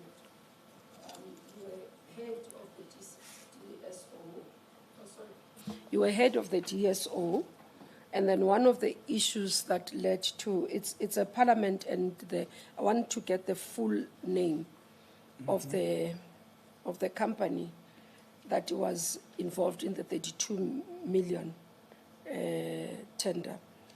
But the complaint was that at that time that members of the DSO had communicated, but it was during the transition where it was being disestablished. I don't know if you remember that. So the concerns was about not being able to deal with the matter, referring it because the DSO was being disestablished and therefore didn't have to. I have some vague recollection of that, Minister. But if I say that it would have been in the context that we had no legal authority anymore to do anything, and that because once the DSO was being dissolved, because part of that process I spoke about earlier was not only about personnel, but it was also about case transition, taking cases from the DSO, moving it across to the police. So if I say that it would have been in the context that I no longer have legal authority to do anything, and that it now has to go to the police. Huh? Okay. No, the context I was coming to was your analysis around the media perception, how you've been reflected even in the media, whether it informs feeling that it has been negative towards you. Well, not to me, Minister. I mean, I take criticism, and where criticism is warranted, I'm the first to put up my hand and say, I've heard you. But when it is unfounded, then I have to at least try and set the record straight. And so to the extent that the allegation is, or the assertion is that I couldn't assist the complainant, it could only have been in the context that I no longer had legal authority to do anything, and that the authority now vested in the police, and that the police would have been the appropriate vehicle to deal with that matter. Because, Minister, just to emphasize that point, so prosecutions remain in the prosecution. So if a matter had matured to the level of a prosecution, obviously that was retained. Like J. Arthur Brown is one of those where the prosecutor dealing with that matter transitioned into the DPP office and continued dealing with the case. But investigations, of course, the NPA no longer had investigative power. And that was in the police then. Let me ask Mfundisi. We'll start with you now. Okay. Mafundlela? Thanks, Commissioner. To the extent that you may have been in the prosecution space for this longest time, Advocate Mop, I just want to get your sense. If anybody or society is having all this outcry about possible political interferences in your space, and I call it that's your space because you have been there for this 33 years, what would be your immediate answer? Would you agree or to disagree? I would disagree. And speaking for myself, I've always said I'll be happy to go to a court of law to testify that no one has ever tried to influence any decision that I've had to make. I'd be comfortable doing that. And I would like to believe that all of my colleagues would be able to do that. Of course, there have been contexts where the allegations have been made, and those are, once again, it's a handful of cases. But because they are prominent cases, the narrative then becomes that you are captured. I went to the deputy minister at an event somewhere at Alliance Française. I even forget what the topic was about, a member of the public just passed and said, because I was introduced as an NPA member, I wasn't in the DS, I was in the NPA. Oh, the NPA is captured. Huh? And I thought, okay, so do you have the engagement? I mean, it was just a little passing comment. And so I take to heart. Huh? And despite that, I am never embarrassed to say I work for the National Prosecuting Authority because of the good work that colleagues do. I recognize that there have been mistakes. I recognize there are question marks in some instances, and I too also want answers on some of those. Some colleagues have started saying they work for the National Ports Authority, and it's a sad day if you have to place yourself under Transnet to get away from the NPA. So yeah, it's I would like to think that my colleagues can all offer the same that I'm offering to say. I'm confident I can testify that it hasn't happened to me, and that they were able to do the same. And I'm not including the 6 or 8 that I say there are question marks about their conduct, and that must all be accounted for and explained. Yeah? So if elevated to the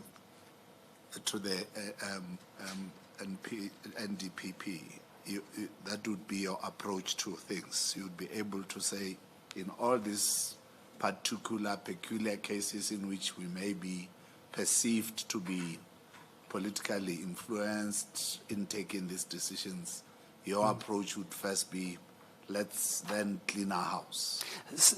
Review these matters and see if perhaps there is any credence to the criticism.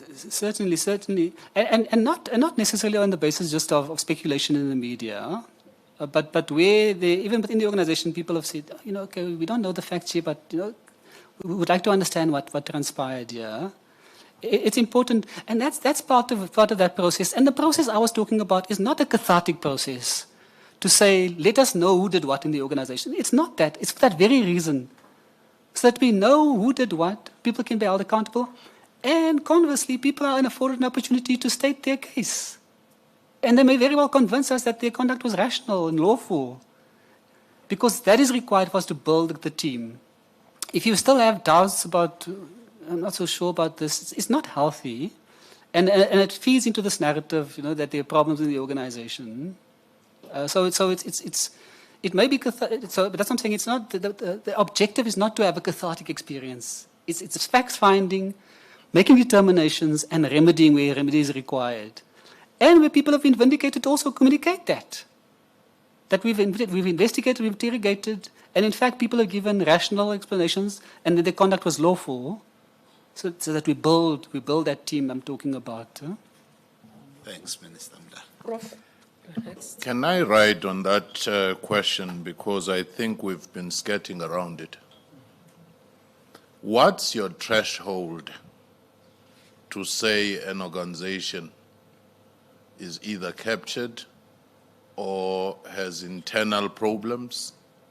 Should it be a majority of cases, given the sensitivity of the sector? Imagine if 1 or 2 judges were found to have been compromised, the perception out there. It doesn't have to be a majority. Even when we talk of the state capture, you don't have to say we have 30-something departments. Only 5 departments have a problem. What's your threshold? Because I'm struggling with this notion that no, it's a few cases there. And yet, some sectors, it could just be few sectors, and the perception, given the scale, the scope, and the impact they have on society, it become that generalized perception. So to answer the question crisply, the threshold is 0. And so that's why I'm lamenting the fact that we haven't had a process where we can demonstrate and account for those particular cases. And so that is why it festers and lingers. Because there's no communication, there's no determination, a definitive statement to say, but this has been an issue in the organization, we've interrogated it, we've lanced the boil, this is what we found, and communicate. So when I say 0, in other words, we cannot afford to have even a single instance of a perception of being captured. So that's the 0 threshold I speak about. It is untenable to even have that mentioned in the same context of the NPA. So any instance of that nature must be addressed and dealt with. Let me come on that one again.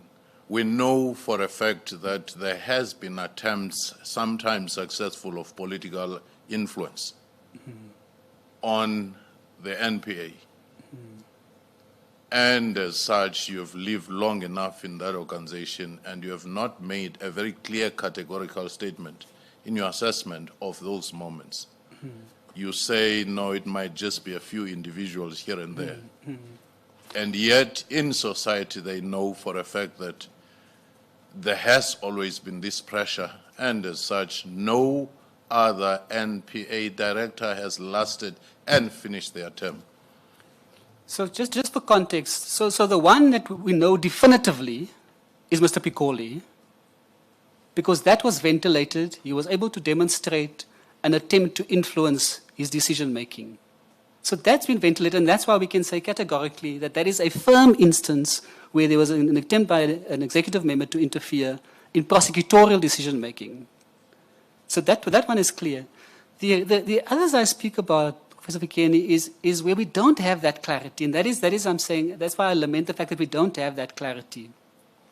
Because for us to make definitive statements, like we can in the context of Mr. Pikoli, we need to have the facts. And from where I'm sitting, I don't have the facts, and I don't think that society has the facts. And even within the organization, maybe there are a few who have perceptions, but we don't have all the facts. And that is the opportunity that I lament that we've missed, for us to be able to get to grips with what exactly transpired. And as I say, it may be at the perception level where even I think, but this conduct, I would like it to be explained, and that someone may be able to offer an explanation. And so that's the opportunity that I. So to you, only Pikoli case out of the many successive cases, you would say definitively, this is the case of political influence, whether successful or not. So I'm very clear to draw a distinction between that one where it was definitive and where there are allegations of interference. And that one, the point I'm making is that one, the interference was demonstrated. In the others, we have not seen a clear demonstration of that influence. There may be very strong views, there may be very strong perceptions, but that does not carry the day. Can I maybe just by drawing an analogy? The other day, I heard a comment, and this is a matter that I was involved in. The comment was, in that particular case, the police believed that the accused was guilty. Now, I was involved in that case. And it may very well that the police believed that the accused was guilty. But there was no evidence to suggest the accused was guilty. And so that's the distinction I draw between having the perception and having a factual basis to make a statement like that.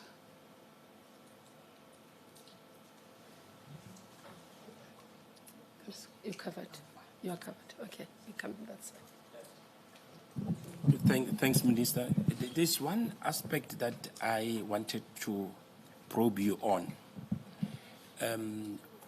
What is your understanding of transformative constitutionalism within the ambit and context of prosecutorial function?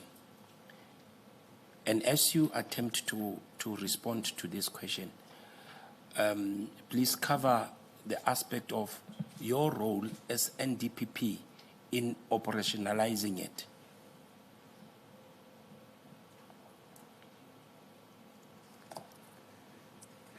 It's an interesting question. I mean, I must say I haven't really reflected on that in that context, because normally I would look at the transformative agenda within the Constitution is to try and look at society broadly and how we seek and how we achieve redress more broadly.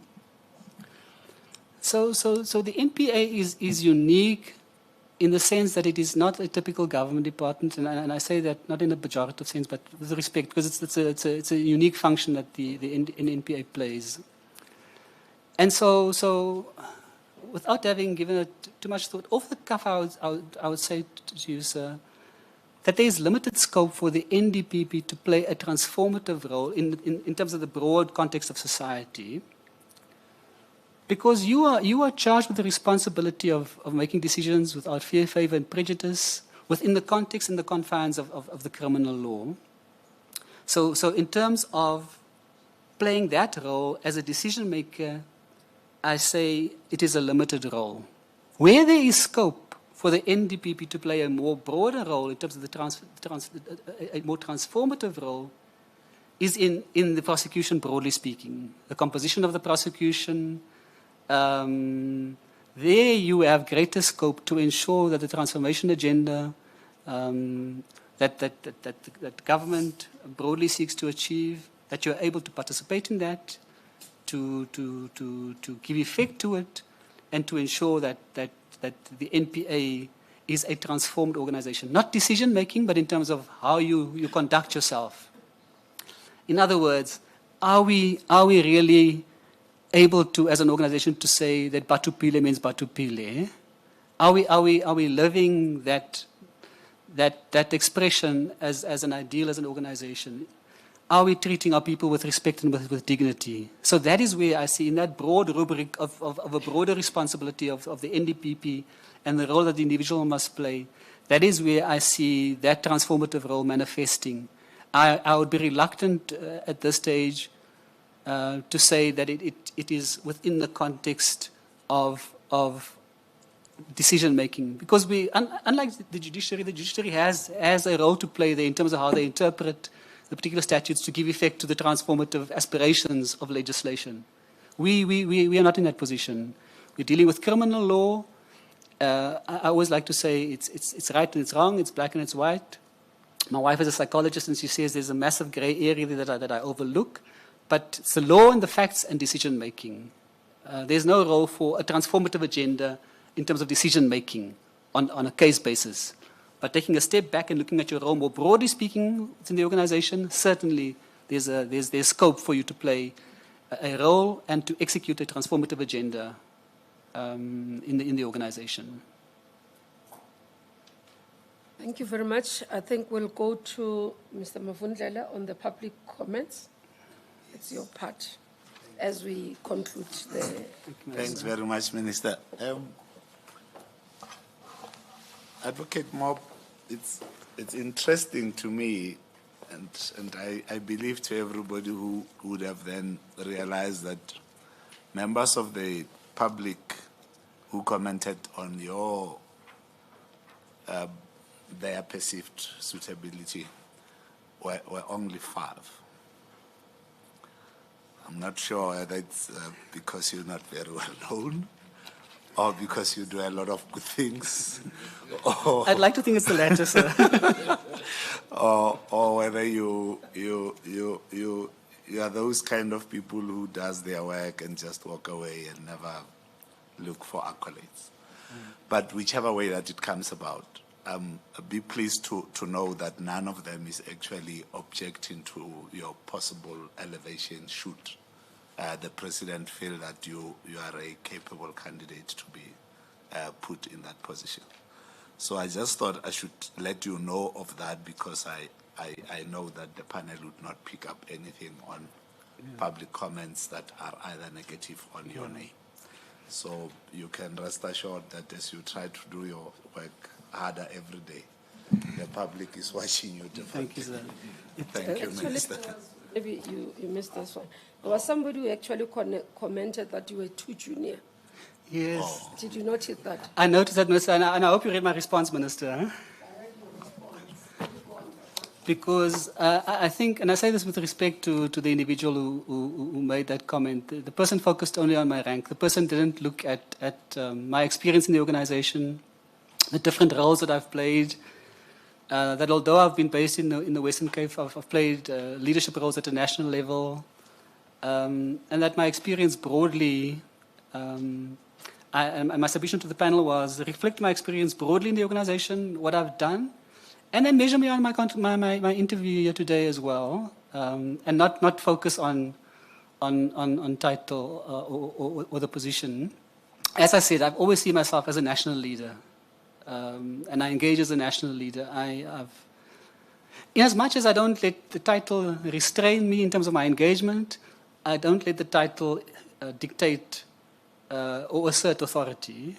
It's more about influence. And I think I offer that within the organization. The other one, I think Mavungela went through. The other one is on the lifestyle audit, which I think you did. But the person says you are since compromised, and I think you responded. Yeah. Can you call that? Minister, that individual, I mean, I hope you read it, and I must apologize, but some of these things you've got to put in context. Yeah?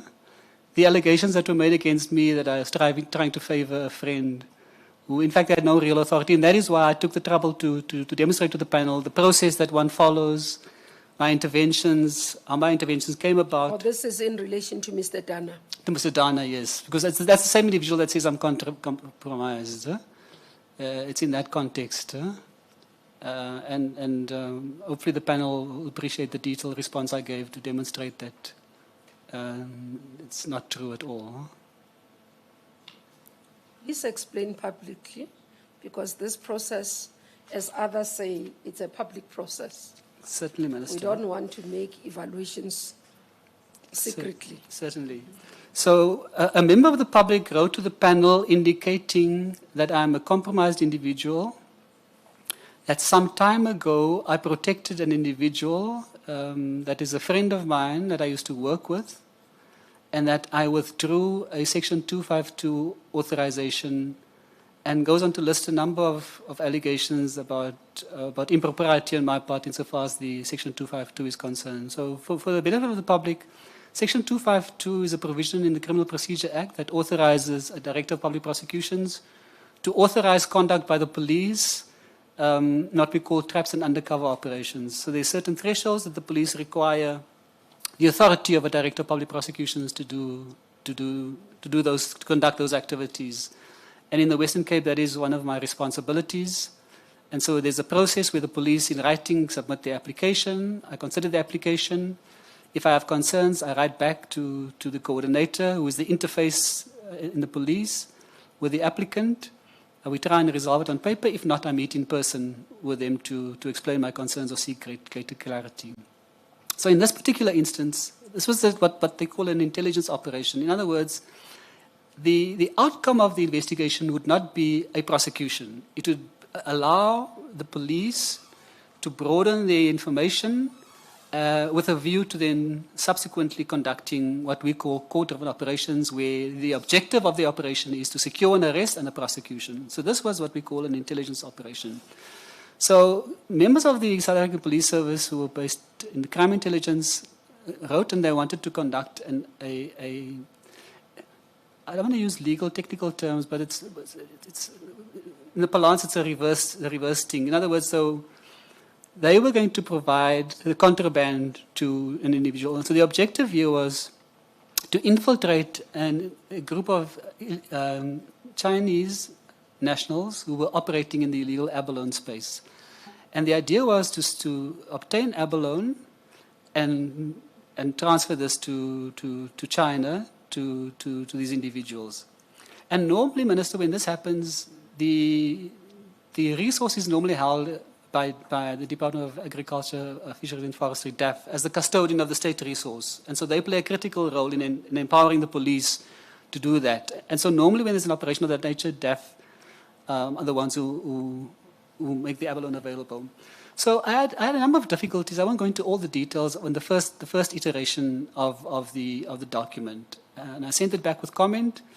I received the second one. I still wasn't happy. And I then called for a meeting with the operatives.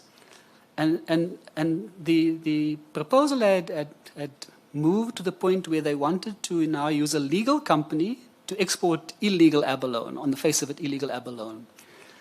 And my fear was that a legitimate company is now going to put illegal abalone through its books. They have to declare the revenue, and there will be tax implications. And so I invited my colleague from the tax unit. We had a discussion with the team, gave them some feedback. They knew I wasn't happy with the application. I reduced my concerns to writing again to the police coordinator. And then I went on leave, my annual leave, and the application came back, and a colleague of mine approved the application. Of course, I was on vacation. So when I returned in January, at some point I received an application from the police, an amendment application. They wanted to change the operatives who were working on the operation. And I authorized that. It was a change in personnel, who was the coordinator, etc. The same day I got a phone call from Mr. Dana.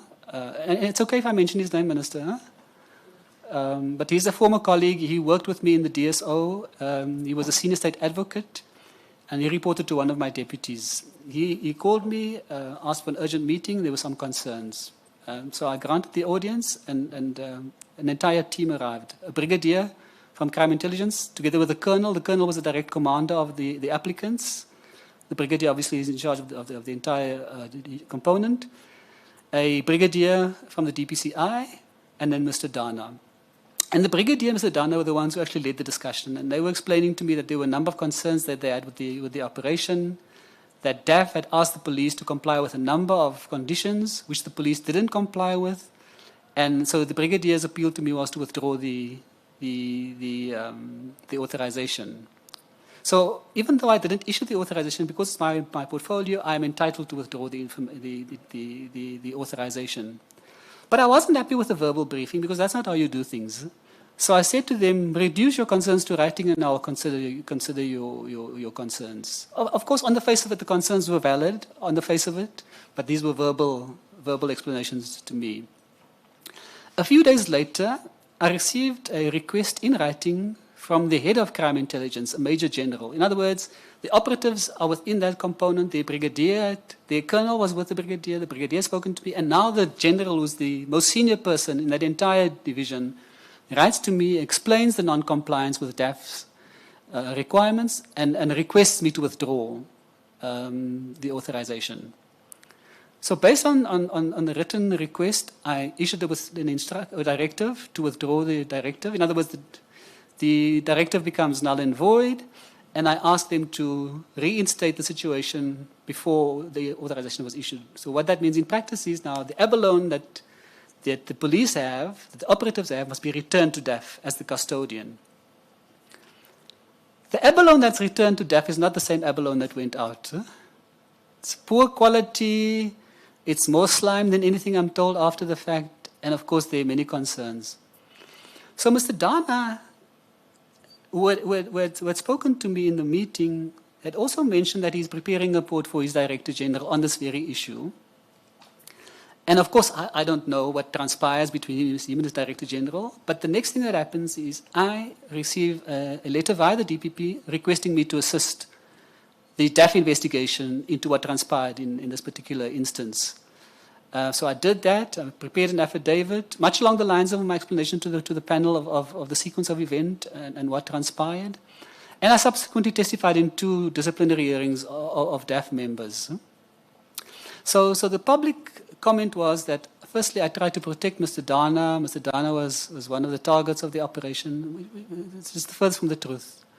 Mr. Dana was, in fact, the person who alerted me to the wrongdoings, ensured that the police were able to write to me to withdraw the authorization, and tried to remedy the wrong. But unfortunately, the damage was done. And you would have seen, Minister, from the documents I presented, that there was disciplinary hearings. There was also a public protector investigation. And so the allegations against me that I favored Mr. Dana is the furthest from the truth. In fact, Mr. Dana should be commended for the role he played here in trying to assist the state. Thank you. I thought it's important because it's a public comment, so that it's not seen as if we didn't deal with it. The other area I want you to deal with as the last one, because the others, it's more around whether you'll prosecute white people, whether you'll prosecute friends, and I see I don't think there's a basis, but there's this one, which you are saying you don't know anything about, and I want you to go on record on it. The Walker Bay Kenners, part of IJ, exported lobsters illegally. Yes, Minister, I saw that and I was intrigued. Walker Bay Cannery, part of I&J, as they say, and Glomax was the second company that I mentioned. I actually Googled that to see which companies these were, and it seems these are companies that are based in the Western Cape, in the Hermanus area in particular. And where I saw their names was actually in an official government document that they were two companies were amongst the companies that were getting quotas to harvest legal abalone. But the comment also makes no allegation against me, Minister. It just says it makes those statements in the context of the 252 operation, but it's not relevant to the 252, and so therefore all I could say is I noted, but I don't. No allegation is made against me. Okay. Yeah, I just wanted you to reflect it because, no, it's linked to the 205. So I saw the lobsters as well. Yeah. A link to that. I thought, let's clear it. You've never had interaction with this company so that we close. Maybe as context, Minister, the company that would have been exporting it, I don't recall it being any of those 2 names, Okay. just for the record. Okay. No, thank you very much, Advocate Mop. I'm happy to announce that we've come to the end. I can see the smile as well. Come to the end of our interaction with you. I want to say thank you very much for availing yourself and coming through and having this conversation with us. And wish you all of the best. Travel misses. I know you delayed your travel. Hope you don't miss that flight. You are able to get onto it. Minister, I was quite emotional early. So can I take the time now to thank you, firstly, for the indulgence. I know it's an indulgence. I mean, I had no right to request, and on behalf of my family as well. No, I can't miss that flight. I'll be in trouble. So thank you for that indulgence, and also thank you for the engagement today. I appreciate it. I appreciate the tough questions. That's what it's about. Huh? It's not meant to be a walk in the past, and I hope that I've been able to demonstrate, firstly, my ability to engage with critical questions, my ability to offer solutions, because I do believe that I have the ability to lead the organization, to inspire confidence, and to be the next NDPP. Thank you very much. Thank you, Advocate Mop. We'll take lunch break for 30 minutes and resume.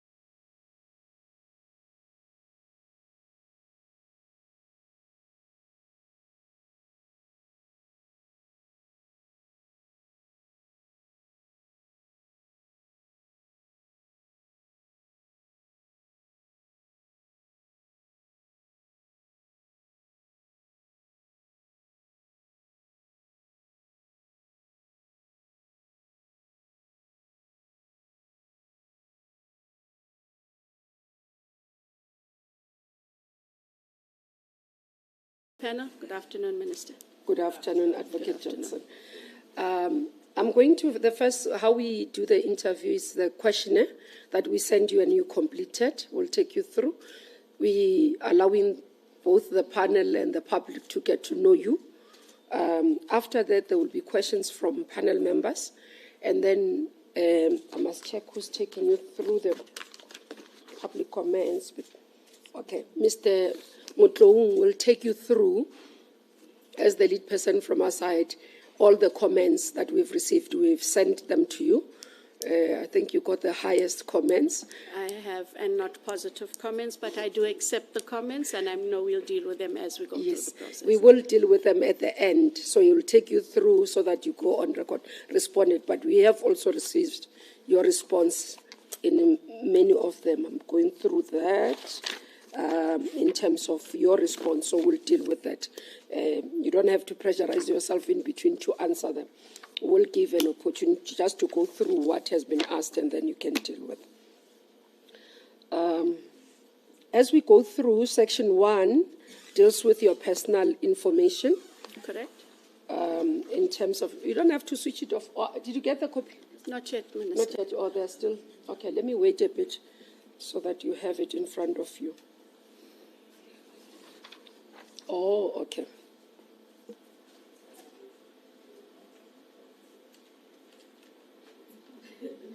Prof says there are no commercial breaks, unfortunately for me.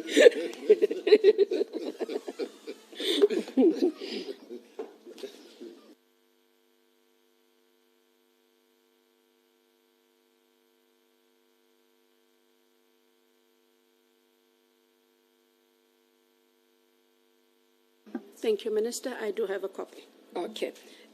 Section 1 deals with your particulars. I'm not going to read them out, but move immediately in terms of your qualification.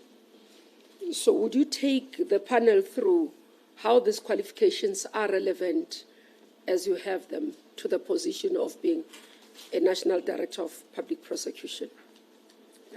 Thank you, Minister and panel. Let's ask them to move your mic closer. Move it closer. I don't know. They seem to have moved it a bit. The other candidates, we could hear them clearly. Am I more audible? Yes, perfect. Thank you. Minister and panel, I studied for a B.Juris degree, and many, many moons ago when I initially enrolled for that degree, back at the time at the University of Durban, Westville as it was, that was the bespoke degree for prosecutors. Ordinarily, those who wanted to go into the profession as attorneys would do the B.Proc. I had always wanted to be a prosecutor. I then studied for an LLB degree. And then when I joined the Directorate Special Operations, colloquially the Scorpions, I realized that having investigators and prosecutors under one roof meant that I needed something more than just those two qualifications. And I then enrolled for a diploma in criminal justice and forensic auditing at the University of Johannesburg. And what these degrees do is they have given me a different approach to how I go about looking at crime, looking at the criminality, looking at evidence, and how to assess and judge, both in terms of evidence and the law. It has held me in good stead in terms of being able to deal with a varied type, as the panel and Minister would see from my legal background. It has helped me to deal with a whole host of matters. So in terms of being a national director, it gives me a strong legal background, a strong legal framework. What it has done is, having put me in the prosecution service, having exposed me to the kinds of work I've then had to do, the managerial roles that I've had to play, that then says, let us look at her. Should she then be considered as an NDPP? It is not foregone conclusions that these legal requirements actually put you in that position. It is the experience that has allowed me to be considered. Let's move to that area then that you talked about the experience. The mic is off, sorry. Let's move to that area of your experience, and I'll just go through as you have summarized it. 96 until 98, a prosecutor. Correct. 98 to 2009, state advocate. Correct. In 1998, yes, till 1998. 2004 April was a senior state advocate. Okay, yeah, we'll come to that. Because I'm looking at it, perhaps maybe you'll have to explain. Sure. Because I'm noticing that you've got state advocate and then you've got senior state advocate, and they are overlapping. June 1998 until November 2009. And then you've got senior state advocate, December 1999 to March 2004. Would you explain that one? Because there's an overlap there. Unless that... Just under 6. My apologies, Minister. That would be a typo. Okay. The state advocate is from 1 June 1998 to 30 November of 1999. Of 1999, okay. 1999. No, it's correct. Then the senior state advocate from 1 December 1999 till 31 March 2004. Okay, so that has been corrected. That's why we want to go through properly so that we have Understood. the record. And then you've got under the DSO, senior DDPP, 2006 to 2009. That's correct. That is correct. And then again, until 2019, just explain that one. So you moved from DSO, but when you moved to NPA, it was still the same position. It was still the same position. It was when we were disbanded, Minister. Yes. So you kept your rank. You, however, chose an office, and I was allocated by choice to the DPP office in Pretoria. In Pretoria. Yes. And then you moved then to the head office from 2019 to 2022. That is correct. And then you became the head of investigating directorate from 2022. 1 March 22 to date. Till to date. Okay. Then we move, this one you're saying you moved from 2022 no? to date. To date. Okay. And then as we look at that, in terms of your work experience, if you can tell us in terms of your areas of involvement in law, as per the areas. I see here you've flagged some of the issues, your legal background, in terms of the areas. Criminal law, all matters are related. Administrative law, you didn't explain much. You just said none except labor matters. And then on constitutional law as well, you just said that it's just filing papers. Maybe explain that. You didn't provide more details on that one. So in terms of the administrative law, I always, and if I'm wrong, I'll be corrected, I always saw the involvement of prosecutors in the disciplinary processes as part of an administrative process. And so that is where the overlap between administrative as well as labor, because it is a different issue, it is also dealt with differently, Minister. And that, I hope, clarifies. In terms of constitutional law, it is in relation to the criminal work we do, but in the matters where applications had been brought against the NPA, to wit in some of our matters, both in the Celebi and the Pistorius matter, there was then the filing of constitutional law papers, applications being filed in the Constitutional Court. However, in both those matters, the NPA was fortunate in that the justices decided on the papers and therefore did not need to hear us on both those matters. Okay. But that would be the full extent of my involvement actually in the constitutional law framework, Minister. And I see you've been appearing in court. You stopped appearing because you are now head of IDEC. My last matter, yes, was November 2021. I had always liked to prosecute. I was one of very few deputies or a senior deputy that still wanted to go to court. I did organized crime matters. I had an affinity for cash in transit matters, organized corruption, crime matters. So, yes, I was in court. And I think that also helps me a lot. I get to see people differently, and I get to see the institution differently. Okay. Let's go to your managerial level in experience. I think the Section 3 deals with prosecutorial experience, which we have dealt with You've been a prosecutor almost all your life. We're moving into the managerial experience. You've not given us more in terms of what you are currently managing. I see here you're saying, I have supervised at any given time between 20 to 30 people. That was this before, is only at IDEC. Before IDEC. Before IDEC. Before it says at IDEC. Okay. Yes. Take us through. So how it does work, Minister, and I'm sure that you and the panelists are aware, when you are in the office of a DPP or you are the coordinator of a specific component, there's very few persons that you are responsible for, and that would limit the numbers. In my time at the DSO, I managed investigators, prosecutors, we managed analysts, and we managed the cases. But it wasn't more than 20 or 30 at a time. So at the DSO? At the DSO. Okay. At the DPP office, when I went there, you manage a team. It depends on which cases. Most of the time at organized crime at the DPP office, we did have a coordinator of organized crime. I was a deputy there.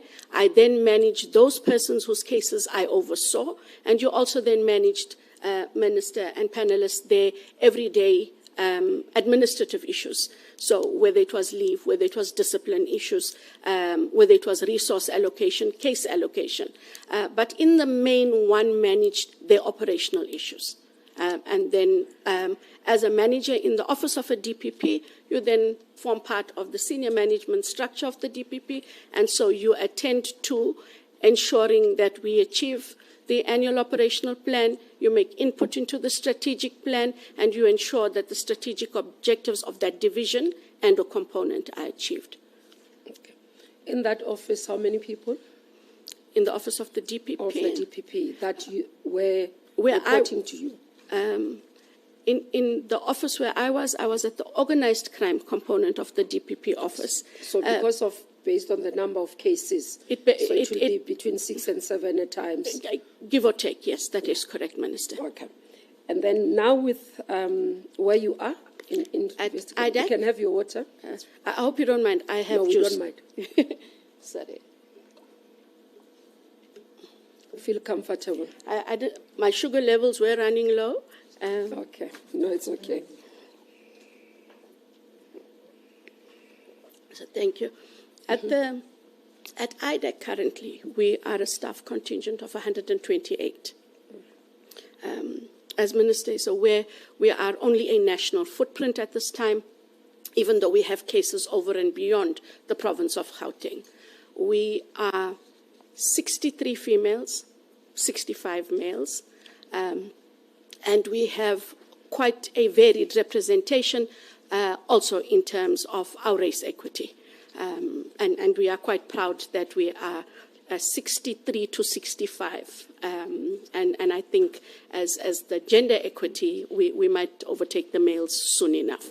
We are still busy, Minister, with recruitment. In fact, last week, financial investigators were being interviewed. There were 33 positions, and interviews happened over a span of 3 days, 11 per day, and that process continues. So the staff contingent will grow, but the management currently is of 128, which includes myself. And that's besides managing the Section 38s are managed by you directly? Or by various advocates? The Section 38s, I have engagements with them. It is preferred, however, Minister, that the Section 38s are managed by the Deputy Director who oversees that matter, given that it is a prosecution-led model. And because we have to account for the work, I would not be able to account legitimately for the work. Auditor General knows that when we sign for things, we must be able to say work was done, money is to be paid. So the practicalities are that they fall within a team. And then tell us about your management style. You didn't highlight.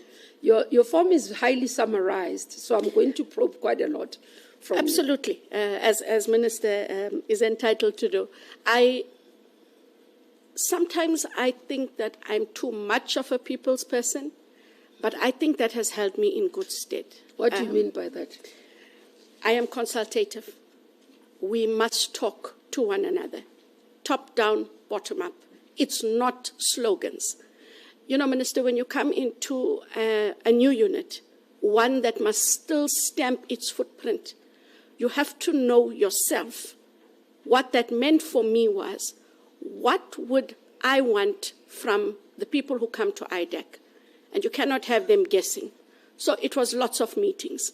It was lots of operational meetings, getting to understand the landscape and what had come before me. My management style is to know my people. I pride myself. I'm perhaps one of the few who knows, if not 90% of the staff by name. I may not know everyone by first name. I will know them by their surname. I take the time to get to know them, because if you do not know your people's strengths and weaknesses, it becomes an impediment to how we operate. It becomes an operational issue. And I think the one last thing there for me, in an environment such as ours, it's not just gender and race and cultural diversity. We are bringing together people from different capabilities, different qualifications. Everyone knows better. Investigators want to be better than prosecutors. Financial investigators are better than criminal investigators, and vice versa. You have to be measured. You have to be tolerant, and you have to be understanding. And I think that has been how I have conducted myself. Some people say that those who are consultative, they tend to be indecisive. Consultation does not mean indecisiveness. Mm-hmm. In an environment such as ours, the first 2 years were consultative. Okay. Since IDEC became permanent in 19 August 2024, trust me, Minister, we have to be decisive. We are permanent. What do we need to do? We were given an opportunity 2 years prior to map the landscape. We are decisive in the things we do. Okay. Let's move to the next segment, which is segment 5, section 5. You have indicated here you have not been suspended for any position. You've never been subjected to any disciplinary process. Correct. Can I confirm that? In terms of your office, in NPA, we've got the Office of Ethics and Accountability. Have you been reported there? I did receive a letter yesterday. That as a result of the complaints, one of those was escalated to the Office of Ethics and Accountability. I'm not sure what was sent to them. I just received a letter, Minister, that said, we have received a complaint. We will not be looking at it. It has been escalated to the Office of the Minister. But that was yesterday. I cannot give you details. I do apologize. That is what I got. The ethics office didn't look at it. The ethics office looked at it and said they will not be conducting a pre-investigation. The matter is referred to the Office of the Minister. Okay. I have not received it. We'll look into it. But as far as we know, there's nothing that currently has been lodged. Okay. And in terms of a complaint brought to you against anybody, you are saying none. Are you a member of anybody? No, Minister. Except for, I think as prosecutors we are automatically members of the Legal Practice Council. But I should say, way back when, prosecutors were asked to be members of a union. I am a member of a labor union. I have been since 2000, as are all prosecutors. I think whether you're at the PSA or wherever it is you are affiliated. But that is a membership.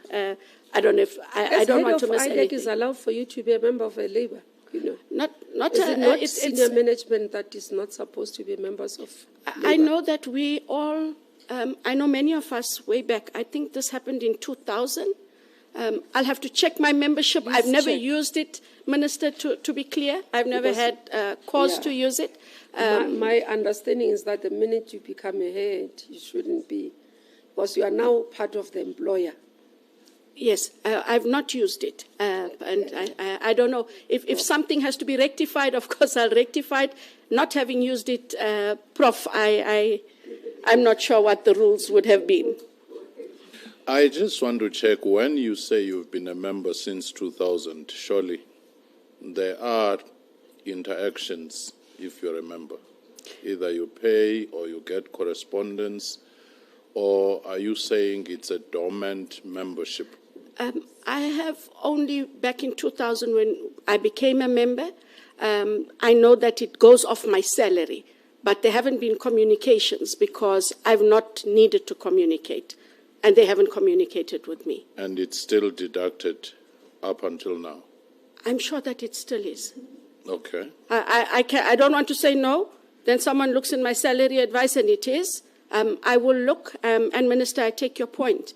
And I think it falls away in the sense of I've never used it, it's there. I do understand my responsibilities, forming part of a management where I'm an employer, and I will make sure that if that is an issue, that must be rectified.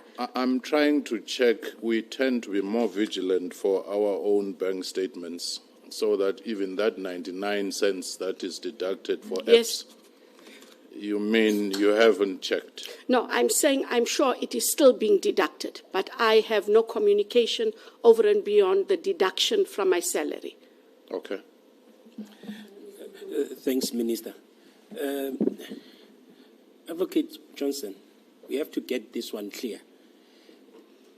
You not having that engagement with the union, Yes. does not impact on the validity of membership. You're saying you are a member, so the fact that you have never accessed the membership benefits, Not at all. that is actually irrelevant in as far as the validity of your membership is concerned. Understood. And now I just wanted to understand, is it your position that you were not aware that as a manager, senior manager, you are actually not supposed to be part of a union? Absolutely. Okay, thank you.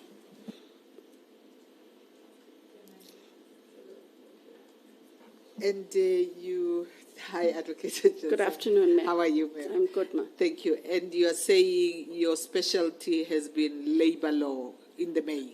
No, criminal law.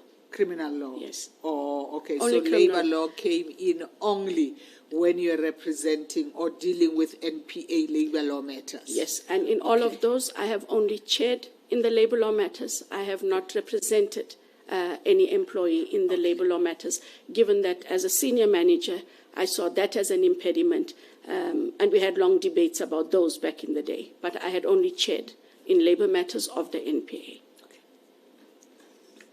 Minister, Okay. sorry. Okay. This is interesting. Advocate Johnson, you are a lawyer, right? Sure.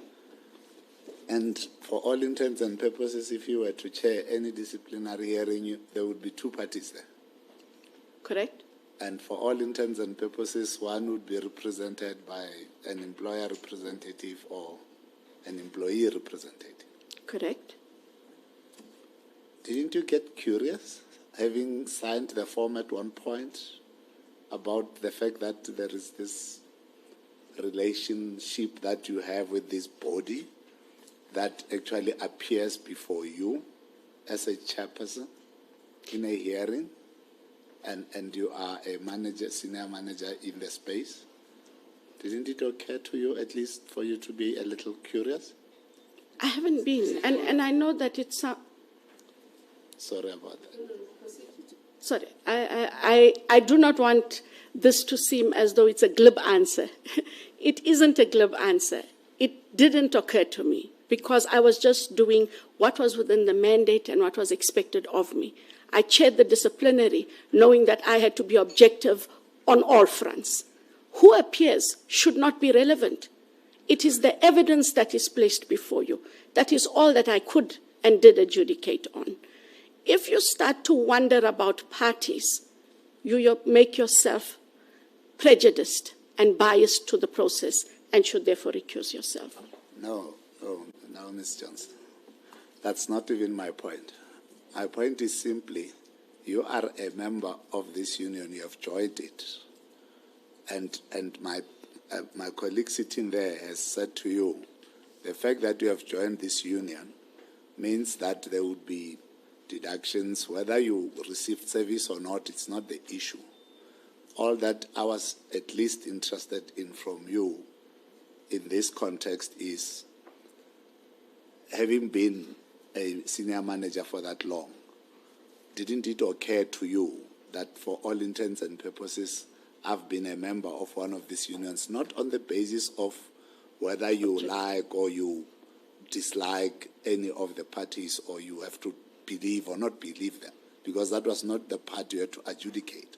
What you had to adjudicate is the complaint that is before you, not the persons that are before you. Correct. But then I wanted to understand, that's why I asked you, didn't it occur to you to be curious one day, to just wonder, what happened with my membership with this union for the past 25 years? That's all that I'm asking you. No, sir, unfortunately I didn't. No, that's fine. Thanks. Chair. No, thank you so much. Good afternoon, ma'am. Good afternoon. It's very interesting because, I mean, I just want to ask you a question. Is it the same if you're in a disciplinary hearing and the person is in front of you, the union rep is there? Is it the same union or is it a different union? All the staff members in that unit of where you are, how many unions? Perhaps I should ask how many unions are there, because there will be a majority union, and which will be recognized. And if you're a member of that union, and there appears to be a disciplinary hearing, and here you sit and you chair, and there's a union rep, and there's the union member, and you're also union member. Doesn't that constitute a gross conflict of interest? So, just to be clear, sir, I think the last disciplinary I chaired is well over 10 years ago. And I cannot remember which union would have appeared. But what I can say is in the past 10 years, I haven't chaired any disciplinary matters. And I am not aware of the memberships of the staff at IDEC. I think the only one that I am aware of, only because staff would indicate the PSA is having a meeting, and they would usually go to the head office at the VGM. But I'm not aware of their affiliations, to be clear. Thank you very much. In these disciplinary hearings, there usually would be a declaration of interest up front. And I'm sure you might have gone through that exercise. And at that point, even if it's 10 years ago, did it occur to you that you'd also say, I'm a member of a union, even if my membership I'm no longer actively aware of? That's one. And also, as senior managers, when you are negotiating salary, unions are negotiating this or that percent, didn't you take interest that my union is bargaining for this salary? Yes, I'm a senior manager, and so forth. What will be the outcomes and so on? Or even unions coming to say, as a member, would like you to advise us on A, B, C, D, E. So on the second point about the salaries, you will find, Prof, if you speak to people at the NPA and colleagues who'd come with me a long way, that was one of the lesser things I did worry about. And I hadn't ever been approached by any union, let alone the one for which I have a membership. I left salary issues. As a senior manager, that had always been my take. If there is a salary progression to be given, we will be told by the NPA. I didn't engage. I never asked anyone to engage on my behalf either, not in all of my career, because that isn't why I was at the NPA. I am aware of colleagues who would have, but I didn't. And quite a few of us, by the way, I'm not a saint, quite a few of us did not, because the work came first. In terms of the first question, Prof, I honestly cannot recall. I know that we had to sign forms. I just cannot tell you which ones I would have signed at the time. But if it is an issue of contention, I would rather go back and look at it than give an answer that I'm not confident of. Let's move on to this one. Let's move on. I'd like to go through the form section 6 on the financial and proprietor. Can I confirm that You hold no directorship, Correct. nor any business interest. None. Okay. And you have declared that there's no health issues that would impede you from doing any of your work. None. I don't know if it's me who's mistaken, but I noticed on number 4 you didn't tick. Have you ever had civil judgments, maintenance order, debt review order? Not. I think You that's don't just have. yes. Yeah, because I see there on 9 I didn't have that, so I wanted to check that one. None. Okay. I think that's the questionnaire we had with you. Then I'll move to the next segment of our questions that will come also link even to performance, which other members will follow. Now, you've just taken us through what you are doing at IDEC and having to lay the foundation for 2 years, and therefore since 2024, formally starting to even fill the vacancies and closing. If you can take us through the vision, should you be appointed as an NDPP, what are the issues that you'll have to deal with and how will you respond in looking at where NPA is today and what you have as a vision of it for tomorrow?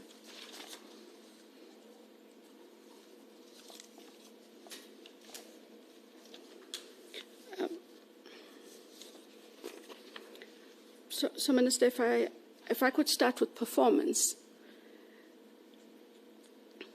Currently, in terms of the NPA's performance, the 3 areas where the performance is not what it should be are the areas of corruption, the area of GBVF, as well as the area of organized crime, in terms of what is ordinarily called serious organized crime, dealt with by the DPCI, the Hawks. Coming in, what a national director would have to do is to understand what is it that we do not have, that we need to have as prosecutors and as an institution. What is glaringly clear is that in terms of the capacity, all of those specialized units need more capacity. But numbers doesn't of necessity equate to performance. We therefore need capacity that has the relevant capabilities. And to that end, Minister... Explain that. To that end, we need to ensure that the prosecutors are trained in those relevant fields. When you look at the aspirant prosecutor program, from what my limited knowledge, it tends to be quite generic. The prosecutor program has got to aim to attract and retain a higher graduate than what it currently does. It must also ensure that the prosecutors coming into the aspirant prosecutor program are not just trained on general crime trends that they have to prosecute in the lower courts. They must know what the NPA comprises of, what their career path will be, and we have to ensure that those in those specialist units also make input into the curriculum and the training of the aspirant prosecutor. We need individuals who will also be able to understand what the performance output of the NPA must be. You see, Minister, where we are, we often make the mistake and say to staff in a very generalized way, for performance, we need to prioritize. What does that mean to prosecutors on the ground? How does that equate to performance? And I say that is where our ability to communicate with our staff becomes important. A national director must ensure that the entire institution understands, one, the strategic objectives, and what we need to do to achieve those. One may say, but as a national director, there are special directors, there are directors of public prosecutions. That's their job. I beg to differ. A leader must ensure that his or her people understand what the institution is about, what their role and function is, and what they will bring through their performance to the indicators and to the achievement of the NPA. So performance, together with training, becomes a critical exercise.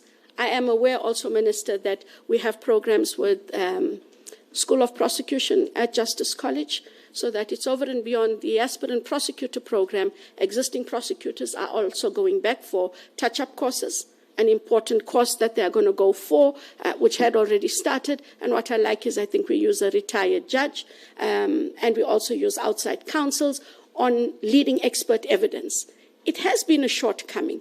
It therefore limits our performance in specialized areas. It also means then we are unable to achieve our indicators. We also then have, through the School of Prosecution at Justice College, money laundering training. But then we have to say, how does an NDPP and an NPA change the game in terms of the specialist units? What we are doing is, through the German-funded training, which Minister is aware of, that there is specialized training on organized crime as well as complex corruption. But the training then, which is quite different, is not just for the NPA. In those training programs, Minister, we have investigators from the DPCI as well as the South African Police Services. I know we have spoken to colleagues as well from the revenue services that where applicable, they are able to join those. So what it's saying is we are looking at managing the NPA's output differently by ensuring that we have a better, more capable staff. And then I think the last one for me would be, in terms of the main categories, is the morale of staff. We should never take people for granted, because disgruntled people can become quite an impediment to your operational activities and your output and your performance. You need to understand what brings their morale down. Is it just people who are disgruntled and grumpy? Is there legitimacy to the complaints and or the unhappiness they feel? And it becomes important that you don't take it for granted. But if you have the staff understanding that our work is to serve the people of the Republic, and we do that by ensuring we put out quality prosecutions based on evidence and the law, and that they are valued because that contributes to the output of the NPA, I think that is one way that we'd be able to just change that morale. And also, don't let people think that you favor one above the other. That would be the biggest mistake. Not all of us are equal. You do tend to build relationships better with some than with others, but you should never isolate staff and never let any category feel as though they do not bring something to the table. And where they don't, you've got to engage. Have your managers engage them about what it is that is going wrong and why we are not getting to where we need to get to as an organization. Looking and listening to what you are raising now, Advocate Johnson, I go to your performance as IDEC and look at the statistics. This is the report that we've just tabled before Parliament. And it goes with the issues that the public have been raising about. And you are saying, and correctly so, you have identified the areas that NPA is not doing well in terms of stats on convictions. Corruption, GBVF, organized crime. Corruption falls under your work. And I look at the report, I see in terms of authorized investigations. I look at enrollment of cases versus what is expected. If we look at last year, we've moved from 2023-24 from 3 to 9. But if you are to look at the report of what would be expected as investigations, where, for example, you would have accused persons of 177, someone's entities about 22, but I must read it properly. Yeah, I'm reading it. If you look at that stats that we've provided in the report that we provided versus what we have as enrolled to court, that stats doesn't look good. And I appreciate that. And if I may explain. Because we need to understand, and I said even this is consistent. I don't want to be told by the public that you've moved from one problem, you've made it a national problem. if it's a problem of performance is sitting at IDEC, maybe we have an opportunity to fix it there. But if we take you and bring it to NDPP, then we're expanding the problem of non-performance. Maybe share with us what is happening, why this performance? So I can speak for IDEC then, Minister. Yes. If you take IDEC, you would appreciate that when IDEC was formed by proclamation in April of 2019, it didn't have permanency, it didn't have a permanent structure. It worked on seconded individuals or duty reassigned from the DPCI and some from SAPS. When I took office in March of 2022, there were only 22 criminal investigators. There were a few more prosecutors than criminal investigators. And we had the majority of the staff that were there, financial investigators and other prosecutors, were all on contract. We then moved into dealing with the matters and enrolling the matters that we could. When IDEC then became permanent, Minister, you do see that there is a difference in the performance because we do have a bigger capacity. We don't have all the capacity, but that is not an excuse. We do have a bigger capacity. The cases themselves are voluminous. And Minister would appreciate that what we have to do is to be sure of the matters that we have to enroll when we enroll. We have been challenged and criticized, and legitimately so. If you take the matter of Matsela Koko, we received criticism that that matter had been enrolled, and then the matter was struck off the roll. And to explain, because these matters are so large, if you are not careful and carefully consider where you are with the evidence, what else is left, what specialized services are required, we enrolled that matter earlier than we should have. That was a lesson we took. And in taking that lesson, we seek then to make sure that our matters are better prepared. The investigations are finalized to date of enrollment. We have ring-fenced matters so that we don't have open-ended investigations. You will appreciate that the matters that are on the roll, if you take the Transnet transaction advisory, if you take the Transnet locomotives matter, you take Alexco, etc. These are really big matters, Minister. And so we wanted to ensure that the matters are as ready as they can be when we enroll these matters. We had to take that lesson learned. When you make that kind of error in judgment, the public has every right, as they did, to criticize us. We have to show that we learned a lesson from there. So in terms of the enrollments, it takes longer because of the volume of the matters. But you will see that there are more investigations authorized than previous. It's because we now have a bigger capacity in terms of criminal and financial investigators, so that investigations are now churned out much faster than they used to be previously. Is it a satisfactory scenario in terms of the numbers? No, it isn't. But what it does say is we are careful about what we enroll, when we enroll, and we have to be sure that our enrollments are based on the evidence and the law. These are cases that affect people's lives. And so when we are accused of prematurely enrolling, it does not bode well. So those enrollments are key enrollments based on the year-to-year target. And although we've met the year-to-year target, and we will as well this year, both in terms of money laundering, investigations authorized, and prosecutions enrolled, we have met the targets each year. But it is slow. Are this the only one, the Matsela Koko matter? Because there are quite a number that we would not have done well. Or the Newman one, we managed to appeal.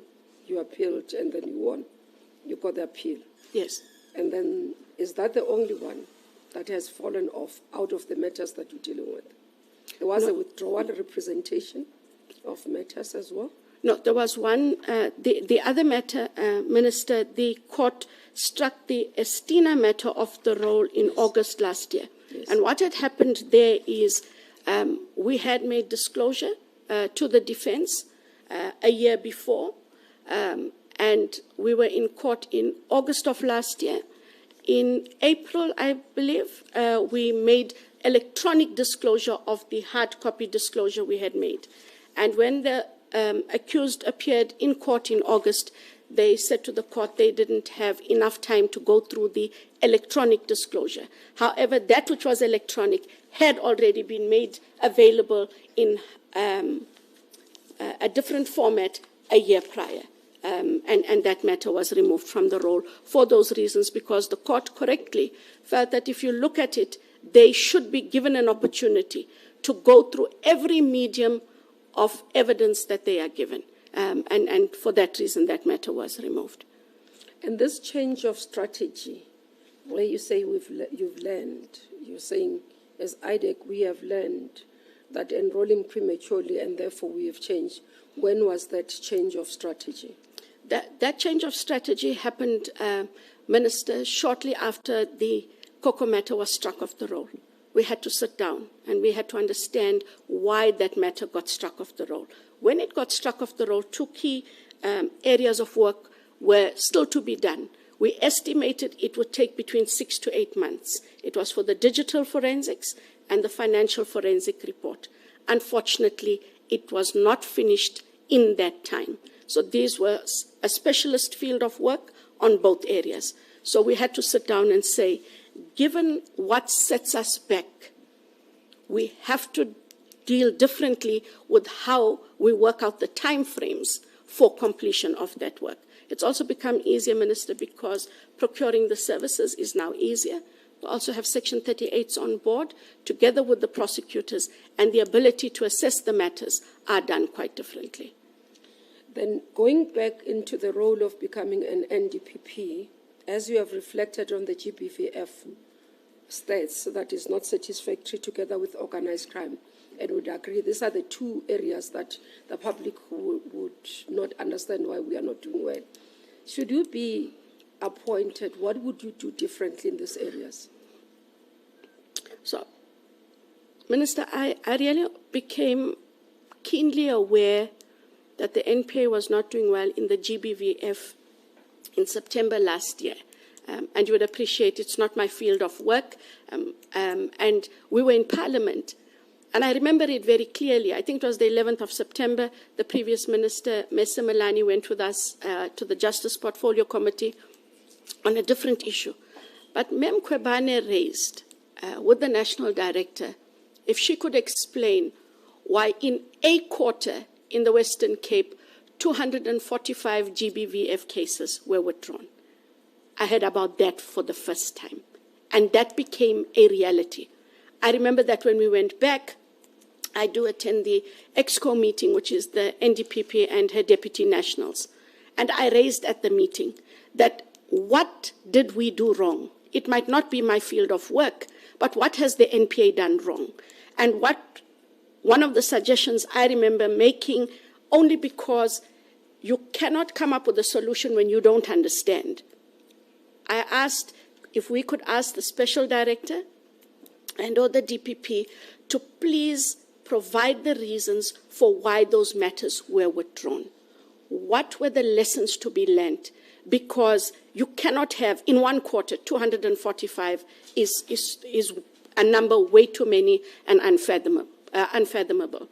I am aware then, given those engagements, documentation went out from the head of the NPS at the time that this exercise is to be done. But what also then brought this matter more keenly to the fore was the Omotoso matter. And so this is what we had to grapple with. And I sat in some of the engagements because I was also unable to understand what we do, Minister, if I may. In the corruption matters in IDEC, we have a whole host of people that sit together. They are a team. But before matters are taken to court, we have an advisory panel. The advisory panel must be presented with the evidence, the challenges, the charges. And this is a panel that has nothing to do with the cases. That panel is also not an IDEC panel. It is from members in the Specialized Commercial Crimes Unit within the broader NPA. They also invite investigators to that body. It gives us a different method of assessing our matters. And I couldn't understand why we didn't have that in sexual offenses. And so for me, what a national director is supposed to do is to understand, one, what is the NPA's GBVF plan? Is it sufficient? I understand that there is a plan. I understand that with the GBVF now being declared a pandemic, that there has to be a different methodology. I think the methodology talks to our specialization, and are our prosecutors on par with what is required? What has become clear is if these matters were withdrawn, and I would assume invariably in the lower courts, which would be the regional and the district courts, it means that we have to get in there. What is the training that is required? What is the relationship between prosecutors, not just victims, but those who can provide a service to those victims? Are we using the TCCs? Where there's no TCCs in an area, Minister, who does a prosecutor activate to ensure that victims are prepared for court, not just through consultation with the prosecutor? What specialized services does the victim need over and beyond, I think, the psychosocial, medical that is provided through the TCC? But there has to be a different engagement between the Special Director of SOCA and the DPPs and those prosecutors. Who's keeping track of these high-profile matters? When do they keep track of the high-profile matters? Someone must intervene and engage. So whether it is the Special Director or the DPP who engages with the prosecutor, they have to keep their finger on that matter. What do their people need? Do they know that that matter is a high-profile matter? Have they assessed that matter correctly?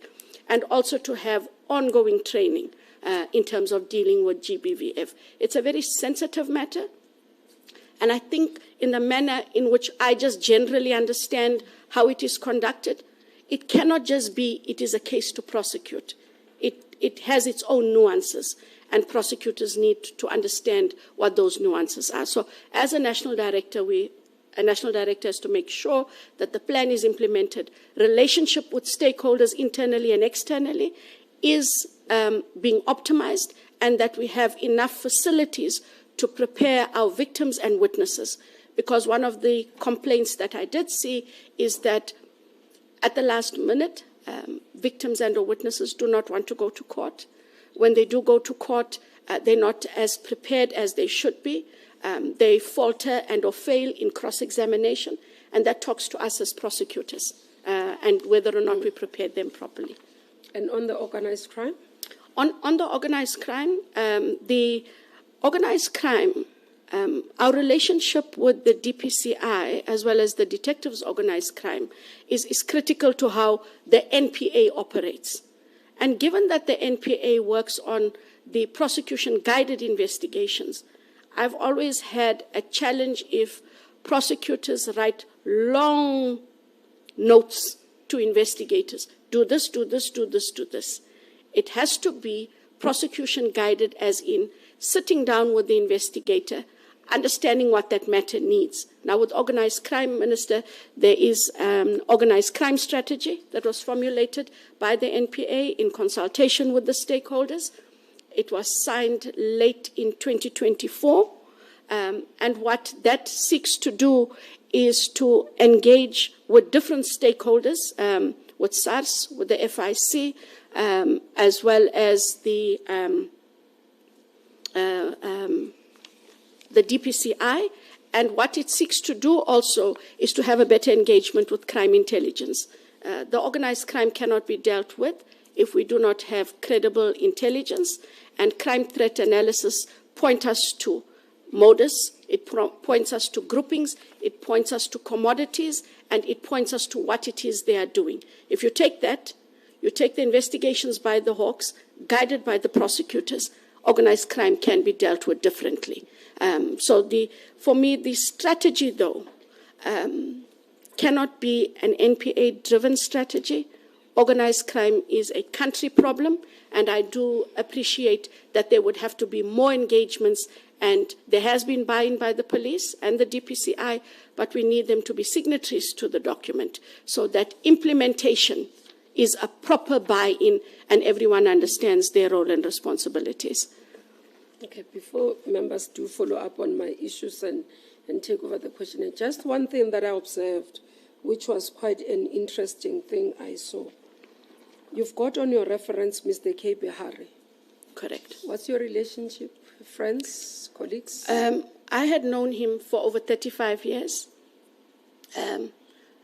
Is it a week ago? He was suspended. I called him. I hadn't spoken to him in months. It's not somebody I engage with every day, but it is someone I've known for a very long time, Minister. I spoke to him. How do you put somebody, when did you change your reference on your CV? The documents had already come in. Oh, okay. So I chose not to change it. Okay. I knew that if any issue arises, I must answer the issue. Okay. Changing it and then resending does look like I have something to hide, and I have nothing to hide. I'm talking in the context when you say you have not spoken to him. No, he had been a reference. If you look at my CV, Minister, those two references had been references perhaps for the longest time on the CV, and had been there as well in the previous interview for NDPP. I called him and said to him, look, I had been nominated and I accepted a nomination. I cannot have you as a reference on my CV. I, however, cannot change it now because those documents have gone through. I did inform him that I will inform the panel, as I do, that he cannot be a reference on my CV. However, I must say, Minister, I did ask about the reasons for his suspension, which he did provide, and I did say to him, while I hear you, you have to appreciate, I am not judging you, but I cannot be having you on my CV. So I unfortunately did judge my friend, who hasn't been found guilty of anything. But in this position, the perceptions do matter. And Mr. Yes. Behari has understood that he, as head of IDEC, and with what is coming at the commission with reference to Ekurhuleni, I got consent to see him as your reference, and that's why I wanted to ask the context of your relationship with him. It had been such an old reference. I think even if I had to print CVs from prior, him and the other reference had always been there. The suspension happened after the nomination and CV submission, but I did tell him I have to remove him, and we also agreed that given the allegations that are made, given the fact that he is suspended, although we hadn't talked for months, we will not be able to talk at all till his issues are resolved. I did stand in judgment. I might lose much more friends because I am judgmental, but I had to do that because in the seat that I'm sitting in today for this position, the perceptions do matter, and I've had to do that. Prof, you want to say something? As the head of IDEC, I'll assume that your first instinct is vigilance and Correct. verification. Correct. And it does look like in some instances you allow for this profound blind spot. Because let me escort my logic. Sure. When you are to put someone for reference, the common practice is to go back to them and talk to them to say, I have applied for A, and now I've applied for B, I've applied for C. There is no retainer in reference where you say, you will always be there. Understood. So it would look like you have not spoken with the person for months, but you were able to utilize their reference as such. You verify if the number is still the same, the address. Are you in agreement? Because at times some people will say, I cannot be referenced for this particular one. That's one. The second one from your previous answer is the one of most of the time you talk about the reforms that ought to be made based on precedents and what you have encountered as the NPA or IDEC.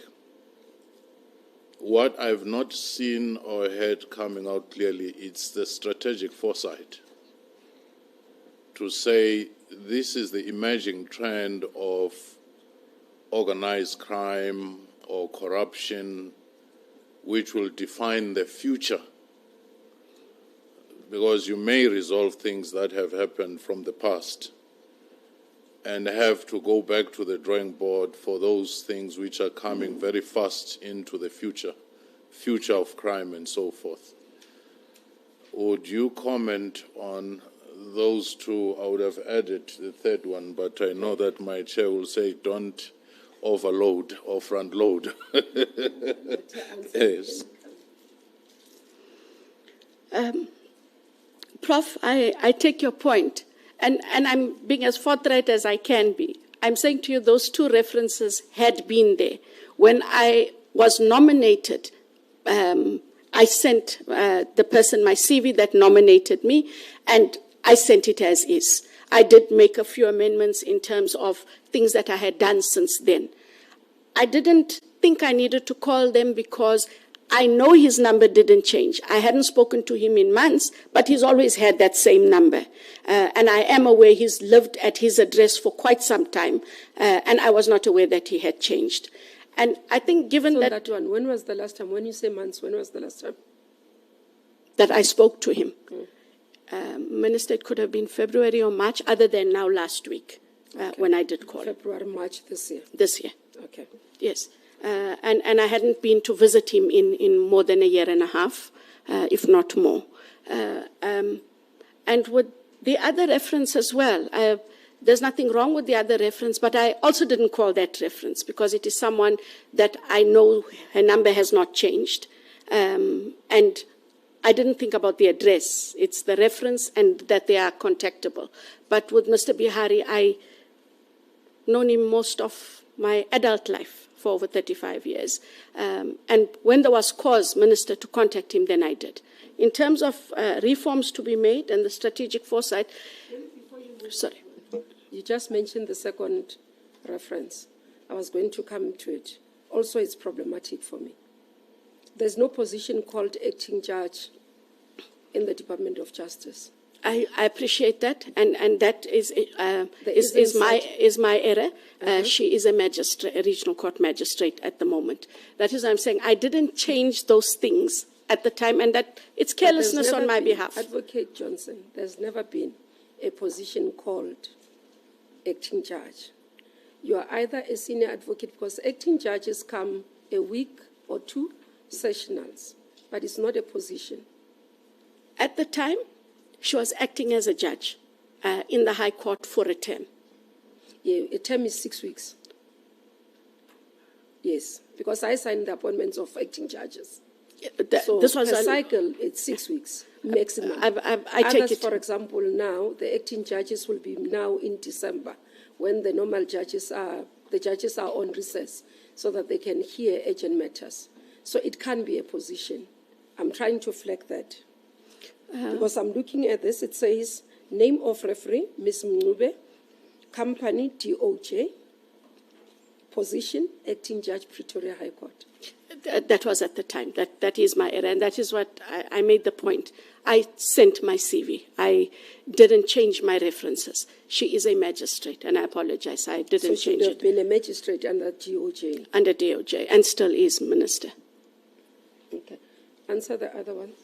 So in terms of the reforms to be made and the strategic foresight, Prof, the reforms are made within the various business units.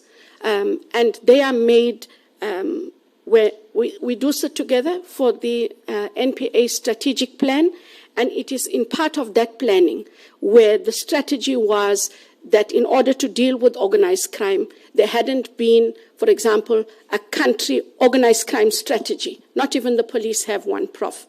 They have standard operating procedures and they have how they work, but there wasn't a national organized crime strategy. That is part of the strategic foresight of the NPA team, that we need to formalize a strategy that is able to deal with the crime threat, which is organized crime. In doing so, I am aware that there were lots of consultations with people who are in the field, experts in the field who helped guide the strategy, as well as then with law enforcement. with the corruption. The strategy in IDEC has been to deal as holistically as we can with the various corruption matters that we have, and to ensure that they get enrolled. But I can see Prof's hand. I may not have answered it in the way the Prof anticipated. No, he still had other questions as well. Oh, my apologies. I asked them not to go too much. They just ask questions, you answer, and then they can do a follow-up. Proceed, Prof. The reason I invoke the issue of strategic foresight is that, for the most part, either you talk of IDEC where you are, but we wanted you to lift your gaze to the horizon of a vision For the NPA. for the NPA. And that is where I was trying to say, can't we lift that gaze? Because you will not be appointed back to IDEC should you be a successful candidate. Understood. But having said that, you mentioned twice the meeting of targets. Correct. Would meeting of target generated by your institution or your unit be the same as having an impact? Because there's one compliance matter where people say these are the targets. There's another one where you say, no matter the targets, the needle is not shifting. Can you reflect on that? And correctly so, Prof. I know that there has been much debate. Even when we go to Parliament, Parliament has asked, well done, you've achieved your target. But what does that equate in terms of impact on the people whom you serve, which would be our South Africans, regardless of the crime type? And that is an issue that I know that we have been discussing in the NPA overall. How do we measure impact? Targets are numbers, but do those targets deal with the right cases, the cases that can elevate what we are doing? So if you take, for example, I remember there's a matter, it's a corruption matter not in IDEC. It deals with the Lepelle Water Board, I think in Polokwane. And because of the fraud and corruption there, it was identified that the corruption in that matter must be dealt with. What it did is, if you deal with that matter, and if asset forfeiture is able to bring back the money, one might be able to put it back into the criminal asset recovery account and therefore give government the impetus to then put in a water supply for the community that was robbed of its water supply because of the corruption. That is how I consider as defining impact. Targets are numbers. And so what we have to do differently is understand which matters affect the South African population. So impact can be measured differently.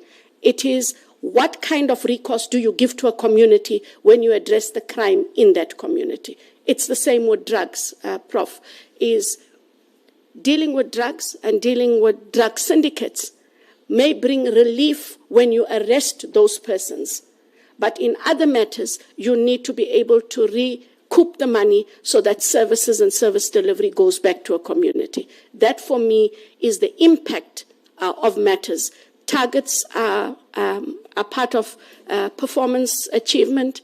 They are part of the indicators, but not all targets talk to impact, because you have to identify those matters that will make impact across the board.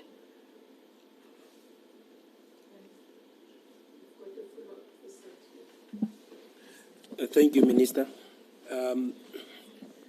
Advocate Johnson, admittedly, humanity is fallible, but the position that you hold requires a higher degree of care and skill in the execution of your function. Correct.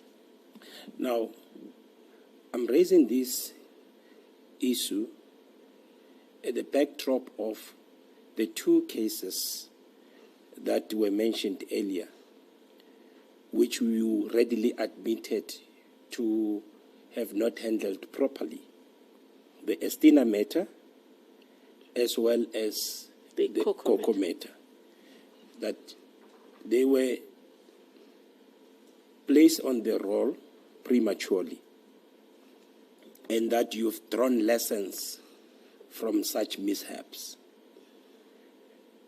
But the higher standard of care and skill wouldn't permit us to just brush it aside and move on as though it's business as usual. Because that higher standard of care and skill does not, regrettably, allow a space for complacence. And my view and take in handling of these two matters points towards you having been complacent and having exercised poor judgment in enrolling matters prematurely. Now, now, I'll let you finish, sir. Sorry. Now, this talks to consequence management. Reverting to my earlier sentiments, it cannot be, and these matters cannot be treated as business as usual. Surely there should have been consequence management, looking into the calamitous effect of having such high-profile matters withdrawn due to lack of readiness on behalf of the state. Was there such consequence management applied to you specifically, other than just having drawn lessons from such mishaps? The Estina matter, just to be clear, was not a premature enrollment. However, the court there felt that the evidence that we gave, albeit that we provided it to the defense a year before, because we provided it in a different medium later on, they should have been allowed an opportunity to go through that. So, but in the Cocoa matter, yes, we took the lessons, but I take the point. The national director did call me in, as I reported to her, and we had to provide a report on how we made that kind of error in underestimating, and the only error was the underestimation of time to complete those specialized services. The national director did indicate to the team and I, as we were all called in collectively, that the matters need to be adjudicated differently. She did talk about what you mentioned, and that we should have more care in how we enroll these matters. So I'm not sure how far the consequence management should have gone, but we were addressed. And that was part of how we now, in terms of the question also by the minister, where one would expect there to be more enrollments, there aren't as many enrollments because we exercise a duty of care more diligently, given what had happened with that premature enrollment of the Cocoa matter. So that was just a slap on the wrist. There was no disciplinary action whatsoever taken, notwithstanding the consequences. So in terms of the effect that this had, not only towards the proper administration of justice, but in perpetuating the erosion of public trust in prosecution. I know that for myself personally, when it came to my performance assessment, I received a score I had not received in my 28 years at the time of being a prosecutor. The national director marked me down to a 2 as part of my not having performed as I should have in that area of work. But that was as far as it went, and I take the point. I can't take it any further. That is what was done. Just one last point.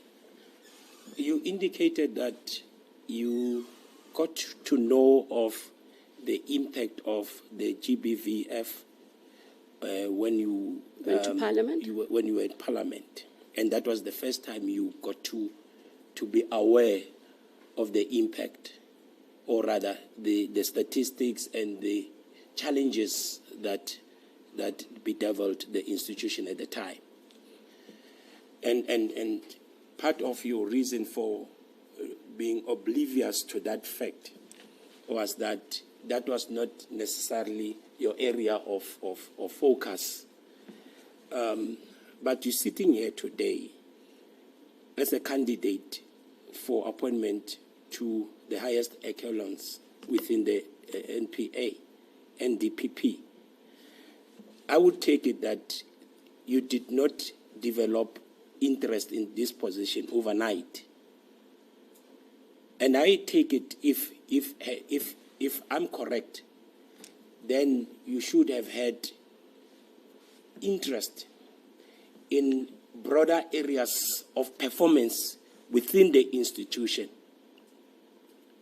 And by your own admission, you didn't really have demonstrate that interest, because you had proximity to management, you had proximity to access reports that will inform you of the direction the institution was taking, and you missed that opportunity. May I expand? Yes. So I wasn't oblivious to GBVF. You cannot be a woman in this country, and I am the mother of a girl child. I'm not oblivious to GBVF in the country. Within the, sorry to interject, within the context of the statistics that I'm referring to, which you are not aware and up until you were in Parliament. I was aware that there are high numbers of GBVF cases across the board because it is publicly published and talked about. I became keenly aware of our failure as the NPA in dealing with GBVF in a specific area for a specific time because it was raised where I was. That it doesn't take away that I was aware that GBVF is an issue. I was also aware that there are high-profile matters within the NPA. I do follow in terms of the serial rapist matters that affect children, child rape matters. Those I'm aware of as a citizen, but also as a prosecutor. But the numbers, I was not aware, sir, of the numbers. Maybe just to assist them, Mr. Mutlou, maybe I put it differently, Advocate Johnson. You're part of the management of NPA as Correct. a senior manager. So has NPA in its executive meetings ever considered the performance on sexual offences, conviction, and what has been? Because listening here, it doesn't look like it has ever been. And it's one of the areas that NPA has not been doing well. So they do provide those figures. At the majority of the time, it is presented at the NOM meeting, which is the one that is chaired by the head of the NPS. I don't attend those all the time. But when we are at EXCO, yes, there is a breakdown at every meeting of the performance of the NPA. So I was aware of the global performance and on non-performance. What I was trying to point out is the specific and how bad it was at the time that it was raised. What it didn't do, and I'm subject to correction, I cannot recall what the breakdowns would be, but I did know that we were not performing well as the NPA in sexual offences matters, but became more keenly aware when this was raised in the very specific way in that Matlong as it was in Parliament. Thanks. Just last part of that is the Omotoso case as well. Yes, sir. That you were also not aware of the nub of the case itself, because that also fell outside the purview of your area of work. No, correction. It's not that I was not aware of the nub. that was such a widely publicized case in the country. So I was aware of the charges. I was aware that there were many charges that were facing the accused at the time, and I do know that the case took long. Where I then drew an acute interest was how we lost the case. I then drew interest therein, but I was not oblivious to the case. Yes, there are some matters that you become aware of, sir, because, as I said, in the meeting that is chaired by the head of NPS, some of the high-profile matters are in fact mentioned, and this was a matter that took 7 or 8 years, and during the course of that time, this matter was mentioned, but not that there were challenges in the matter, at least not in a meeting where I was. Remember, sir, that those meetings that they would have about GBVF would also not be in the management meetings. There would be separate meetings with those people who deal with GBVF and or the respective DPP office. Thank you. Ms. Maluleka. Thank you, Chair, and good afternoon, Advocate Johnson. Good afternoon, ma'am. So earlier on, you talked about an observation around morale of staff. I think your words were, you once got to be clear about to what extent low morale's got to do with disgruntlement and whether or not it's legitimate matters. What is the conversation that's being held at the Executive Committee or at MANCO, which I believe you're also part of, that around the morale of staff? Could you maybe give us a sense about the conversation that's being had on this very topic? So, the main part of the conversation is had we gotten to the source of the problem? We hadn't, but we had been having conversations about how is it that we've had a changed management, that we have more resources, that we have more capacity, and that we have more training, that staff are still disgruntled. And what we sought to do in those meetings is to look at, I know they did cohesion sessions for the staff with outside parties. That feedback was brought into the fore to understand what the unhappiness was about. A lot of the unhappiness, from my own understanding and interpretation of those, has been that prosecutors feel that especially communication of management issues are not conveyed timeously when you have changes of management. People want to know, why is Andrea Johnson in that job? Were we given an opportunity? No, we were not given an opportunity. People may see that in terms of certain appointments, people are favored, and they make their own deductions about why people might be favored. And so those are long-standing issues. And I think one of the most important things is something Minister has done, and if Minister will allow me to allude to it, it's become very important in how we do our appointments, especially of senior management, because the appointment of senior management talks to transparency and it talks to credibility. And that the NPA, that has been the biggest gripe. People on the ground want to know how senior managers are appointed. As the panel would know, most, if not all, from the DPPs to the SDPPs, NDPPs, are appointed, Minister, you'll forgive my wording, at the behest of a national director. These people do not attend interviews, etc. That is the core gripe, Maluleka, of the staff. And the one thing Minister has made very clear is that must change. Also how we recruit internally. The panel cannot only consist of internal people. We must have someone from outside. It brings an independent mind to bear. It also brings a sense of comfort and confidence to those NPA officials that are applying for the post.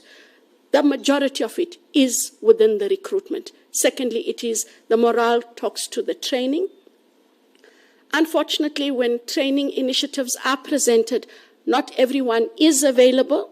You end up finding that the same person goes to 2 or 3 training ventures for that year, and then that in itself causes a lot of dissatisfaction. But the majority of it has been how appointments have been made. and the transparency with appointments, because people want to know, and they have every right to know. So earlier on, you talked about the organized crime strategy, right? That had been the outcome of a consultative process with other institutions.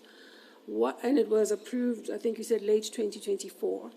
What's the status of its implementation as things stand, and what is the current conversation about it at EXCO? So the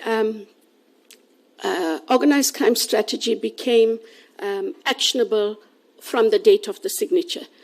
So I cannot remember the exact date, but in 2024 when it was signed. What that has done is it has made, there's a different engagement with prosecutors on the ground. So organized crime prosecutors always formed part of a component, and they just dealt with the matters as they came in. What now happens is, if you take a division, the DPP gets to understand at a higher level what the organized crime priorities are. And the DPP has to then ensure that they have dedicated staff to deal with those priorities, and also what the engagements must be with the stakeholders, who the relevant stakeholders are, and what will drive the identification, investigation, and prosecution of those matters. They are happening in all of the organized crime components as they are across the country. And then there is a lot of engagement with the organized crime component that sits at head office in terms of mentoring and in terms of ensuring that the plan is implemented and that the partners still remain on track, especially the DPCI, because the organized crime, Memaluleke, that we talk about is the higher levels of organized crime dealt with by the DPCI. And what the NPA also does is there's an active engagement in the projects committee.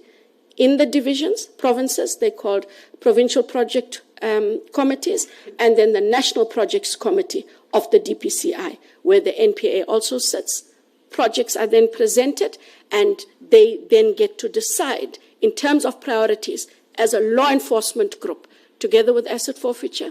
I believe the South African Revenue Services sit there, the FIC, as well as the SIU are also in attendance. So the approach is holistic, and the partners, together with the NPA, drive the priorities and the crime types that are identified. So it is being implemented.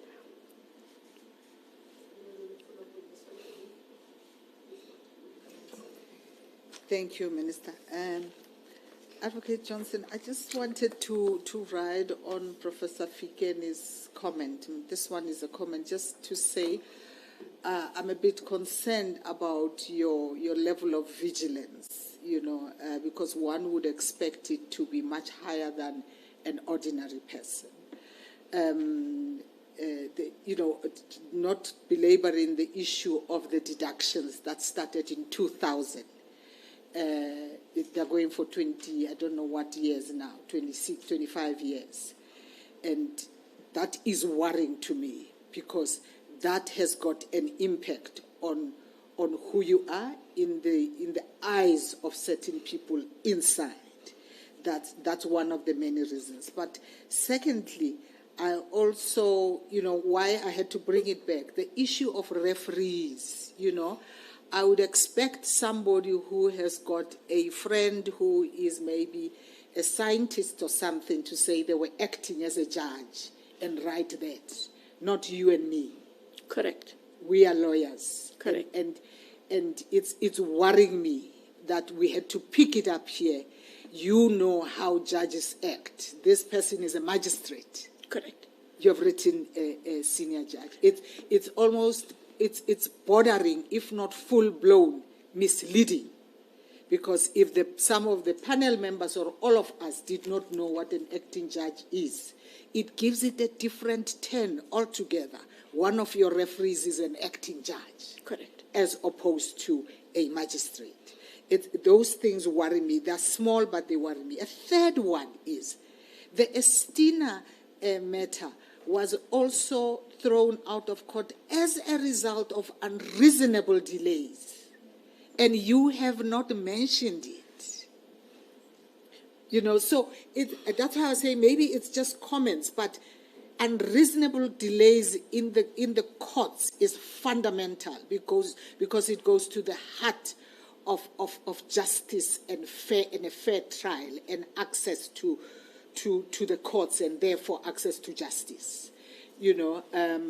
So it's worrying me that the way you look at things or the way you couch them, it's a different certain level of a truth as you see it, but not necessarily an absolute truth. I think I'm also trying to be strategic.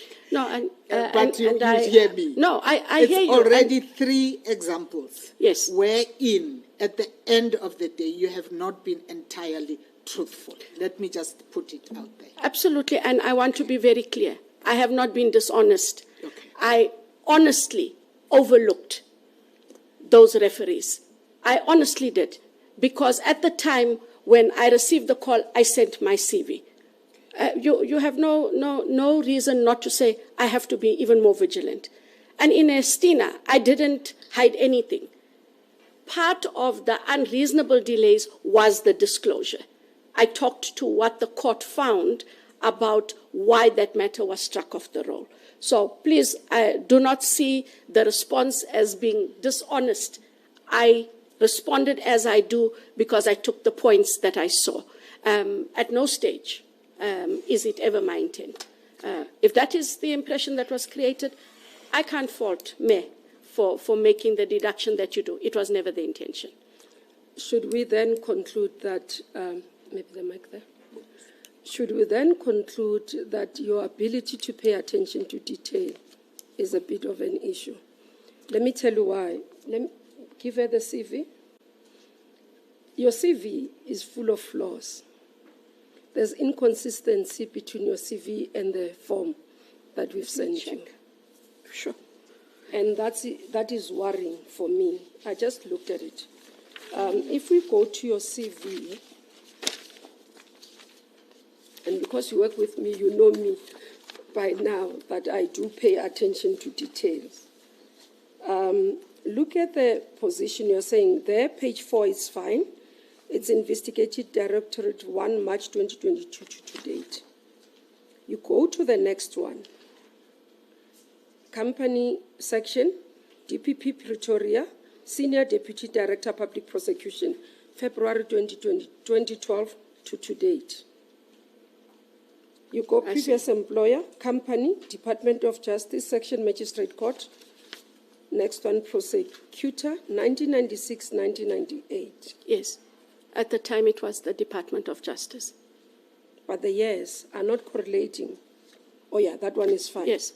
Oh, that one is fine. It's the other one that I picked up. And then you go to 98 to 99. Yes. That's what you had corrected on the form. Go to the next one, and then 1999 to 2004. That one is fine. 2004.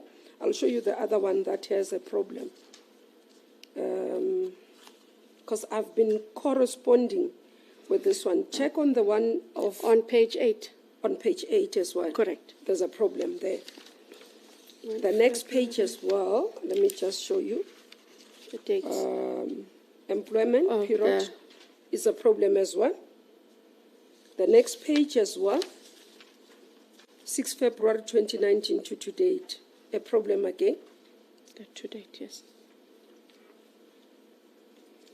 So you see what I'm raising. Again, you go back to page 11, National Coordinator Organized Crime, 2019 to date. This is your CV.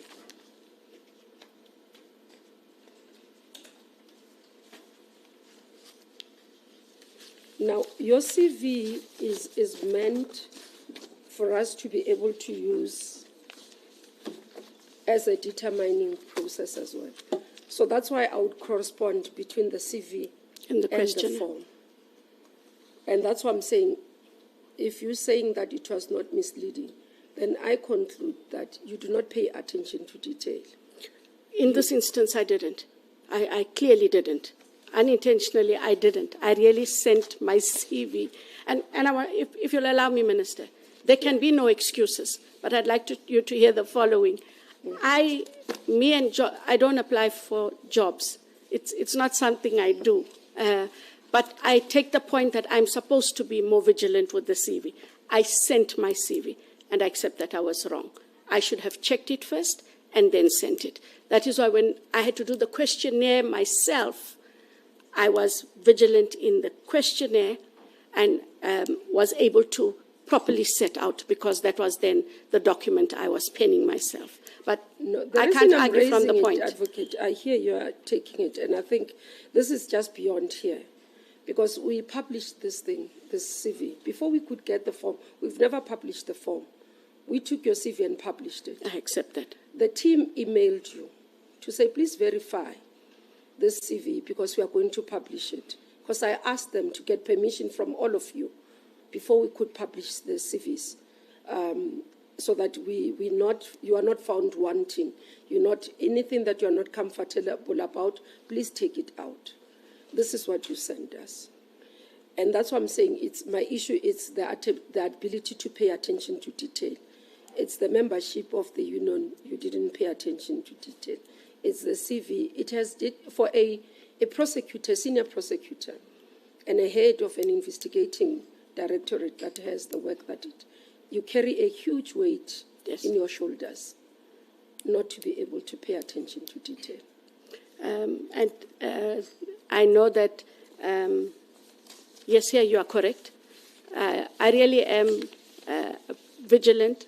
When it comes to my work, I really am. Here, I can't take away that I didn't pay attention to my CV. I really didn't. And I don't have excuses to make. There's none to be made. Even on the item that Prof raised. It's been there. If it's to be corrected, I will correct it. It's been going off my salary. There's nothing to hide, panelists. It is as I answered. Minister, yeah, I was going to say, for a member of the public out there who would say, since 2001, there is a small amount that is being deducted. How do you know that there isn't a 100 rand that is being deposited by some shady person who tomorrow can turn around and say, please, you do know me, check your bank statements? So in terms of my bank account, the difference is getting those notifications. I get the notifications and I do check my bank account. This goes off my salary advice. That membership goes off as a stop order. That is what we were expected to put in those many years ago, Mayor. So those go off differently. They don't go off my bank account. They get withdrawn before you get your salary. So I'm saying it is there because it's always been there, but not in my bank account. I am clear about what's in my bank account.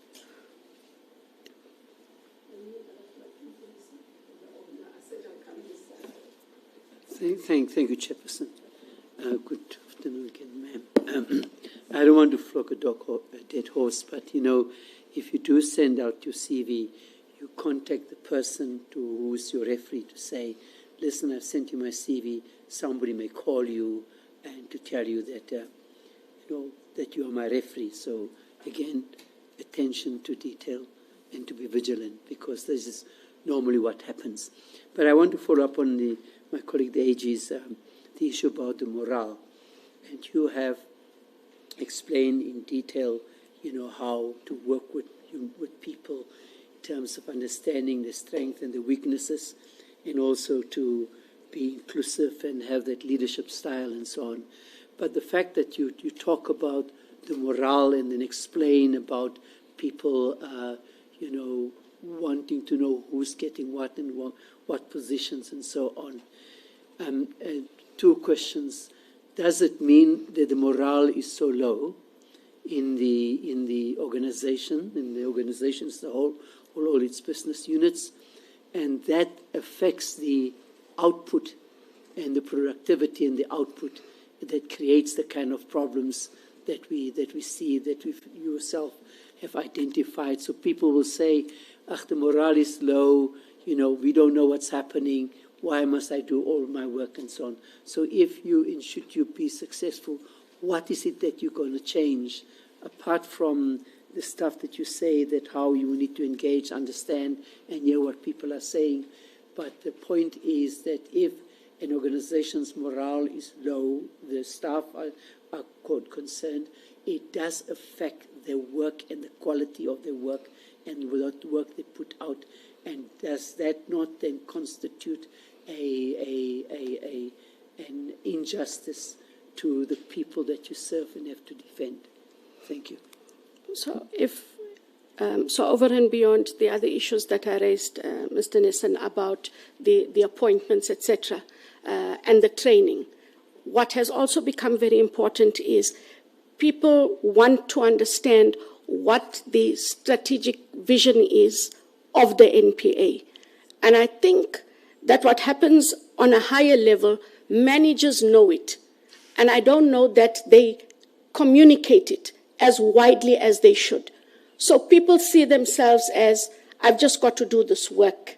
I hear this is a priority, this is the priority I have to do. So what a national director has to do is ensure that the management, which are the DPPs, the special directors, chief prosecutors, and senior public prosecutors, engage with prosecutors every single month. They must be able to meet with them. They must be able to tell them what the objectives are, what their commitments are for that month, hear what the challenges are in achieving the convictions and ensuring that matters are not withdrawn. What do those prosecutors need? It is engagement and communication. And I think it sounds simplistic, sir, but if you engage and you communicate, people tend to understand and have ownership. And when you have ownership, you are able to perform differently. It will also go back to the question that Prof had raised, targets versus impact. When people understand the true impact of corruption, organized crime, GBVF, that it's not about achieving numbers, this is how we make impact, then people operate and perform differently. It's really the communication of what we want and the why. And it has to be done on a continuous cycle. It's in that, if you'd allow me, that you get to understand what the shortcomings are of your own prosecutors, not just it's a morale issue. People may want to perform. People don't also necessarily tell you, Mr. Nissen, that I need more training. But when you engage more, you get to understand. And I think all of those will talk to how we then perform, because the morale becomes a positive as opposed to a negative. At least that is how I see it.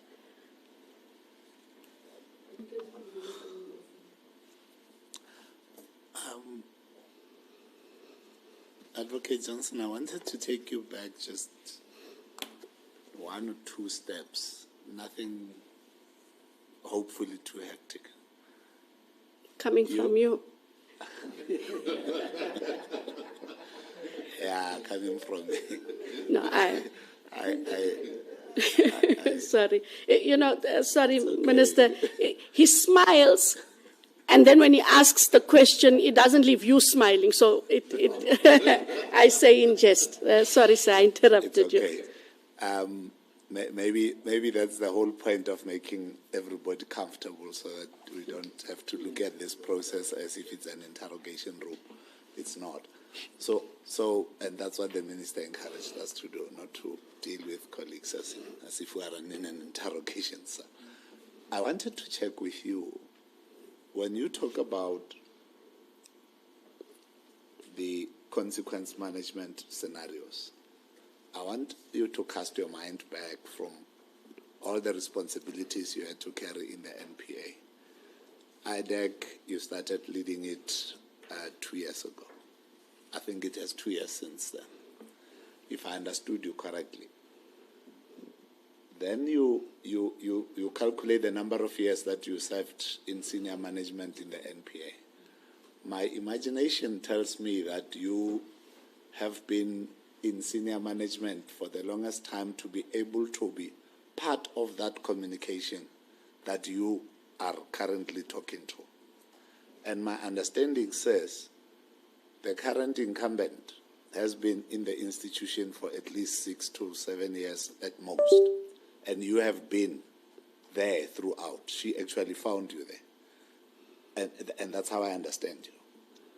Now, having been part of that development of that very same first strategic plan that you guys created and developed, and even agreed about how it filters down, how you communicate it. Let me then understand from you, what became your role in that space of that communication, of that strategic plan, to filter it down to the very junior prosecutor who just entered the prosecution role in the courts? How did you assist that, or perhaps not assist that? So at the time that I became involved, I was at head office organized crime, and that was from February 2019 till the end of February 2022. Okay. So part of that engagement was ensuring that in order to achieve our organized crime targets, to help prosecutors understand, especially at head office, part of the head office component's duties was to enable prosecutors to understand racketeering, what was required for racketeering, what the priorities were. So when we had the National Operations Management Meeting, which is the management meeting of the head of NPS, we would engage with the DPPs to ensure that them and their divisions understood what was required. We would also go to the divisions. I would travel, for example, to Mpumalanga twice a month. I would engage with stakeholders for the illicit mining. Another colleague would go and engage on environmental matters. I engaged stakeholders in terms of serious violent crime, cash-in transits, and we also then engaged with the stakeholders. When we came back, where it became necessary in terms of the achievement of the strategy, we would make sure that we wrote the necessary letters or guidance documents, criteria documents, and sent them down through the provinces, because in the provinces it is the DPPs that are in charge. However, we were allowed, and we did. I would engage with the organized crime nodal points in each division. We also had meetings to understand that they knew what we needed, to tell us what they needed, and to indicate what their challenges were. Those then got escalated higher. So there was that engagement, but only because I was at a head office level. But the DPPs, we engaged with them, and from there they engaged with their staff. Okay.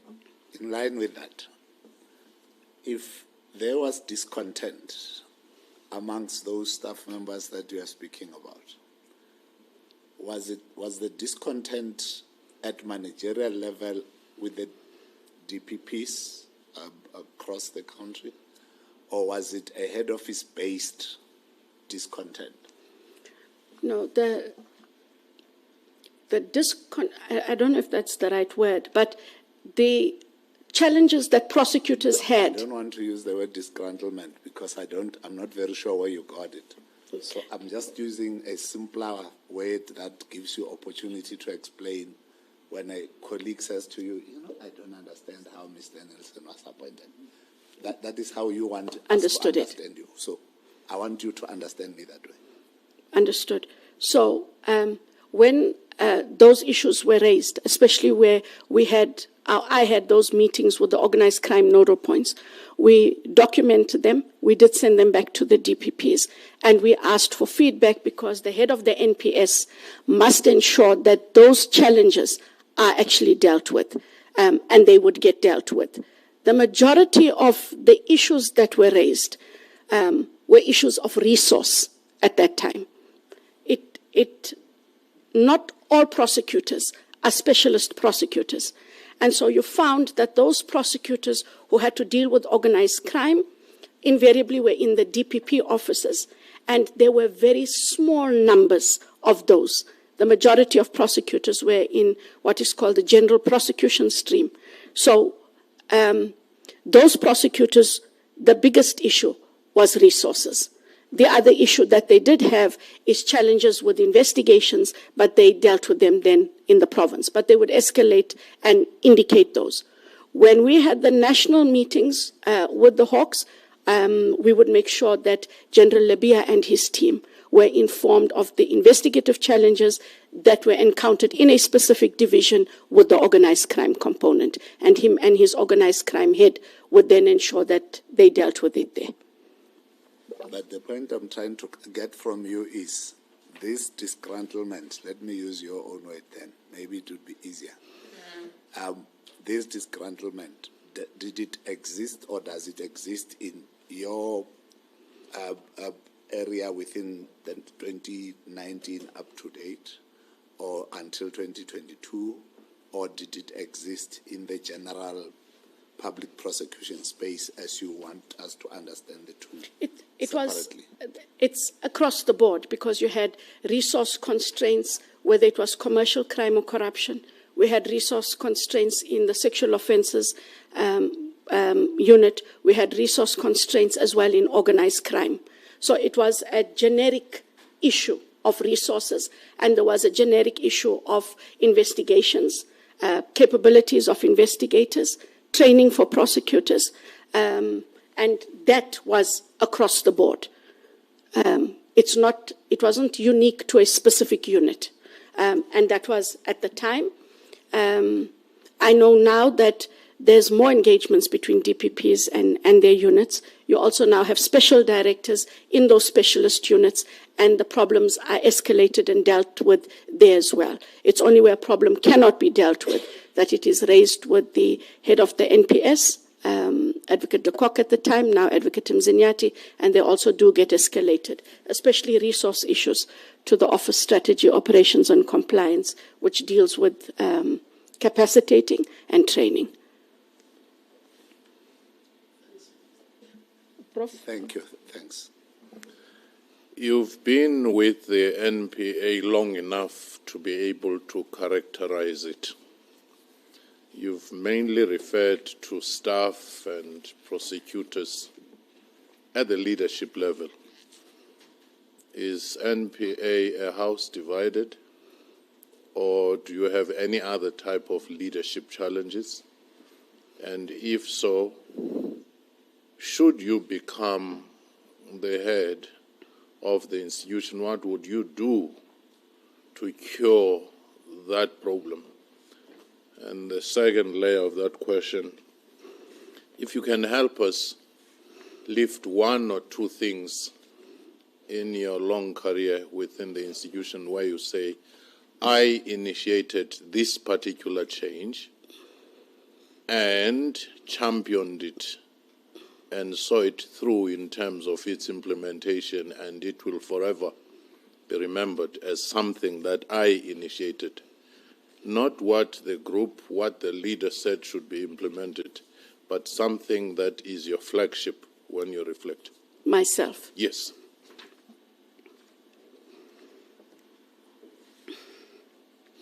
So on the first question, Prof, is the leadership divided? It's not divided, but even within that leadership, I think there are challenges. I think it is also borne out by the Kabinde inquiry and how it has been playing itself out. And that leadership issues are simply, again, back to appointments in the main and communication. I do sit with the DPPs and the special directors, and the biggest issue is when decisions are made in the NPA, we want to be consulted. They all want to be consulted. It shouldn't be a group that is consulted, and they feel that the consultation process isn't as wide as it should be. That is the main disgruntlement, for lack of a better description.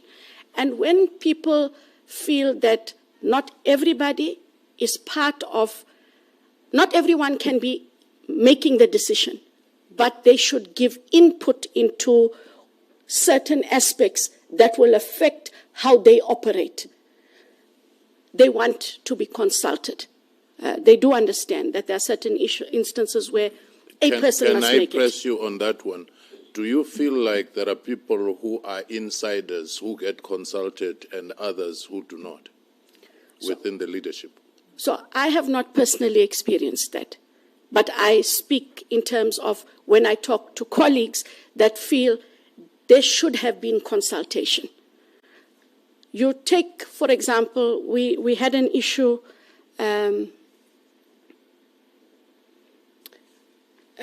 Minister might be aware of the issue with when the DPP for Johannesburg was suspended, there was a lot of issues around we are fellow DPPs.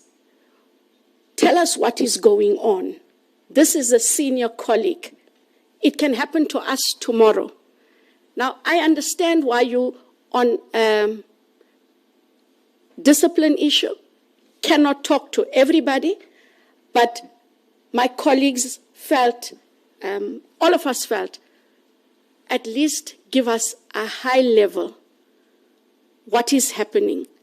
The senior colleague is suspended, and there are steps that are now going to be taken. It makes them feel disenfranchised, because all that happens is those that remain look at one another suspiciously. Did you know? Did you know? And you can't have second guessing. And that is a key issue when we are not, we have to be taken into confidence on key strategic issues. When you deal with a senior member of the NPA, it is not, oh well, Andrea Johnson is suspended. We're not going to tell you why. It cannot be. In terms of change and champion, over the years we've done things as a collective. But the two things, or the one thing, when I took office at IDEC in 1 March 2022, IDEC did not have, as we used to have in the DSO, an operations manual. An operations manual that dealt with all of the administrative duties, that dealt with the role and function of investigators, criminal and financial, and that dealt with the role of prosecutors and how matters came in, intake criteria, and the processes that were needed. I remember sitting down and I took a A3 and I started in my head to map out how we should operate. From start, when we get a matter, till we get to court. It really was an ugly handwriting drawing. I still have it. It is my pride because I penned it out of my own experience. And through you, Chair, IDEC, because you are starting it, it's naturally going to be, we had to do the following. Like anyone starting an organization, they'll say, have A, B, C, D, E. But within the NPA, so prior to that. Why I wouldn't, if you would allow me, why I wouldn't brush it off? Yes. The ID was proclaimed in April of 2019. We are talking about 2022. There wasn't such an operating document. IDEC is in the NPA. You want to deal with corruption, which is a country priority. You must have a plan. You must have a process. We did not have that. So that is a key initiative, changed and championed by myself. Penned it, and then had our management sit together so that together with our strategy management office, take them through the document, what we understood. At the end of 6 or 8 months, we have a IDEC operations manual from start to finish. It is there for every new employee that comes in. And we were the only ones, still are the only ones, that have a full operations manual from all the specialized units in the NPA. So I do take your point, Dr. Fikeni, Prof. Fikeni, but unfortunately, there wasn't anything from 2019 to 2022 March in that area where you clearly could tell the people what is expected. So as we get new employees that come in, it is part of the induction program, and they then get the training manual, which they are able to use regardless of what rank or capacity they are appointed in.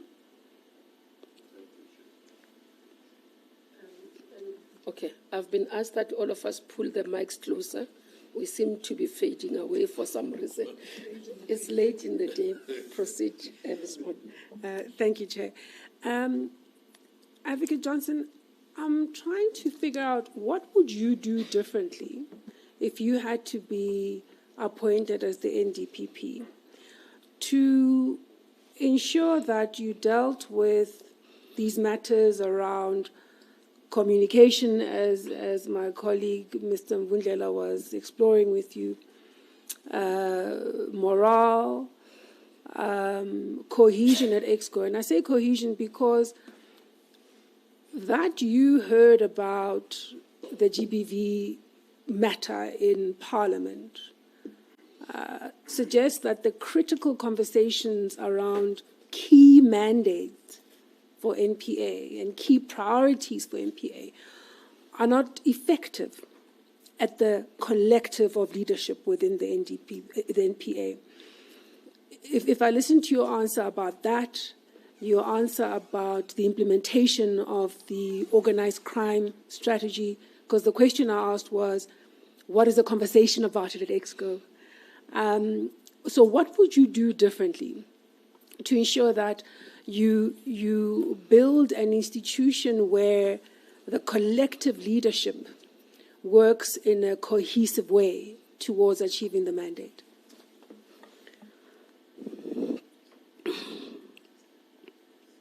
And that's not going to be an overnight success for anybody, not just me. And I think it is because of how the organization has to operate. It has to be operational and perform while still attending to its strategy and ensuring that the strategy is understood and implemented by everyone. And it is finding time to...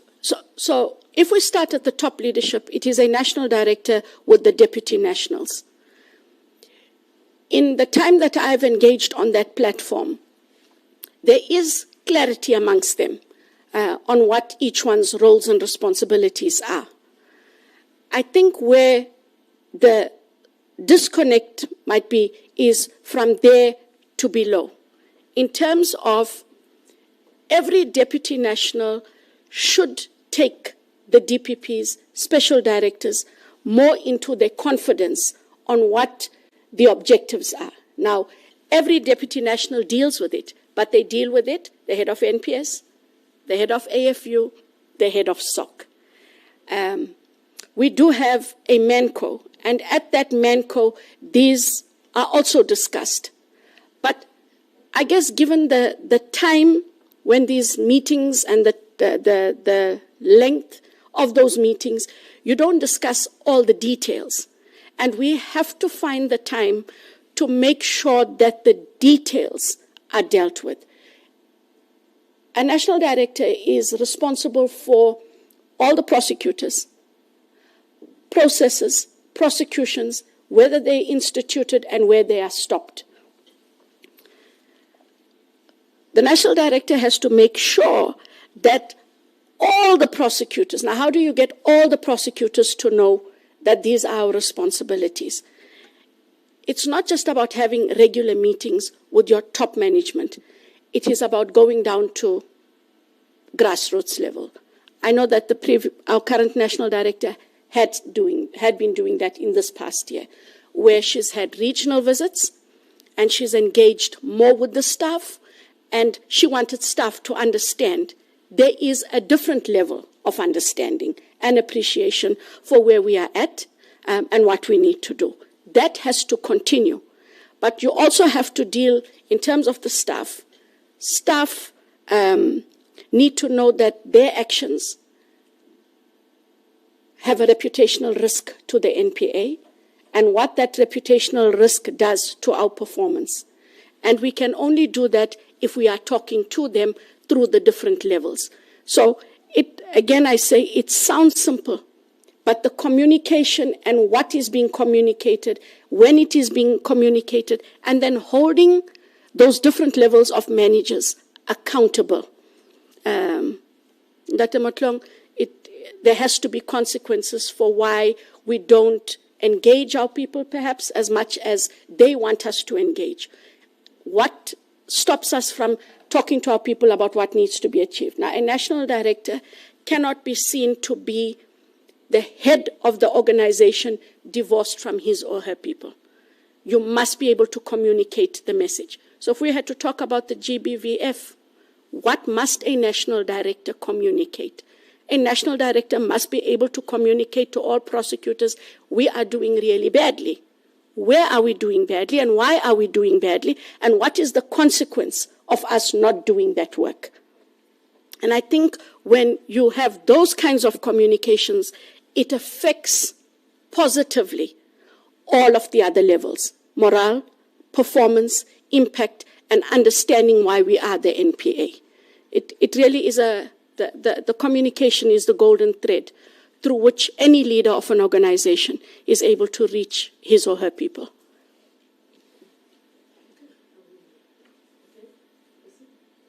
Thank you, Chair. I've actually been trying to resist the temptation to venture into this question, but I think it's quite relevant that I should pose this question to you, particularly taking into account the role and mandate of IDEC. What's your view on the landmark decision of 2011, the Glenister versus the President of the Republic of South Africa? That's a preamble to a follow-up question. When the legislation was promulgated for the creation of IDEC as a permanent body, they considered Glenister 1 and 2. We looked at the STIRS requirement to make sure that it forms part of how we're going to operate and engage. And there has been some developments since then, and a case in point is the introduction of Constitution 21st Amendment Bill. What's your take on the proposed bill? Is that the private members' bill? No. No, the Constitution 21st Amendment Bill. That proposes the Anti-Corruption Commission.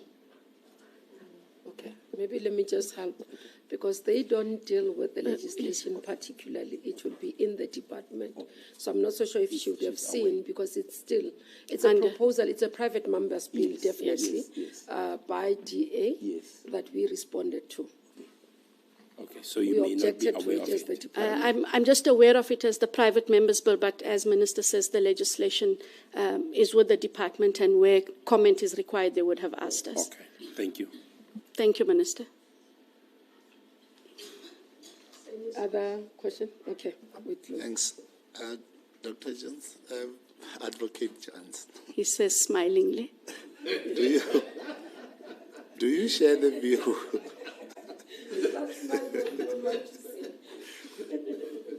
I'm smiling because I called you doctor, and I was scared that you would remind me that generally in the legal field, LLD may not be something that we actually put forward much about. Not that we don't encourage people to study. Do you share the view that there is, and there may have been or could be situations where there was political interference in public prosecutions? Do you share that view? Because it does exist in society. Maybe just to give you comfort. You would not be the first one to say no, so. I am aware of that view. Okay. I can tell you that in my time, no one has interfered, no minister, whether within the Department of Justice or elsewhere, or the President, in the work that myself or my team have done. I am aware that when we were in the DSO, there were talks that there would have been political interference. And I know that that was dealt with both in the HEFA and in the Janwala commissions. And that's the extent of it. But in the actual operational work, there are allegations of political interference in state capture matters, But in the matters that we've done to date, there hasn't been political interference on that, where you can say, it is Minister so-and-so, it is this political person, etc. What we do have that is different is you have in the group of criminality politically exposed persons against whom allegations of crime are being investigated and made. So I am aware of what you say, but I have not experienced it, nor has anyone in my field where I currently am or where I've come from in terms of organized crime. Great. Now, with that in mind, possible elevation to the National Director of Public Prosecutions. And perception in South Africa has become a norm. You know, anybody can say anything and then everybody believes it, in whatever form that it is said. How do you see yourself managing that possible perception, at least for the benefit of the NPA's reputation? Because that is what this country needs. An NPA with a reputation that is beyond reproach. How do you see yourself playing a role in that space? I think maybe because of the kind of cases we've had to do and the work that I've had to engage in, it's been easy to deal with the work. And when you deal with the work, when you deal with the evidence and the law, there is no room for somebody to come in. You do not allow for somebody to come in. And the very first time that that happens, you've got to escalate it. It doesn't matter what the rank of that person is. And if there's a fear that if you escalate it within your structures to which the NPA reports, then you have to find a way to ensure that that interference is brought to the fore. But you cannot, I have no intention that if somebody says, sorry, Johnson, those cases, why aren't they being dealt with? Unless there is a public interest and a member of public may have raised that through a specific individual, that individual must put in writing what are they asking of the national director so that the national director is able to deal with the public interest issue of whether or not something was done in the NPA. But where there is actual interference, you have to deal with it the very first time. Even if it is not overt, and there's someone is suggestive in the way they approach you, and they are of that position, you have to deal with it. We have a minister. I'm not sure how long. My minister is my minister. In this administration, this is my minister. And our minister has never once, and I'm happy to say that, and she can leave the room if she's uncomfortable and then she'll come back because I'm talking about her. But this minister has not asked, even of IDEC, which has such highly controversial matters where there are politically exposed persons. This minister has not asked of the ID and anyone in her staff, why did you enroll that matter and not that matter? The only thing we have had to do, not with this minister, but any other minister in the NPA, in the work that I have done, they are entitled to ask for a Section 33 report, which is a very high-level report. But that is as far as the reporting or what are you doing. But the what are you doing talks more to not why you're not charging this person or why have you charged this person. It's can you account for the work. I am the overall counter of your work to Parliament. I'm not happy. Account. And that is the only accounting that we've been asked to do that I am aware of. Thank you, Minister. That's all. I think it would be a rider to this question in a hypothetical, probably projected situation. Where the Truth and Reconciliation case is loading, Zondo Commission case is loading, current cases of the Madlanga Commission loading, it stands to reason that political pressure and appetite to interfere may happen. It also stands to reason that with the turnover of ministers, it may not just be a person. How would you institutionalize insulation of your work irrespective of who is there? The only way I know how to deal with it, Prof, is you have to stick to your strategic plan, you have to stick to the mandate, and you have to ensure that the work that we do is in terms, and I've said it before, and I'm sorry if it sounds like a repeat, the work we do must be evidence and law-based. When you do that, it is very difficult for somebody to compromise your work. We must also be open to review of our work. I think that that is the one thing that we don't do as well as we should. We must be able to account to the public. Perhaps every quarter we should have a state of prosecution report. Tell them where we are as the National Prosecuting Authority. What were we intending to achieve in that quarter? Why haven't we achieved it? When you start talking to the public sentiment changes. And when public sentiment changes, the room for someone wanting to interfere is curtailed because they know you will go out there. And when you tell your story, you'll have to tell that part of the story. Any other question? We're done. We move to the next one. You want to? Okay. Let me hand over to Mr. Mutlu to take us through the public comments. You would have seen them, and we would have given you an opportunity to respond, but he will take you through. Thank you, Minister.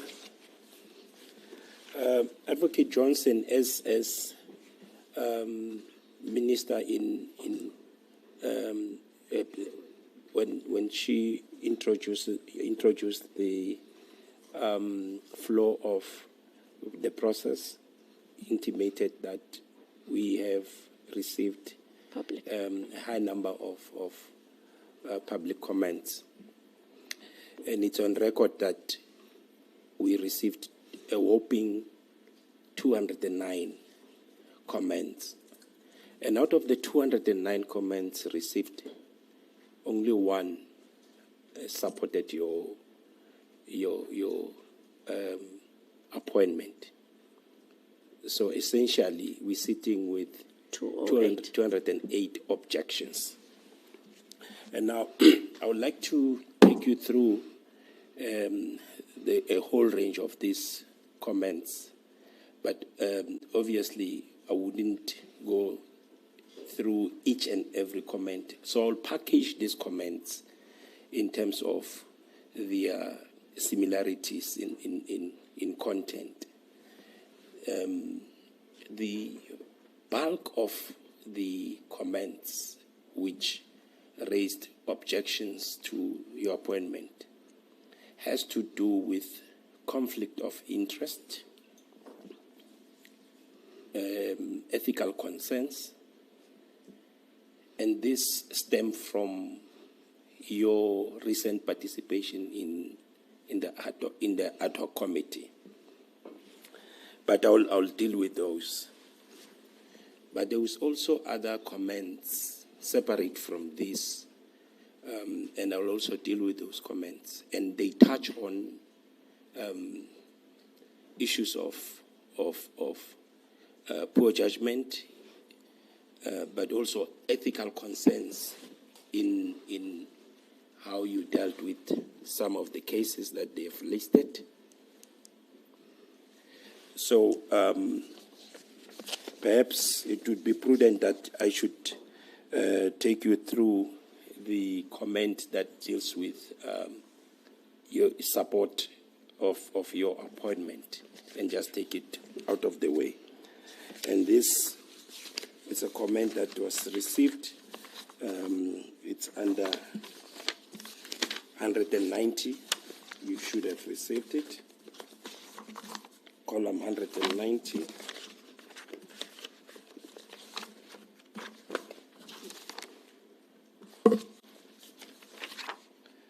And this comment comes from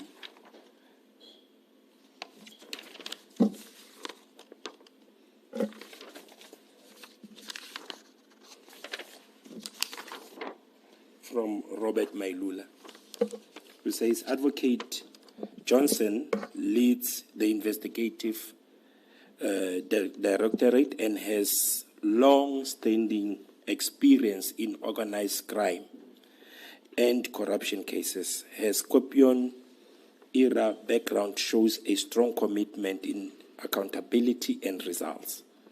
Her strengths are skilled in handling high-level corruption, strong operational knowledge of the NPA, and respected within prosecutorial cycles. So this is the support that you receive. But then, if I can take you to a comment on column 10. You should have received it as well. And you had the opportunity to respond to it. This comment says, Advocate Andrea Johnson has been compromised and cannot be trusted with such a high-profile office in our justice system. I recommend that she's removed from the shortlist. And there's a comment from on column number 19, which just sums up as well how the public felt about your candidature. I register my objection to the consideration and possible shortlisting of Advocate Andrea Johnson for the position of National Director of Public Prosecution, South Africa.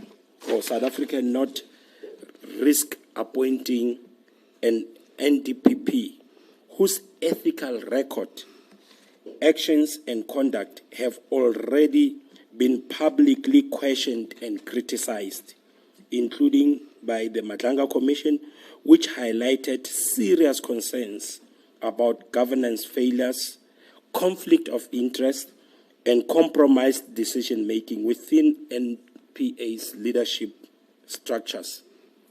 Some of these revelations involves or implicate the leadership environment in which Advocate Johnson operated.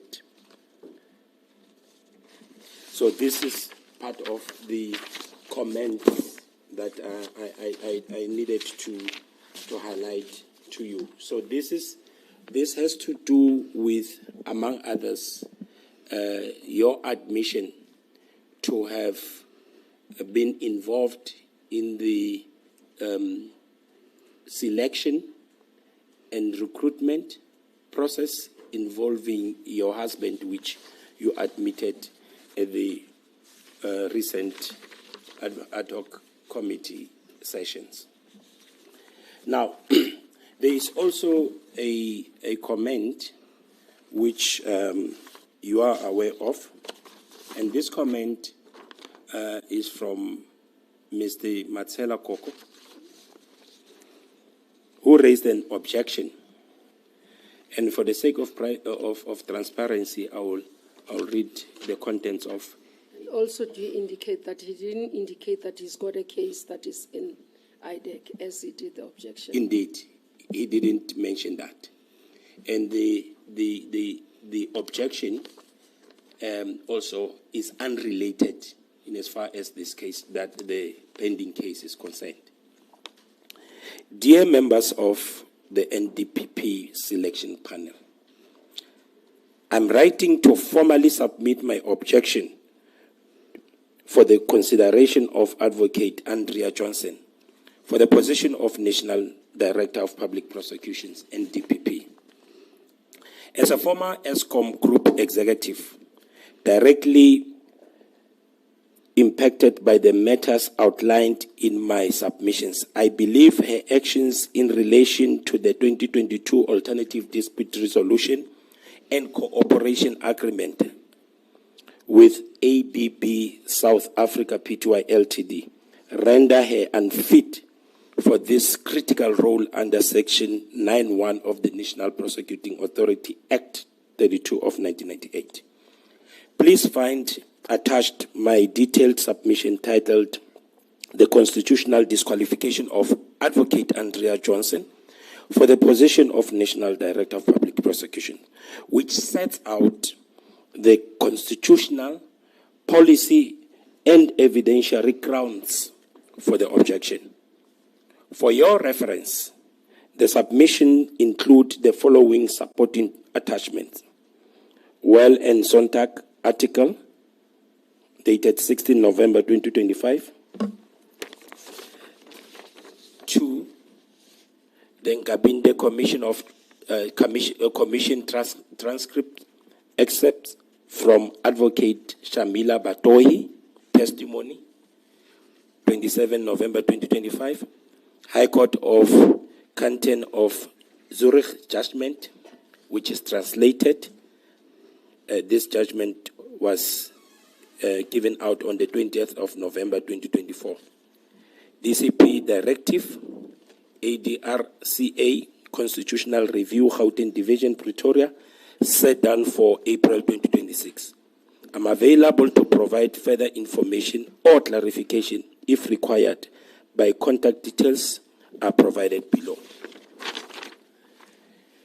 And as you would be aware, the attachment that is referred to has to do with an agreement between this company that is referred to, the ABB South Africa, and this was an agreement for payment of an amount of 2.5 billion in exchange of indemnity to prosecute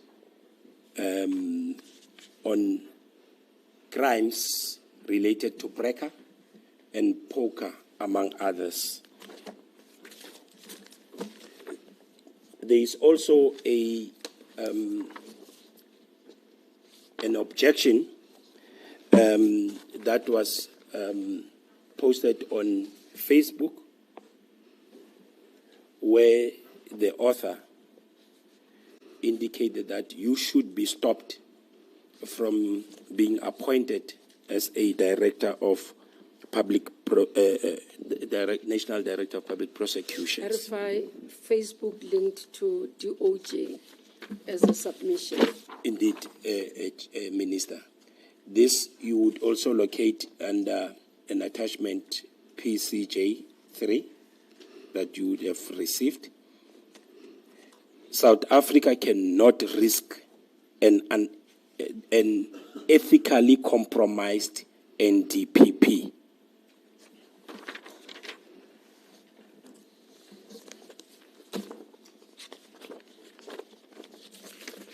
There was also an attachment referred to as PCJ1, which... PCJ1? Yes. Can I request that we do not process that here? Yes. Oh, I've okay. been alerted. That's what will be on my desk. It relates to decision of prosecution and perhaps having to inquire of her fitness to hold office. Advocate, I just became aware it's the one that relates to a decision on the Mapisa Ngakula case, and that the team jeopardized Nombasando Zondwa Ndlovu's own prosecution. So the issue is on how the prosecution process has been handled in a court. I hope I'm clear on that one. My voice seems to be going. I don't know what's happening with it. So that PCJ, that's what I'm picking up.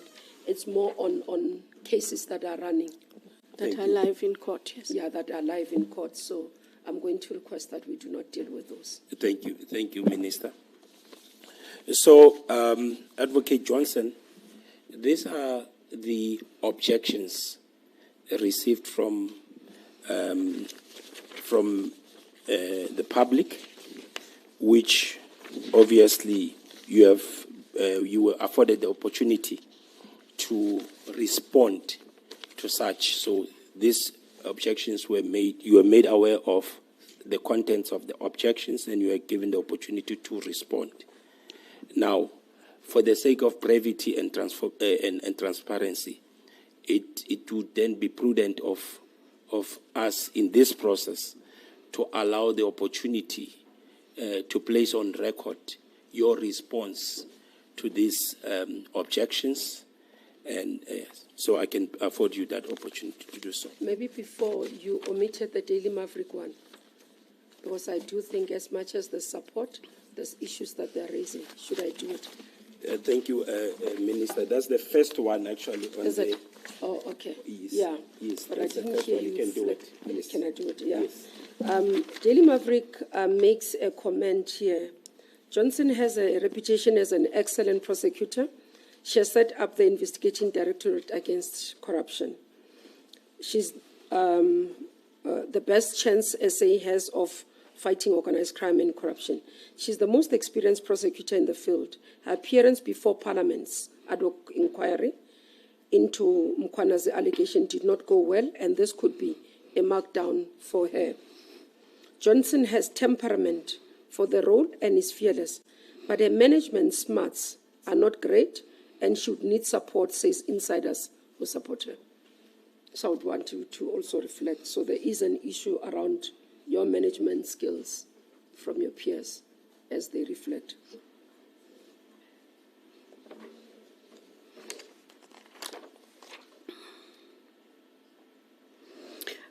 If I could start, would you allow me to start anywhere, or must I start at the start? Anyway. So just to be clear, Minister and members of the panel, the objection raised by Mr. Koko, I'm not prepared to discuss. It is currently litigated. All of the documents that he has attached as part of his objection, Minister and members, is part of court papers. It is part of a motion application. I think I can rule that we leave it there. Yes. I might have missed it like the other ones. No, and it is understood. The state is opposing it. Just for the record, we have filed all of our papers. All of the necessary parties have filed in that Motlong. So I cannot discuss that matter. You can move on to the next one. Thank you. Thank you.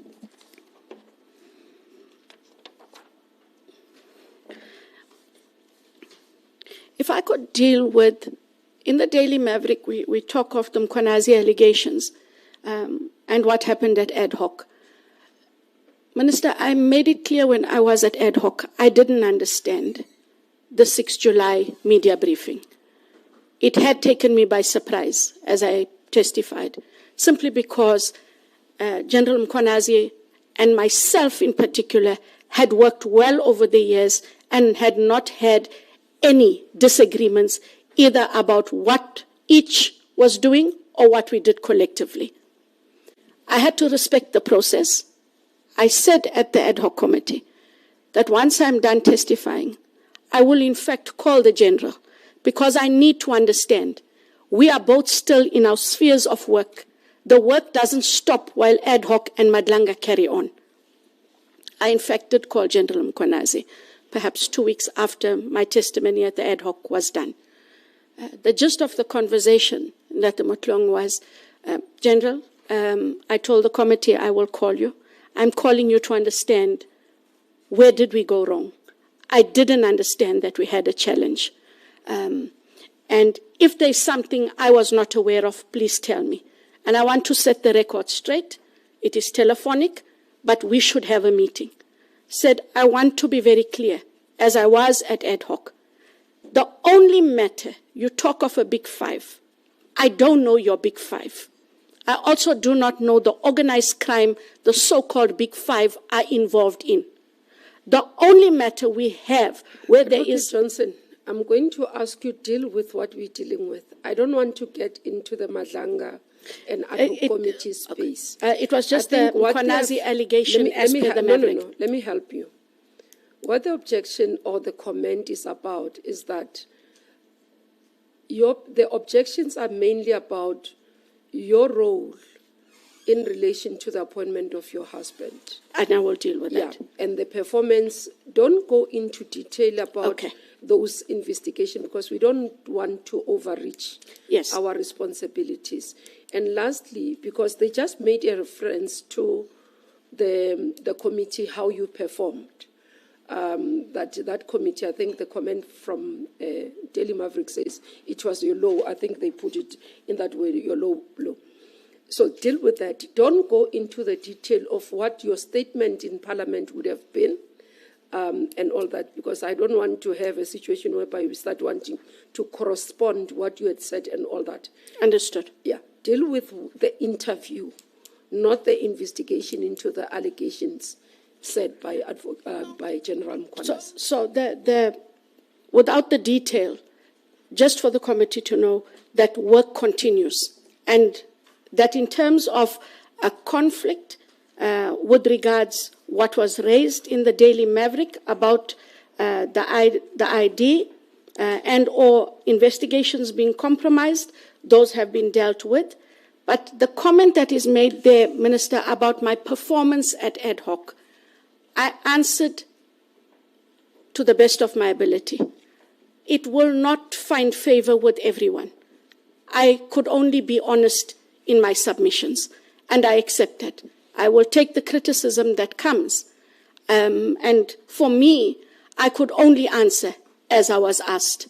There's nothing different that I would say today if I was asked the same questions. When it comes to the main complaint, Ndate Motlong, as I saw it, the majority of it, when it relates to the conflict of interest, ethical leadership, I'll ask the panel and Minister to bear with me. I said, and I have to repeat, and I repeat only because I had nothing to hide.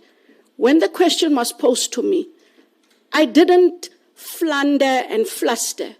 I had the question, and I was able to respond and say as I did, because I have no different answer. In 2007, I formed part of a panel. I cannot remember the rest of the panelists. What I did do in 2007, I did disclose that I was married and to whom I was married.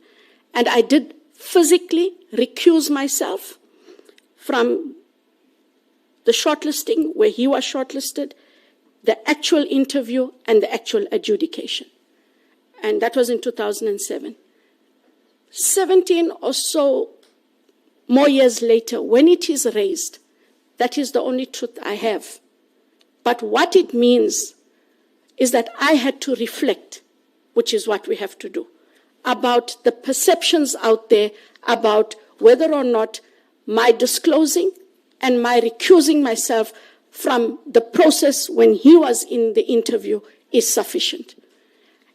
And all I'm saying is I accept that maybe what I should have done back in 2007 was recuse myself completely. It was a misjudgment. I had no intention to misrepresent anything because I did not misrepresent. I did disclose. I did recuse. It goes back to the question you raise of the standard and duty of care. And I'm saying, in hindsight, Ndate Motlong, I accept. I could have done better and I could have done differently. As a national director, given that at that time, those were the two things I knew I had to do, which was disclose and recuse. I am saying we should have more clarity in terms of a code where we must have express written declarations of ethical conflict of interest. We must all be held to that, and that must be adjudicated by an independent panel, which can also consist of outsiders. So I am saying I accept. How it looks is not good. I cannot change what I did. I have to accept that. I accepted it at the ad hoc. I accept it here. In hindsight, I should have completely removed myself and not just when he went for the interview, the shortlist, and the adjudication. If you'll allow me, I just want to check. I think check everything. On that one. Was DSO under Public Service and Administration? Was We it were- the recruitment, were you under? We were in the NPA, and it was NPA Act appointments. Okay, those ones. Those your ones, husband's yes. was under NPA Act, Yes. not under Public Service No. because it's dual. No. Okay.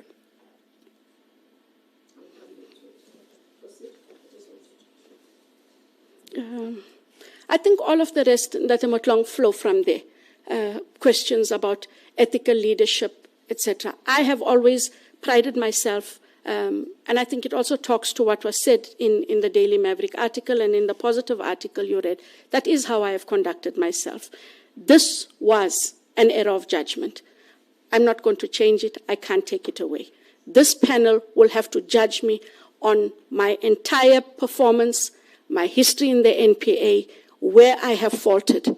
And if this panel feels that in terms of that happened in 2007, where I did what I knew I was supposed to do, but when we fast forward, in hindsight, you should do differently, I can't take it further. I really can't take it further. And if I am to be penalized on a misjudgment made then, it is the penalty I have to live with.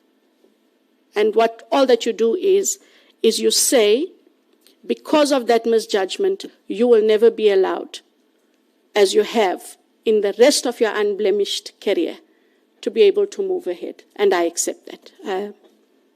I came here knowing that those were the questions. I came here knowing that South Africa expects me to be different. I have always carried myself in a very particular way. And you can talk to stakeholders and colleagues, etc., across the board. I have a way that I have conducted myself. If I am to be penalized on this, I am where I am. And don't smile. No, I am where I am. Sorry, Minister. It is where it is. He was trying not to smile. Okay. What level was he? Which area? What was he appointed for? What was the position? At the time, it was for a special investigator or a senior special investigator. I honestly cannot recall all of the details, and everything I give you is what I have from memory. The chair, unfortunately, has passed, or else that would have assisted me, because I can't remember anyone else, Minister, that was on the panel, who'd be able to say what documentation I filled in as part of my disclosure, and to corroborate that, in fact, I was not in that adjudication process, I wasn't in the shortlisting, and that I had physically recused myself and wasn't even in the vicinity when he did the interview. You only have my word. Did he declare? Yes, he did. He did. Because remember, as the investigators, there's a vetting process. Yes, he did declare. So the vetting didn't pick up that you were sitting in the panel in the process and you had to step out. Because you sat in the process, so vetting should have been done before his appointment. Minister, because the Act requires vetting process. Sorry. Yes, that's what I was asking. Okay. At which Act was he appointed, knowing that NPA has two elements of it. It's got the Public Service Administration, which all the appointments that are in that side are governed by Public Service Act. And that it's got the prosecutors and investigators that are governed by, the appointments are governed by NPA Act. And the specific processes that must be done. So that's why I'm checking. And it could be not a fault of the two of you, but the person was responsible for the recruitment or overall in terms of a final approval, because the vetting is required by law. So at that point, no one raised anything. Not at all. And neither to you, neither to him. Not at all. And just to be clear, Minister, from that date, this was the first time anything was raised at the ad hoc. Okay. I just wanted to clarify. I cannot tell you why it wasn't, and that is why I'm saying that the travesty of this situation is the chair has passed, and the chair would have been the person who signed off and would at least have been able to indicate what documentation we filled in with regards the disclosures of the relationship and or otherwise. Okay. Colleagues wanted to do a follow-up. I just wanted to clear that one. I was checking. You were still on the floor. Okay, you are doing your questionnaire. but I think everybody wants to do a follow-up on this one. They can. Prof, and then we'll come. Just two things. In such an illustrious career, and this blemish must have been very traumatic to you. Yes. And it surely must have helped you to try and retrace your steps back to that moment. I'm struggling with you saying you can't remember the details, because in a career that is unblemished, when something happens, you normally want to go back and reconstruct that moment. And also your husband is there to say, can you remind me on some of these and so forth. That you can't recall, it's a bit of a challenge for me. The second one, with the help of hindsight maybe, let's assume you are the successful candidate for the NPA. Would you allow, even if there were no specific laws, anyone to sit, help even in the crafting of the specification, shortlisting, adverts of a person who is a close relative of theirs, mother to child or a spouse, a cousin and so forth? How would you approach that?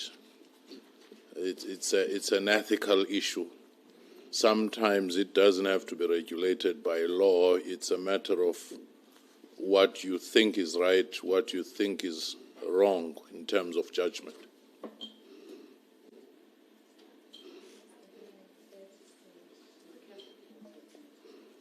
Just to add, Advocate Johnson, on this, I also am finding it difficult to understand how you are not able to remember the panel, and the only other panel member is the chair that you remember, and unfortunately the chair has died.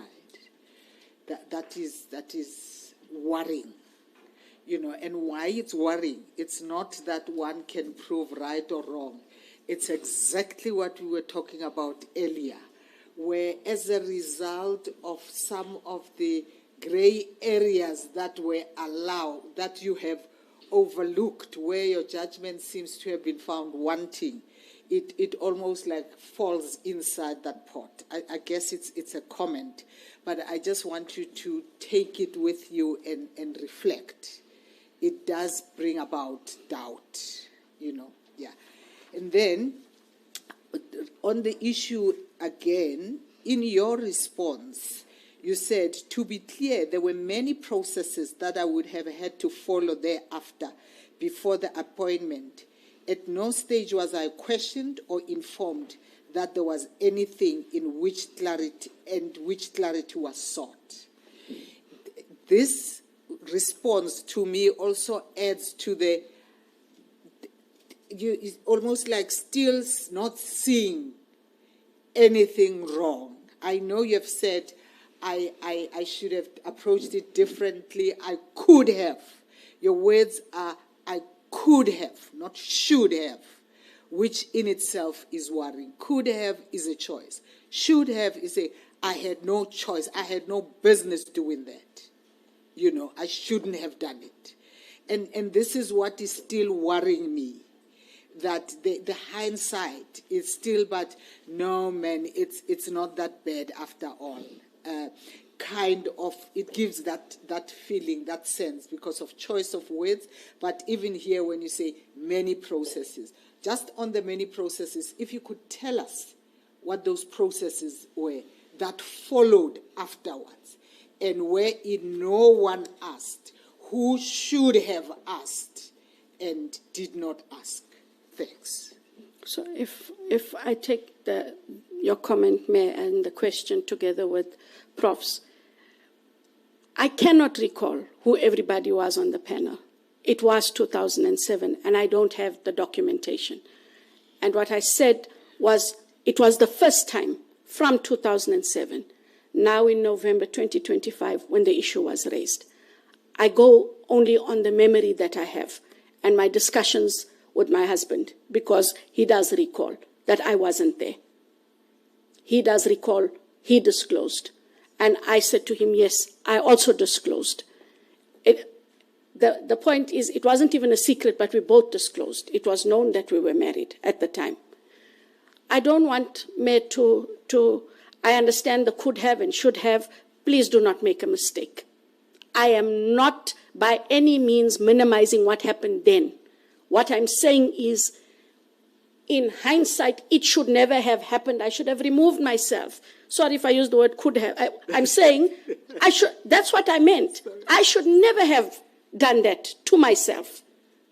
Because look at where we are sitting 17 years later. That's what I'm saying to you. I should not have been in that situation. That is what I'm saying. And it is unfortunate. I don't have anything to refresh my memory. I really don't. And there's a reason why I remember the chair. It is because the person passed away not so long ago. And when this issue came up, I remembered, wait, because I know where that position was that he had applied for, that was the chair. He was the chair in most of the positions because it was a specific unit. And that's how I remembered the chair. I know there would have had to be another panelist. And on that, I go on how we operated in terms of panelists, and there would have had to have been an HR representative. And when I talk, Mayor, of those processes, I talk from my general understanding and recollection at the time. You have the interviews, the chair would have signed off, and it would have gone into HR and those processes. And then it would have gone above that for the appointment to be signed. And that is what I mean, is I don't know who in terms of actual individuals it went to. I talk of the process it would have followed as other processes in the DSO followed where I had been a member of a panel. That is what I'm talking about. So that is how I recall it, not that actual process. And then... Minister, can I just ask for clarity? Okay. I have one more question. Okay. We can do this, Minister. If it is follow-up to that question, let me deal with it, and then I'll deal with the second question that Prof raised. So, sorry, Minister, about that. No, I didn't want to disturb a train of thoughts as well. Oh, yeah, okay. Because on that, I thought you were coming with another one. Oh, no. Let me just go straight to the point. Yet you had been sitting with this panel the whole time and recused yourself when Mr. Johnson came in. Is this what you're saying? You'd been sitting with them, interviewing other people. Then candidate number 6, Mr. Johnson, guys, this is my husband. You walk away. No, not at all. Okay, all right. Not at all. Okay. The panel said to me, we'll deal with the candidates. We dealt with the candidates. The panel said to me that they are now going to call Mr. Johnson. I had left the room. He came in, would have gone for his interview, and they then messaged me to come back. When I came back, he was gone. The question is, because it's the advert, this is the post. Yes. So were you interviewing other candidates who were part of the interview panel of the other candidates who competed for the same position as Mr. Johnson? Correct. That's what she's asking. Oh, sorry, Mayor, so that is correct. You actually sat through the process, but recused yourself when Mr. Johnson was to come in as part of the interview. During his interview, you were outside. You were not part of the process. No. You didn't interview him. But at the time he was finished, you came back to be part of the process, almost concluding the interviews, let's say, and also the deliberation that eventually made a recommendation. So when Am I right on that one, Chair? maybe if I answer, then Prof will see if you want to ride on it. Okay. I just want to check, were you part of the process of conceptualizing the position?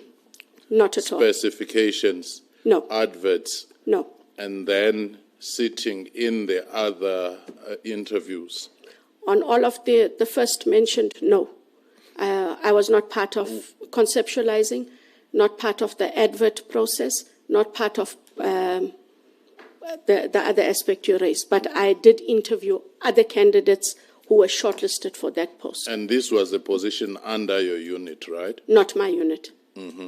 It was in the DSO in a different unit. Okay, thank you. To the question, Minister, when I had come back, so how it worked is, I can take it from what happened with the other candidates when I was in the room. As each candidate finished, we scored the candidate.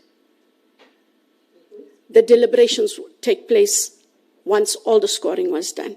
When I came back in, he had been scored by the panel that interviewed him minus me.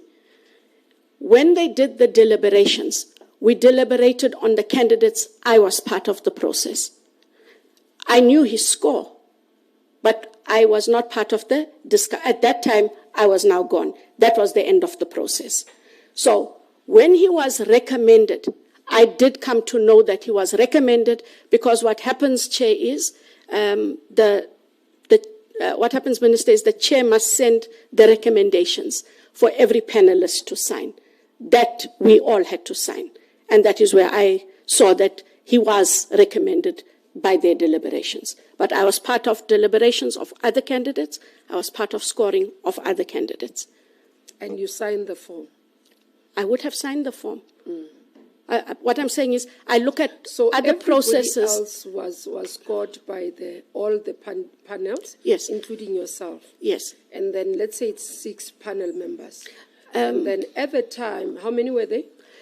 You see, Minister, I don't know if there were, okay, we were 4. I'm just going to assume. And let's say it's 4 correctly, people. I don't know if I was replaced. I wanted to get there. I don't know if I was replaced, who I was replaced by. I left. But Advocate Johnson, let's take it you are a manager now. Yes. And when an appointment is to be done, for example, at those levels, like you were explaining, that we had to introduce, for example, an external observer so that there's transparency and all that. But when you have a panel, you can't say in the middle of a panel, then you change the panel. For example, these members know that we must stick with it until the end. None of us can leave. Otherwise, they make the process irregular. Or none of them can have a replacement, because it skews the interviewing process. Because how do you determine that this person is suitable if you didn't sit in that person's interview to ask questions? We can make a reflection if we were not in the room. That's why we can't stand up, even go to the bathroom. We must sit here until we finish with you. Whether it's a question asked by this colleague or this one, we must be here to hear the responses so that when we deliberate, we have that. So I'm trying to understand. You said it's 2007. Yes. It's not very long. And unfortunately, I really cannot remember. I'm not trying to be obtuse about it. I know I inherited the good, the bad, and the ugly as a minister. So we didn't have systems that could detect an irregularity in the process. Because that, as you are saying to me, where I'm sitting as a minister, that process was irregular. And I accept that. And I'm saying to you, Minister, I have not been asked about this process till now in the ad hoc. No. I'm not even worried about you now. I'm just worried about the process. I believe in systems. Yes. So, and that's what I'm saying. I did at the time what I knew we were doing was to disclose and to have recused myself. And that's all I knew that I had to do. And that is where I am. Okay. No, understand me. I have a part. I know members are looking at a part. Because I'm a minister, I'm looking beyond just what you are saying to understand what could I be dealing with. Yes, beyond just you as a candidate. But in the NPA... Because, you know, I'm stringent on issues of governance and processes. Yes. So in the NPA, and I know also when we were doing interviews, especially for the advocates at the DSO, when we did them in Gauteng, we actually had a questionnaire, and we asked the same question of all candidates so that no one is prejudiced in the interview. And we did keep the same panel. In the NPA, in my years after... No, Advocate, maybe let's tell you, those of us who specialize in corporate governance, it's not about the question, it's the entire process. Yes. End to end. Every step of it is critical. Yes. Because at the point where a person is being shortlisted, remember, there will be a panel. That panel must decide on the shortlisting. A panel that shortlists can be the different panel from the one that interviews. Correct. You are aware of yes. that. And that is the processes that we do run. So in terms of the processes in the NPA that I am a part of, even in IDAC, we first, our HR sits with us and they put together the specs for the advert. Yes. The advert goes through. Once that is advertised and the closing dates, all of the applications are submitted where they are submitted. They have that pre-shortlisting to see that the forms are correct, etc., and where there aren't those fall away. Then those that qualify in terms of the administrative minimum requirements are then brought through. But before we even get that, simultaneously, we have to apply for a panel approval. Depending on the level of the person, the panel could be approved in the NPA, but it's only on lower levels. The majority of our panels, especially in IDAC, for example, have come to the Office of Minister for approval. When the panel is approved, the shortlisted CVs after the pre are then brought through. First, a date is set for the shortlisting. Panel must sit together. We do deliberate, and then we indicate how many positions, what is best for so many positions. So if you have 4, it might be best to have 12 people as an example. We sit together. Once we are done with the shortlisting, we then inform HR, this is the final shortlist. We put it on a form, and there's a form all of us sign. Yes. Those candidates are then informed because we then, as a panel, agree to a date. That date is communicated to the potential persons that must be interviewed. Good. In that time, the panelists sit together, work out, but we do that so there's no compromise. On that morning, we all have to get in an hour earlier. We all sign declarations of conflict of interest, those forms, and we then work out the questions. The questions are then typed so that every candidate is asked accordingly. If there's a practical, the practical question is also done, and then the candidates come in one by one. And when they do their practical, Minister, there is always someone that is sitting with them from IDAC HR to make sure that none of the candidates talk to one another. And then when we are done, we all do sit and deliberate. The scoring is done. Sometimes we find candidates, sometimes we don't, but there is a stipulated process that we have to follow and that we do follow. Now, explaining what you know now and the processes that you are following versus what you got involved in, what's your view? I should not have gotten involved in it at all. Okay. And if there was any irregularity, I really would have appreciated at the time someone to have just raised it. And that process, Minister, if it was raised that this is irregular, I can bet you, me being me, we would have asked that it be set aside. That opportunity was not there, and I do regret.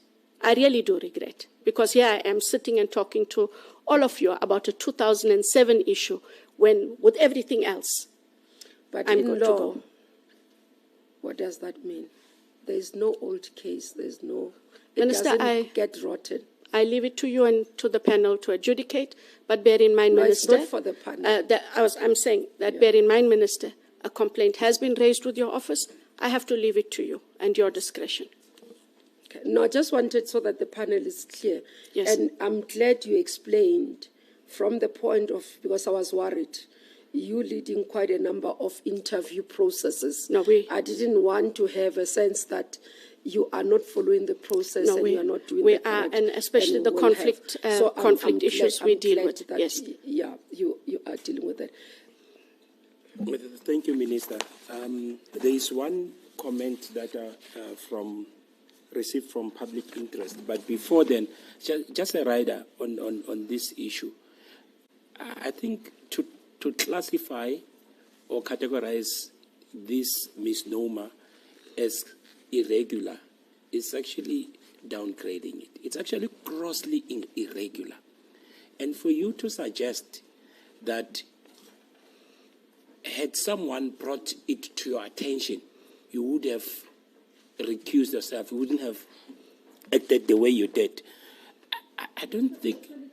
Are you sure that it's a complaint that has been brought before me? I've not received it. No, what I'm saying, yes, I only received feedback of it yesterday. That I am where receiving it said I that it will have be. been involved in this discussion then on it. I'm not aware that it's, And I it's for accept me you to may not be consider. aware, Minister. I was also only informed. I saw know it the in other, the that's why midday I yesterday. stopped it. Okay, I'll have to be circumvent on it. Okay, thank you. Actually, the conduct is inexcusable. And what was expected of you was actually very basic and elementary. That Can I interject you and ask, purely from this possibility that the minister just spoke about, just high level, that we leave it at that explanation and we leave it as the candidate has explained it? I'm sure that we can sit here and tear into it for longer, but because it has a potential then to end up at the minister's table, if it at all perhaps there is such a possibility. I don't think that taking it further than up to where we are may actually not compromise it one way or another when it has to go to somebody who has to adjudicate it. So no, accepted, Minister. Yeah. But regrettably, we cannot unhear what you have heard. But I just wanted to bring to your attention. No, that's why I had to make it on record that I was not aware. I've got my iPad, so I've been looking. I've not received it formal. Possibly it's coming with a fiscal memo that is coming through. Thank you. So it was something that we were dealing with. We could have managed it differently, but I think let's take it in that way. By the way, the OEA is under you. No, it's okay. Advocate van Rensburg in the office of the NDPP. Yes. Okay. I'll take you through the objection from Public Interest SA. This complaint was authored by the chairperson of that institution, Tebogo Gas. I hope I'm not butchering the surname. I think it's Tebogo Class. Class. Yes. Okay. The Gas. Is it Gas? It's Gas. It's I think KH. in a document I saw. Yes. Class, yes. Yes. Sorry. And I'll go straight into the key issues that concerns that he raised as an objection for your appointment. Her failure to recuse herself in matters affecting her husband constituting a clear conflict of interest, the existence of serious allegations linking her spouse to factional battles within SAPS, creating severe perception risks, her misuse of prosecutorial authority in pursuing a matter that was plainly a sub-HR/disciplinary issue, the premature and poorly prepared enrollment of the Matsela Koko state capture prosecution, which collapsed at great financial and reputational cost, and broader performance deficits during her leadership of the investigating directorate. The NDPP plays a pivotal role in safeguarding public trust, prosecutorial independence, and constitutional integrity. In our considered view, the cumulative concerns outlined in the attached submission materially compromise Advocate Johnson's suitability for this critical appointment. We thank the panel for its important work and trust our submissions will assist in ensuring that South Africa is served by an NDPP of the highest integrity and competence. I dealt with the issue of the conflict. I can't take it further than what I dealt with. With the Coco matter, I also dealt with that at length. With the alleged HR matter, which involves the head of crime intelligence and others, I'd like us to be mindful the matter is sub judice. It is a criminal matter currently in court. Safe to say that the charge sheet is a public document. It is not an HR matter, and it was not about him sitting on a panel. It is about allegations that happened before the interview, during and after, that compromised the entire process. It wasn't just in a specific part. Lots of things happened before, during, and after, but that's not the only charge. There are fraud charges as well. So even if one says the corruption matter fell away, there's still other charges that they must answer to. And I want to be clear, Minister and panel members, IDEC did not look for a case. I did say at the ad hoc committee, there was a Section 27 referral that was made. We had to look at where this matter fell. And this matter fell not because it was one matter. There are 6 matters that form a collective of activities of these matters that fell within the definition of our state capture matters. Hence, we took the matter. With regards to what whatever challenges my husband has at work, I'm not in his place of work. He must deal with his place of work. They must deal with him. In the same way that if I have challenges with colleagues in my workplace, the national director, as my immediate supervisor, must deal with me. It can never be expected of me to enter that fray. I have never, and I won't. And I would expect that my space of work be respected in the same manner. It's not for me to have entered it. And I have not dealt with any matters because my husband works at Crime Intelligence. He's been there since 2009. These matters came to us in November 2024 through a complainant, and that we didn't make secret, and that there are 6 different matters that we have dealt with. And the head of Crime Intelligence, as he is now, has been there since, I think, 2021 or 2022, Minister. Just to be clear, if what we do is look for vendettas, cases would have been dealt with a long time ago. Cases could have been made up. That's not the job. We got a referral. In fact, if you'll allow me, Minister, I actually commented the other day. I said, if we didn't get this referral, we wouldn't have had any matters in that space, because that is the truth. These are the matters we were dealt, and that is why we're dealing with it. Thank you. Thank you very much, Advocate Johnson. You'll be happy to know that we've come to the end of the interaction. So you take the smiley one away? Because he also infected the prof, because at the stage the prof was smiling. So the smile just went through. And even when Mayor was telling me about my could and should, she still smiled. No, at least the panel is friendly. No, thank you very much, Advocate Johnson, for coming through and for availing yourself to be put through the process. It's a process that we know it's quite interrogating. I hope we didn't come across as interrogating, but having a conversation with you. So thank you very much that you made yourself available, and the process ends here. I wouldn't explain to you. You know the process. You are internal as well. Yes. How it's going to run from here. I am aware. And thank you very much. And may I take the opportunity to thank you and the panelists. I wouldn't have expected any better, smiles or not. This is a rigorous process, and what the NPA needs is exactly as it was explained. Nothing is personal. So I'm glad you gave me the opportunity. I have to let you deliberate as you see fit, and I thank you. Thank you very much, and have a lovely evening. I will. Thank you. Okay, that's it, members. Until tomorrow.